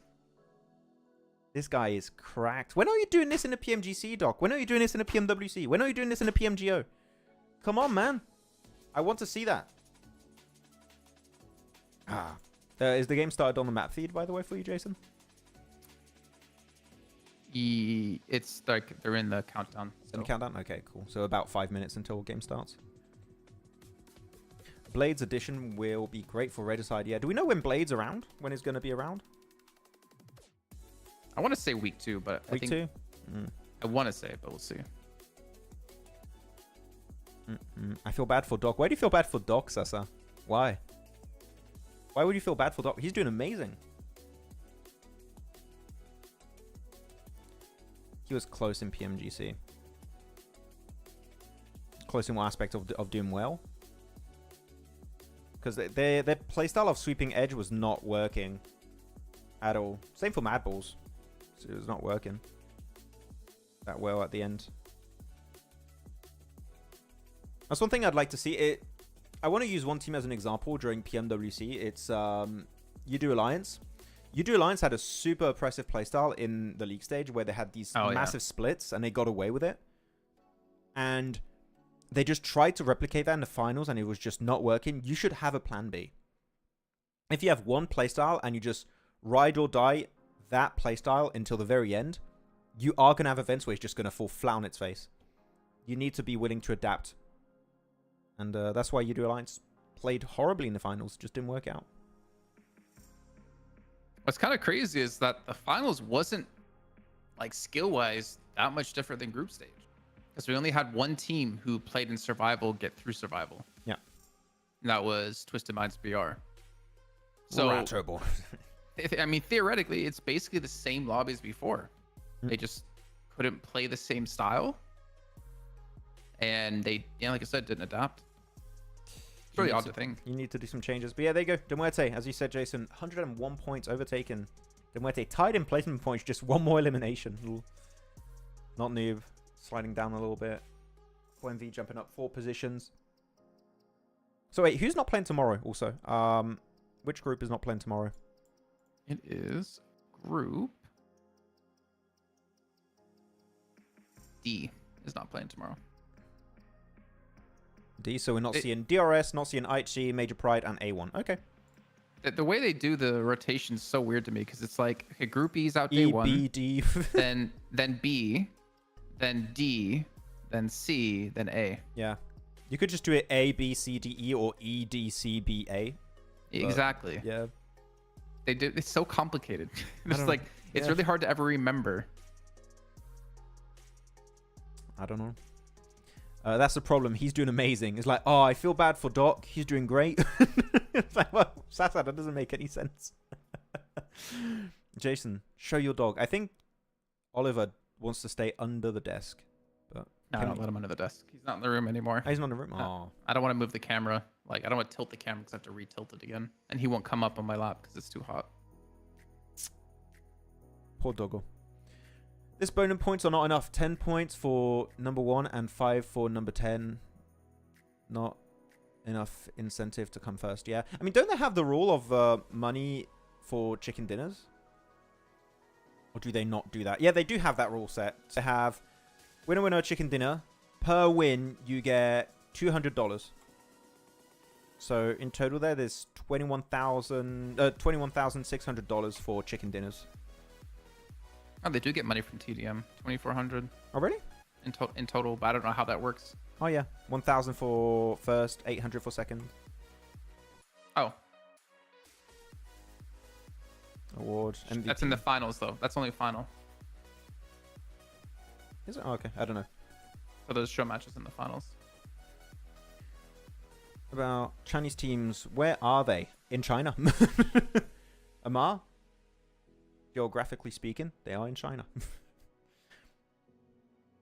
No, I think it's a bit rough for Chinese teams because when they come play at global, they don't have a lot of time to adapt to the global version of the game, and I think that does hurt them a bit because the meta they play with compared to global is very different. Like in China, they have this, I forgot what it's called. I don't know if you guys can tell me in chat. This bow and arrow that has explosive arrows. Crossbow. You know, it's got like a name, I think, but that is used a lot. So there's quite a few differences, so it's quite tough. But Chamba were good. I know Kalaris was a big fan of Chamba. They had some really good strats. Very quick to rotate and stuff, but it just did not work in global, unfortunately. Not enough placement points. Without even knowing who qualifies. You picking Alpha 7? Okay, if you had to not pick Alpha 7, Jason, who would you pick? I mean, that's impossible. Wait, actually, I'm not even live. Oh, there you go. So it's the explosive hunting bow. Explosive hunting bow. Okay. Well, that is used I mean, quite a bit. it's. I mean, you could even just theorize, not even watching the matches, the power that it gives you, because it allows you to clear rooms like really easily. It's a grenade you don't have to cook. Yeah. And it just explodes on impact. Actually, interesting question for Jason and everyone. I'm going to think about it too. If you could add a new piece of utility, like throwable. Oh, you already know mine. What would it be? Blue Zone Nade. Blue Zone Nade, yep. 100%. That's the one I was going to say, but yeah. It's such a game changer. It's such a good zoning tool, yeah. Yeah. It's not like for damage. You can use it for damage, but it's just zoning out full areas of a compound or like. But it makes it. I think like one of the best examples I imagine of it is like when someone is in the floor above you in a compound. If you can get that nade high up to like to open, like you're gonna push them off those high in that position. You're gonna push them into a corner, or they can't really sit there. So it makes it easier for teams who are trying to crash a compound or like fight a compound, be more successful than okay, let's just 3 of us run upstairs against a DBS and hope that we get them. Oh, what's happening here? You know what's happening here. I'm seeing Stalwart having the time of their life. I don't even want to talk about this anymore. 1-1. He's even just knifing the guy. Why is Riley so far away, by the way? Where's he in a casino? Yeah, they're chasing it down. They won back at that point. Okay, well. Still, I think he was playing the off angle before in the last match. Remember I mentioned someone on Stalwart was playing an off angle? I think it was him. Ooh. Wait, is he? Oh no, okay, he's too low. There you go. Goodbye. I got 1 LM at least. Oh man, the BM. So much BM. Oh, he's looking behind him as well. He's talking crap. Yeah, let's go. Yeah. It's the new one. It's the Lakers. See, look how much we missed this hot drops. You know what? Yeah. We'll miss it when it stops happening, and we're like, you know what? I love the days. PMGC 2024 is going to happen where? Yeah, it's in London. The league stage, I'm not sure where the league stage is going to happen. But finals is in London. Yep.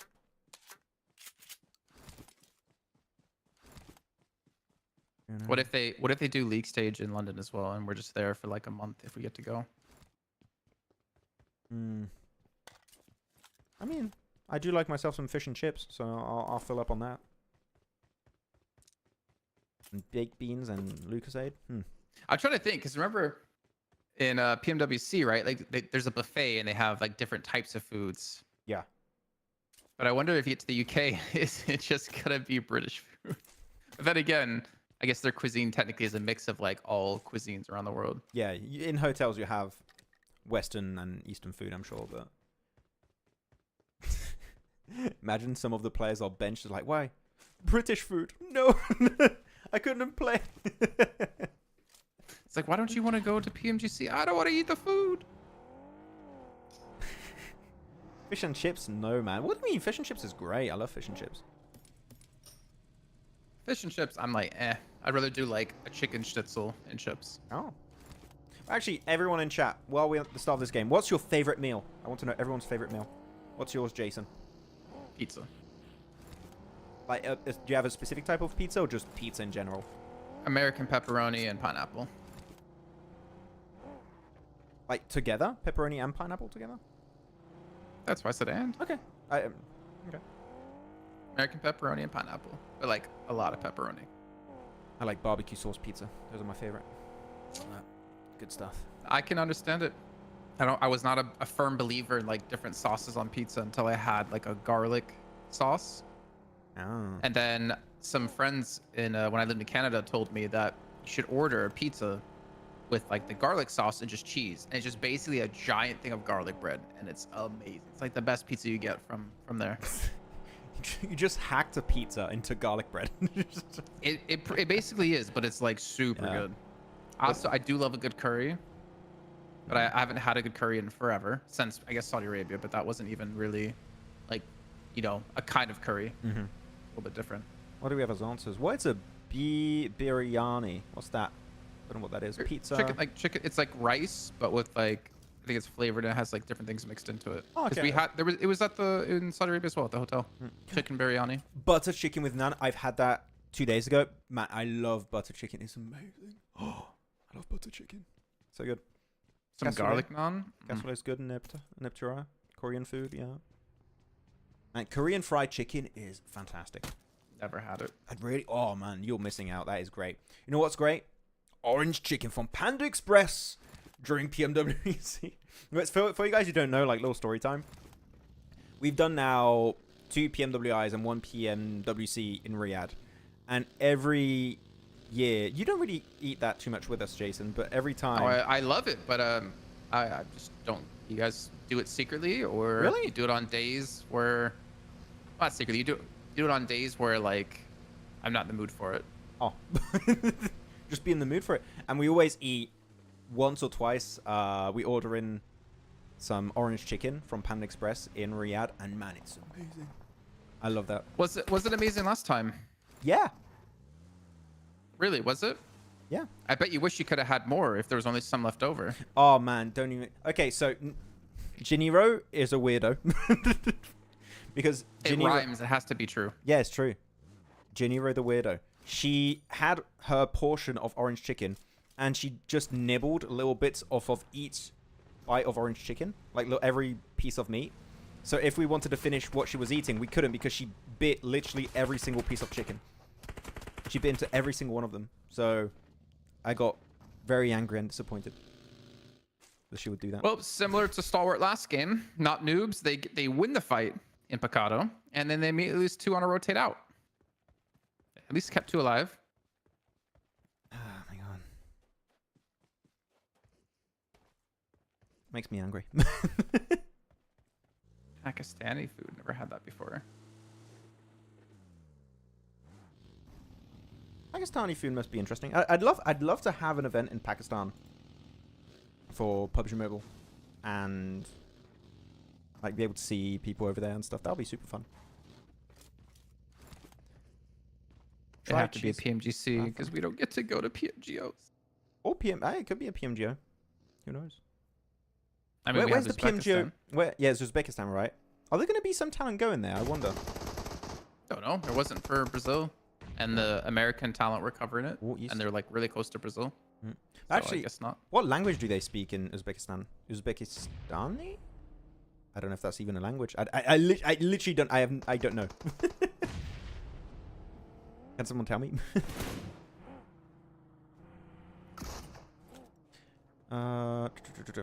Okay. Game. Big fight. Falcons. S12K. Uzbek. Uzbek? It's called Uzbek. Okay. Man, Falcons are getting wrecked. Only Icy left now. Yeah, just leave if you can, I would say. Can't even leave. Finisher won't let him. There you go. Falcon. Man, new Stalwart is doing better than the old Stalwart, the Falcons team. Max, they're saying you're antisocial. I am antisocial. I'm not antisocial when I'm on camera, but in real life, I'm antisocial. Max is not watching PL because he's here right now doing CSA. That's good reason. What happened to that car? Wait. It's That's turtled. that's when I drive. That's what happens when I'm driving. Always gonna try to nade it. Oh, do you want to smoke it Oh, up? sorry, smoke. Never mind. I thought he was gonna try to like nade and get to knock over somehow. He's got 4 nades, but it He doesn't needs a teammate work. to drive into it. Even that doesn't always work. Yeah, just pick Okay. him up and leave. There you go. Forget it. Waste 3 of his smokes. Get Max's license revoked? No. He doesn't even have a license. They're not professional casters. They're just normies hanging out with their friends. Hey, LaFay, what the hell? How are we supposed to take that? Ayla, Faye, calm down. Now, but again, for you guys who are maybe new, who didn't watch spring season, this is a official-ish watch party. Because we weren't supposed to have an English coverage for CSA this year. And us, the benevolent Jason and Max, were like, no, we shall save the viewers and give them an English broadcast. No, it didn't really go like that, but... Why are you looking sad? Just don't know what to say to that. Benevolent.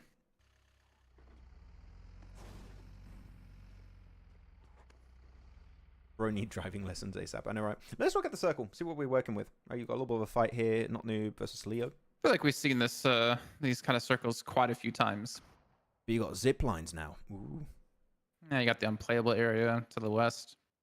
Not that much, but a little bit, yeah. Muerte going for the late rotation, at least. One cool thing I like for Muerte, despite having their normal Campo Militar drop, right, is that you always have some really solid roads to rotate from north to south or south to north, and they can always use those. So they always have potential to rotate in. It's just it gets really bad for them if they keep getting multiple southern shifts in a row. Then it gets really bad. Okay, there we go. We'll check the next circle shift in a bit. Yeah, pretty slow. I mean, I want to say pretty slow Miramar, but all we really had was the hot drop fight. And then Falcons getting knocked out by Leo. Womp womp. I love how it's just Falcons and Stalwart out. That's just... it's very... The Spider-Man meme. It's like, no. It's you guys. We're both eliminated. Northern shift. Oh, this is amazing for Muerte. They can play the high ground spot of Monte Nuevo. Gyros has got so much breathing space on their side. Talking about late rotates. They rotated exactly when they needed to because they knew the zone was coming to them. Yeah. They read the script. They know all the circles here just are not going to happen. So they're like, what do you think of Rook's position? Just really quickly. Rook are over there. I mean, if they survive, it's a good high ground spot. All the positions southwest, high ground of Monte Nuevo are amazing in these circles. Especially if you can play the water silos. Those are super solid. They're also 2-2 split. I guess trying to protect the Lake Plateau. Yeah. I mean, which team are you looking at on this circle? Rook I was kind of looking towards Rook a little bit. Kind of like their position, but IHC, I don't know. God was kind of off by himself. RA are again going for these wide wraps, man. They're just not interested in fighting anymore. I feel like they did that last season. They did, but they were willing to fight, which is why I had an issue with them, and I said it earlier, right, is they are still going for these big wraps, but they're not willing to take fights. And eventually, when you're playing Edge and you don't take fights, it's going to get congested. That's the issue. And so you have to fight. I was like, okay, I'm out. What's happening to Falcons? They're sleepy. They're sleepy, Sasa. Don't worry. They're just a bit sleepy. I mean, okay, at least for Falcons, like East looked really good today. East looked pretty decent. Yeah, I do like his angles. If you guys didn't check their yeah, if you didn't check their other matches, like we saw everything out of him. Entry fragging, we saw him playing like off angles. He was reading really well, like what enemy teams were doing. Definitely played well with the team. I would say again with him on the roster, give him a couple days maybe. I don't want to give him too much doubt because the thing was they didn't play this setup with the roster in any official events until now. You just need to get used to it a little bit. Oh, actually, I just realized. Look at 4MV's picture-in-picture. They got who's in the different jersey? They all got the blue jersey. They're wearing those are like jackets, and you take them off. It's the red jersey under. Oh yeah, I can see the buttons on dock on the right there. Yeah, right. Yeah. Just a bit chilly there. Yeah, I mean I think that's super smart. You don't know what the temperature's gonna be like, so have a jacket just in case. Trimar, Cassius, and do you guys really speak English? No. Yeah, that seems American. Like 52 and I8 have benefited from the crypto swap. I mean, sometimes I8 looking much. Sorry. I say I8's looking much better, and I think 52 are looking much better. Yeah. Sometimes good players just don't fit in other teams, and when they go to other squads, it just works out better. It's the way to go. So we can appreciate that change. Circle shift over to the northwest this time. Wait, so that's why we suck when we play together. We're just too much good talent in one team. Yeah, it's too much raw untapped potential in our squads. No, that potential's well tapped. That's why it just doesn't work. It's well tapped. Unlike my AKM shots from a distance, can't tap anything. Okay, so I am a little bit scared here, Jason, of the Rook split maybe being held onto a little bit too long because you know teams from the east, even south, are going to come your direction. So I would like to see maybe just a 2-2 split. A 2-2 split is fine, but this is a bit too thinly split apart. Not a big fan. Can DRS get up here from that angle? Yeah. With Okay. cars. So I think you only can do it with cars in some areas. You have one road, but you're just asking to get eliminated. Oh, I bet if DRS had info, they might actually push this, knowing how split they are. Yeah, actually, Vic just gets knocked by I8. So we might see a big fight breakdown between like Rook, I8, DRS, and even A1. I think DRS have got a compound on the lower side, so they're not rushed into picking a fight, so they're just going to chill. I like that. You know what? I'm going to make chat make a prediction early for once. You guys have it easy. I'm too nice to you guys in chat. I keep giving you predictions on like late game circles and stuff. No, make a prediction now. It is time. Look at this circle and tell Regicide. us who's taking the win. Regicide. Regicide? I'm looking at... Hey, of course you're looking at Regicide. I'm Regicide de Muerte on those two teams. But you know what? You pick Regicide. I'm going to go... You know what? No, I'm going to go I8. I'm going to go I8 on this I'm one. just going Regicide because of the amount of teams that are going to condense and fight kind of against each other towards their south. Like, they're going to be relatively free. If anything, it's only IHC they're going to have to deal with. With cars, they can definitely do a lot over there. I do agree. But I'm going to go I8 for the sake of it. I8 fans, I'm so sorry in advance. But we're going with I8. Nice little clear here from Not Noob. Man, 5 elims for Not Noob. They were slowing down a little bit after their good start yesterday. Yeah. They're building up a bit of steam. Good. It was, I mean, today they had 2 0-point matches in a row. The last 2 matches. Place. Yeah. Yep. Could have seen him bounce back a bit. Oh. I like that a Doc, not give away his position. That was a 2-man car pull-up right Oh, it doesn't matter now. Yeah, it's falling apart. There you go. Doc is out. That gets stolen. Oh, I think yeah. IHC stole one of those. They did. Yoink. Their points. Yeah, there it is. Godless got it. Okay, so what are the predictions looking like? 4MV for me? Well, Senku, how dare you curse them? That's on you. Nobody else. That's your fault. Hamza Khan says Regicide. I think outside teams will have the advantage. We said pick one team, not like 20 billions. Okay. No, Demuerto, R8. No, you got to pick one. I pick Muerte, Regicide, Rook, I8, A1, DRS, R8, Send Not the teams. Tube, AOR, and IHC. Guys, I'm picking all the teams that are currently alive. That's my prediction. Let's see the circle, though. If it goes to the west, I want to see Regicide take one of those high ground compounds. Those would be super strong for them to play around. I don't think RA or Not Noob are going to do well here because they have to cross the road, go uphill afterwards against teams already set up. Yeah, I don't see those teams doing well. Same for AOR. There's no way they rotate, but okay. So Regicide's still in a decent spot. Max, can I got really again? confused there. Like how he came back to the game and the map was still up, and I'm just like, wait, what happened? Yeah. Wait, there you go. I'm going to hide it. Max, can I pick again? Okay, thank you. I give you permission. Only because it's you, okay? If it was anyone else, I'd say no, but thank you. Go for it. I hope he predicts a team that immediately gets knocked. Or like Sen- eliminated. Senku is going to pick like every team one by one in perfect order of them getting eliminated. He's like, can I pick again? Did you give your curse away? Maybe. I put it all onto Senku. All right, it's looking pretty rough here. Wait, Senku, are you called Senku because of Dr. Stone, by the way? Oh, I just saw your profile picture. It is off of Dr. Stone. Hey. Great manga and anime. Good taste.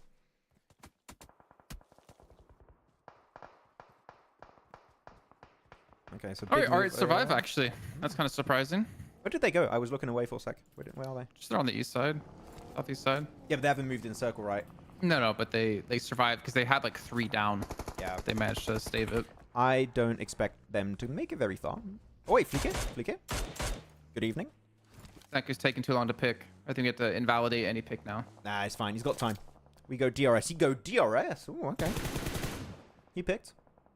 And DRS kind of backfilled, but DRS only have 2 players. No, they have all 4. All 4 still. Look at the guy above him. Hey, Senku, pick everyone except A1. Now, okay, Senku, he's the curse man now. He's the new curse man.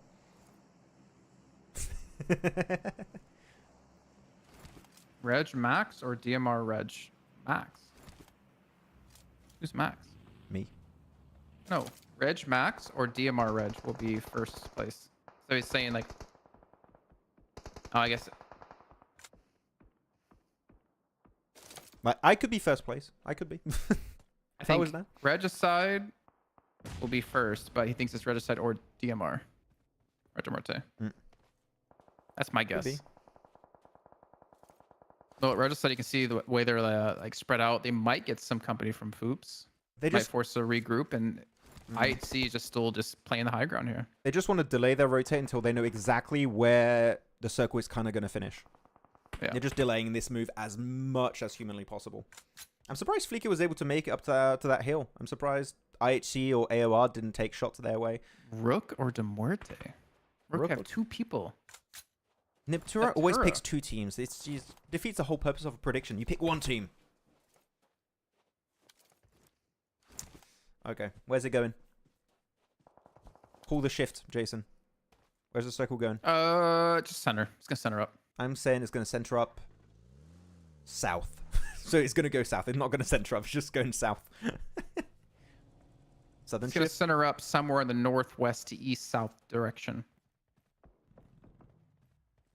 What? See, center. Center. Okay, you win that. GG's. Can I pick again in case they lose? No, that's not how it works. Can I get 16 picks, please, going in this game? But You don't know when you're luck though. You're gonna have 16 picks and you're still gonna not pick the correct team that wins. I'll pick one team by mistake of the group that's not playing, and the one I didn't pick of the ones that are playing is the one that wins the game. Oh, that was so funny. Back I was doing like PMPL North America. You would have like some of the talent guest teams who aren't even playing in the match. Let me guess. Was it Zute? Yeah, he had done it.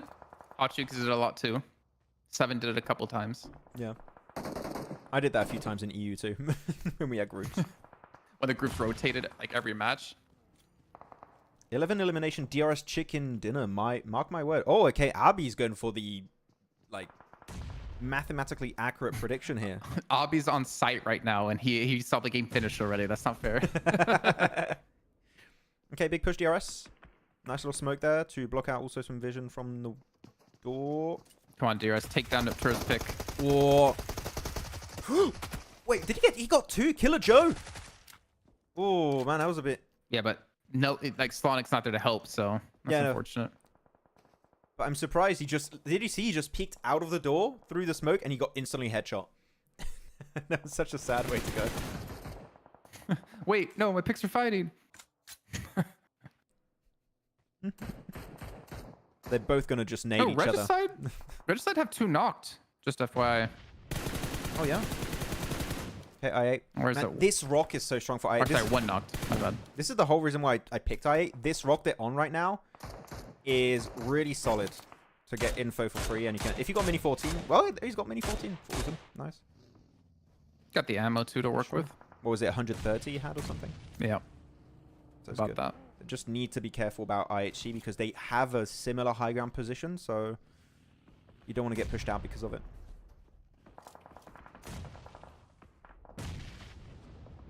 Yo, lol, it's IHC's chicken dinner. I love how everyone in chat has different picks. It's really fun to see. I mean, Regicide and De Muerte, it looks like they're going to be fighting here soon. Yeah. Choto's knocked. Are you still on Redder side taking this, or I don't know. Regretting it a little bit? I feel like the team that wins this fight wins the game, assuming they come out with 4. With Aichi's location, and also I believe I8 can take shots on their location, I'm not too sure any of these two teams are going to win it now. They've had pretty tough shifts that have been forcing them to fight each other. And they're super visible for other teams around them on the east. I'm not sure. Ooh, Close names. close. Yo, chat, I'm changing my pick. Sasa is asking chat, like, yeah, chat. Cool. Cool if I change my pick, please. Nice little spray there from Pusher. Yeah, there you go. Chuck a nade. Get Roshan out. They're moving forward again. And they're both not in the zone, so both these teams are going to lose in this fight no matter what. I want to check circle again. Guys, if you want to change your pick, this is the last chance you have. You know, Muerte have been kind of quiet today, but as you pointed out, like they're every time they get top 4, they're getting good amount of eliminations, and they're kind of setting themselves up to potentially get a top 4 here. Yeah. How many elims they have? Did you see? I haven't checked. Didn't check. 1. Well, that's not high. There's still a lot of people left. I kind of like what they're doing. Oh, wait, no, you can't afford to get knocked out. Because DRS are going to close the gap and they're going to nade They're you. meds, Exactly. man. No, I saw the nades coming out. That was going to be a tough one. They're like really low on meds. Like really low on meds. Yeah. I mean, that's the thing when you take fights up there. If you get hit on multiple times, you can't loot people you eliminate. That's the issue. Another nade in the same area, and that's a flush, I think. I think that's 4 Sleepy, players. he wants it. Yeah. Uh-oh. Oh, IQ. Wait, Muerte pushing up. This is a good third party from Muerte, Jason. This is a really solid play. Wait, they gave up the regicide fight? IQ. Yeah, I think that was the best course of action. I was about to say earlier. You can delay because the circle is not to your advantage. You can leave it. Yeah, it's a better position to play from later on if they can get it as well. DRS? They just reclaimed all the hilltop here. That's amazing. I think DRS got a bit stressed when they heard the carved and went to like, oh no. I mean, I'm real stressed for I8 because their utilities should be like pretty much dry. Their meds are really dry. Their ammo should be getting extremely low here as well. Yeah. And they did have one player they could loot, I believe, but that's really it. It should be enough. That position is so strong you can work with a bit less loot if you have to. You can make use of it quite well. There you go. IQ gets another knock. Is AOR looking to join this fight somehow? You can't push up to the mountain from there, but you can nade it from down there. You can't, like, if you want to get, There they you are. need to enter There's the where nades. Pillar is. There's the nades. There it is. IQ goes down. Yeah, the nades are, they're throwing 3 nades right now. And just trying to hear the footsteps and just throw the nades. And it's actually really good reposition from I8. They moved away from the east to get out of range of those nades. Oh, they're coming. Wait, you can climb up there? Oh, yeah, you have that one spot. Nice. And they're going to take this away from I8. Wow. Well, they expect Muerte. Maybe I should. Okay, I was going to say, maybe I have to hold back. But Muerte now, what do they do? DRS, you're stuck as what, 1 player. No way we're going to see that chicken dinner with 11 limbs for DRS now. Not going to lie, I forgot there was one area you could walk up. I didn't think we could do that. Okay, well. It happened. AOR, GG. Took down my pick. God damn it. Well, I mean, a smart choice, right? Because they heard the fighting between I8 and like Muerte DRS, and they just made their move. They naded it as well to clear it, make sure those angles are cleared, or those initial positions they can get to are cleared, and then they just charged. In terms of timing, it was really good. Third party after third party from Muerte and AOR, and they just put on a ton of pressure. P90 in the hands of who was that? Godless, I think I saw. I was reading chat. Godless. He's got the P90 in hand. It's going to be great for the finish. 11 limbs for AOR. I really did not expect AOR to win, knowing their position earlier. They were down in a compound in the valley, and they were able to make this insane push-up, take over the hilltop of I8 after, again, amazingly timed third party. And they might actually get the win. Like, that is a very hard to predict call to say AOR is going to win it. That is very impressive if they win it, of course. I don't think they're going to, though. I mean, the zone's going to close. We're on stage 8, about to hit 9. And they're on the edge. They have to play from the high ground trying to come down. They might not win it, but they still made it further than I think you and I expected. I'm not disagreeing with that. I'm just saying, like, right now, I don't think they can win it because of the zone going to be closing. I think if they want to win it, realistically, you push south onto where IHC are and you play that ridge because they have a really solid ridge for IHC. I think that's where you send it. Because otherwise, you're just getting pushed over a ledge, right? And I don't think you're going to win that. Those are good peaks. I mean, no, they were bad peaks. He was just peeking at the same area multiple times. Well, I mean, he was, like, getting the taps really well. Like, he hit a couple of shots before he did go down. I want to replay those peaks. Oh, no, he's like got that shot. He's got a little bit left and right, but yeah, Eugene has a good pick. Nice. GG's. Okay. IHC, Muerte, AOR. Who's winning this one? Should be our DMR boys, who's going to be lengthening their lead even farther in first place. Ooh. They were up by 1 point at the end of the last match. I'm surprised Muerte having center player overturn Eastern Ridge. Oh, Western Ridge, sorry. Could be actually a decent position to take over if you can. That's it. The end for AOR. Still top 3. Did not expect them to make it this far. Oh, Foops. The Foops. Uh-oh, Foops is going to get knocked here. Believe in Foops. Okay, don't believe in Foops. He's going to get confirmed as well. Okay, Just trying to push without that info is really rough. I mean, Demo's going to fall into the same fate here as well because he's not pushed with a shotgun. He has to push because he has a shotgun and he's stuck there with the blue closing. He's got He P90. goes down. No, 1 on 3. No way! I mean, oh my word. I thought he had the Spidey sense tingle right there at the end. Look at the way he just turns around.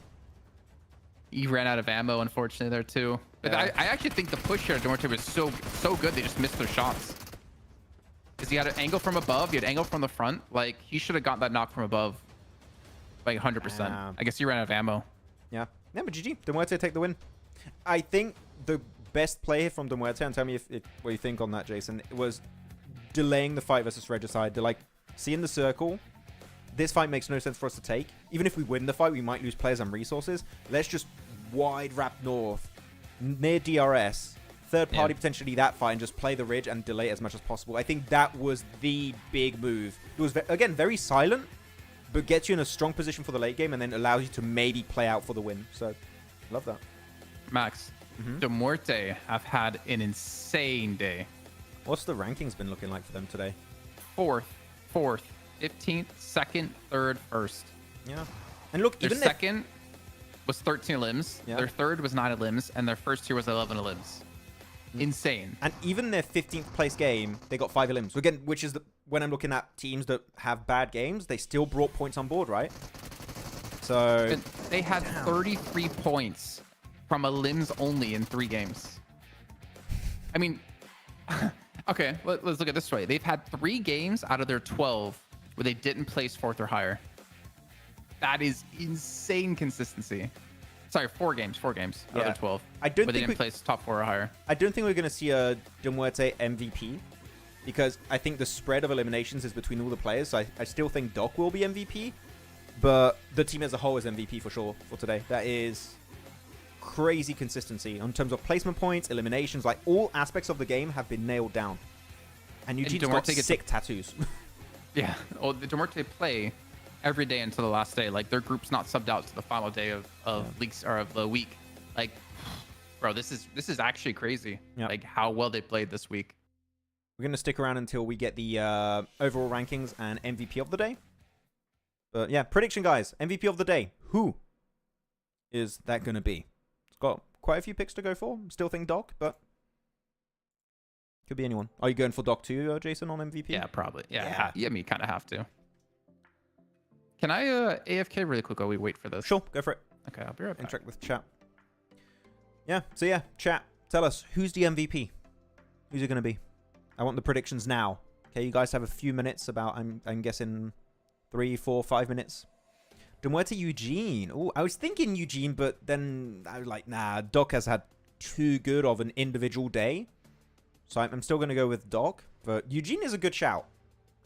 Eugene is a very, very good shout. Dog? No, I think you meant Doc. Gotta be Doc, right? Yeah, I think so, Nep. Yep. I cannot imagine anyone else being MVP. MVP is Maxman for today. Ooh. Hamad, I think my stats don't look too good in comparison to Doc, but thank you. I appreciate the prediction on me. Really had fun today. My MVP is Doc. Hey, thank you. I'm glad you had a good time. We'll be back every single day for the CSA, PMSL, English Watch Party. So, no, thank you very much. And if you guys did enjoy the stream, feel free to leave a like. It makes PUBG Mobile Esports team know you guys enjoy the show and all that. I think Neptur was saying the dog was the MVP. The dog was the MVP? Yeah. Oliver MVP? I know it wasn't Nep. It was Taimi Khan that said it. Yeah. So, sorry.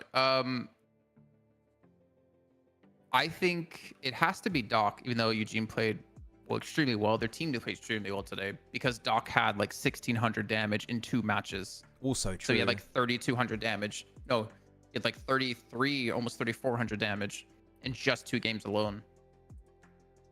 MVP of this game is Eugene, but that is MVP of this game, guys, not the day. You need to wait. And for MV today, they had an 8th with 1 elim, a 2nd with 10 elims, a 2nd with 2 elims, a 14th with 2 elims, a 2nd with 7 elims, and an 11th with 1 elim this last game. It's got to be Doc. Yeah. Their survival time is decent too, so it has to be him. Strong. Wait, CEO is going to be top fragger of this game, really? Dude, IQ, Demo and Eugene look super similar. A little They bit. could be like brothers. A little bit. The tattoos are like just on different arms. Yeah. Matches. I made him buy this match, Lolcam. Kakarot. The real MVP is ST. Didn't expect them to even do decent. I just don't know why they hot drop. Like, sure, they won the first hot drop, but come on, bro. Now I don't know what to think tomorrow, right? Because if they won both hot drops, and like, yeah, you know, not noob should maybe leave. But now it's 1-1. It's like, okay, we got to go back again. we got to do it again. We can't be the first team to give up. We can't end now. No. It's like, what's that sentence already that's saying?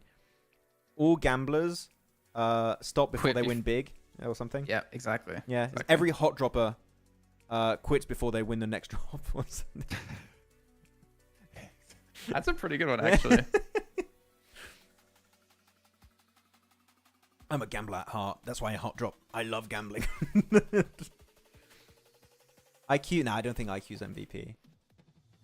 If it's not Doc, that'll be a big surprise. I don't know. If it's not Doc, it has to be so close. But looking at Just them... Sorry? Just the damage he did today. Like, I don't think anyone Muerte had over 3,000 damage individually, Oh, no, for sure. even though they had that many limbs. I have a question for chat and also Jason for you, because you talked about Muerte a little bit. With how Muerte are playing, do you think this is something they can maintain for the entire tournament? Like, maybe finals, we don't know how that's going to happen, but do you think this is... No. No? I don't know. Because we did have... Let me go back. I mean, I know Muerte's changed the roster a little bit. Let me go back to spring really quickly and get an idea. Even yesterday was good. They got a chicken dinner with 6 eliminations, second place with 8 eliminations, a 4th place to wrap up the day with 7 eliminations. So, like, so far they are one of the most consistent teams with I8. I mean, Muerte week 1, they were 13th. Muerte week 2, they were 12th. And Muerte week 3, they were 6th. Got overalls, by the way, just saying. I don't know. I feel like the way they've been playing, like, so far this week is going to be so hard to maintain. Like, they're playing so well that it's going to be, like, hard for any team to maintain this pace.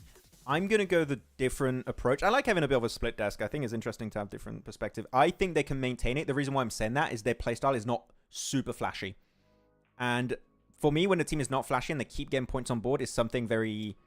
that they can maintain for a long period of time. They're not being contested. They're just taking the path of least resistance in a lot of these circles, right? Mainly because of their drops in Severny, Campo Militar, etc. I think they can maintain this kind of success. Maybe not the exact same amount of success, but I think they can get something similar for the rest of the event. So I'm on the Muerte hype train. I like it. Keep it up. But there you go. Still in first place with 122 points. 2 wins for them. 3 wins for I8.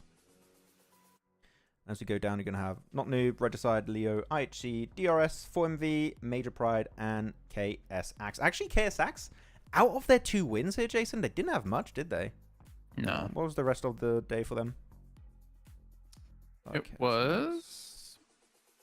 Got it. So they had... 13th with 3. Yeah.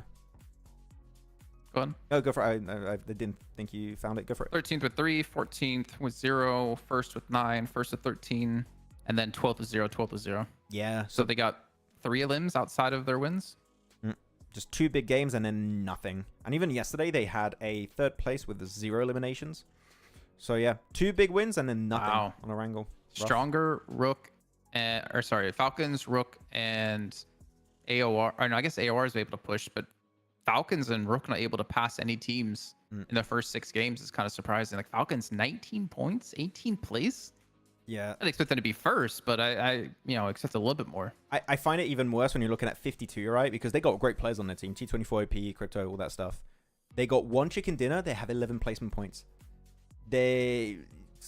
they pulled a KSX in a sense that they got that one win. That KSX got 2 wins, and outside of those performances, nothing happened. So 52 need to rethink their approach here with KSX. That how are your bad games going to go down if you want to make it into the finals? It's just, I mean, finals you should make it, but if you want to make it to, I don't know, PMGC and further, you need to step up your game. An MVP, are we going to get that? Where's he? Well, nope. Well, okay, well, I spoiled it there. An MVP is going to be Doc then with 16 limbs. 4,000. What? And that damage is insane. In a day, man. Okay. That is so much damage in a day. The fact he did 2 games, in 2 games, almost 1.7k damage is... Back to back as well. Yeah. Mental. Absolutely mental. And elimination leaders, that's total, right? That's overall. Phallic is still up there, as you would expect. Phallic only got 4 limbs today. Yeah, got 20 yesterday. I am happy that we are seeing names from different teams except for IQ and Phallic, but IQ had a good day today, so I am happy to see him up there. And Leo did drop off a little bit. But yeah, this was a way more interesting day in my opinion, Jason. Like yesterday was a bit of a slow start, but now we are seeing teams rise to the top in flashy ways, so I'm happy with that. Doc almost had more damage than Regicide had in their win where they got 11 limbs. I am the team now. That's crazy. I mean, he had more damage than I8 had on their Sanhok. Cool stuff. Akbar says, Muerte got the Maxman curse from tomorrow. They ain't winning none now. Okay. Hopefully not. I hope not. I had a feeling Phallic would be on top. Yeah, 20 limbs yesterday is hard to catch up to. But I think he's not going to be up there tomorrow. I think maybe I8 had a pretty rough day, to be fair. It was tough, yeah. 12th with 3 limbs, 16th 0 limbs, 8 with 5 limbs, 13 with 3 limbs, 6 with 4 limbs. Definitely wasn't like their, 2 chicken dinners in a day. With actually, they had 1 place outside top 4 yesterday. Well, that's how the cookie crumbles. But that's going to be it for us. Anything you'd like to add, Jason, before we wrap it up? Just make sure if you guys enjoyed, make sure you guys like the stream. Make sure to check out our socials as well here. It's been posted in chat for you guys. You can check it out on Pandemonium_news on Instagram, TikTok, YouTube. Always appreciate the follows and, of course, the likes if you do on any of the content we make. If you have any ideas, well, you can always DM us on that account, and we can take into consideration something we can make. There you go. Thank you very much for the plug. But yeah, thank you very much, everyone, for checking out the broadcast. It's been an absolute pleasure, as always. We'll be back tomorrow, same time, same place, for day 3 of week 1 of PMSL CSA for 2024. So be there, be square, and have a great rest of your evening. Goodbye. Ball.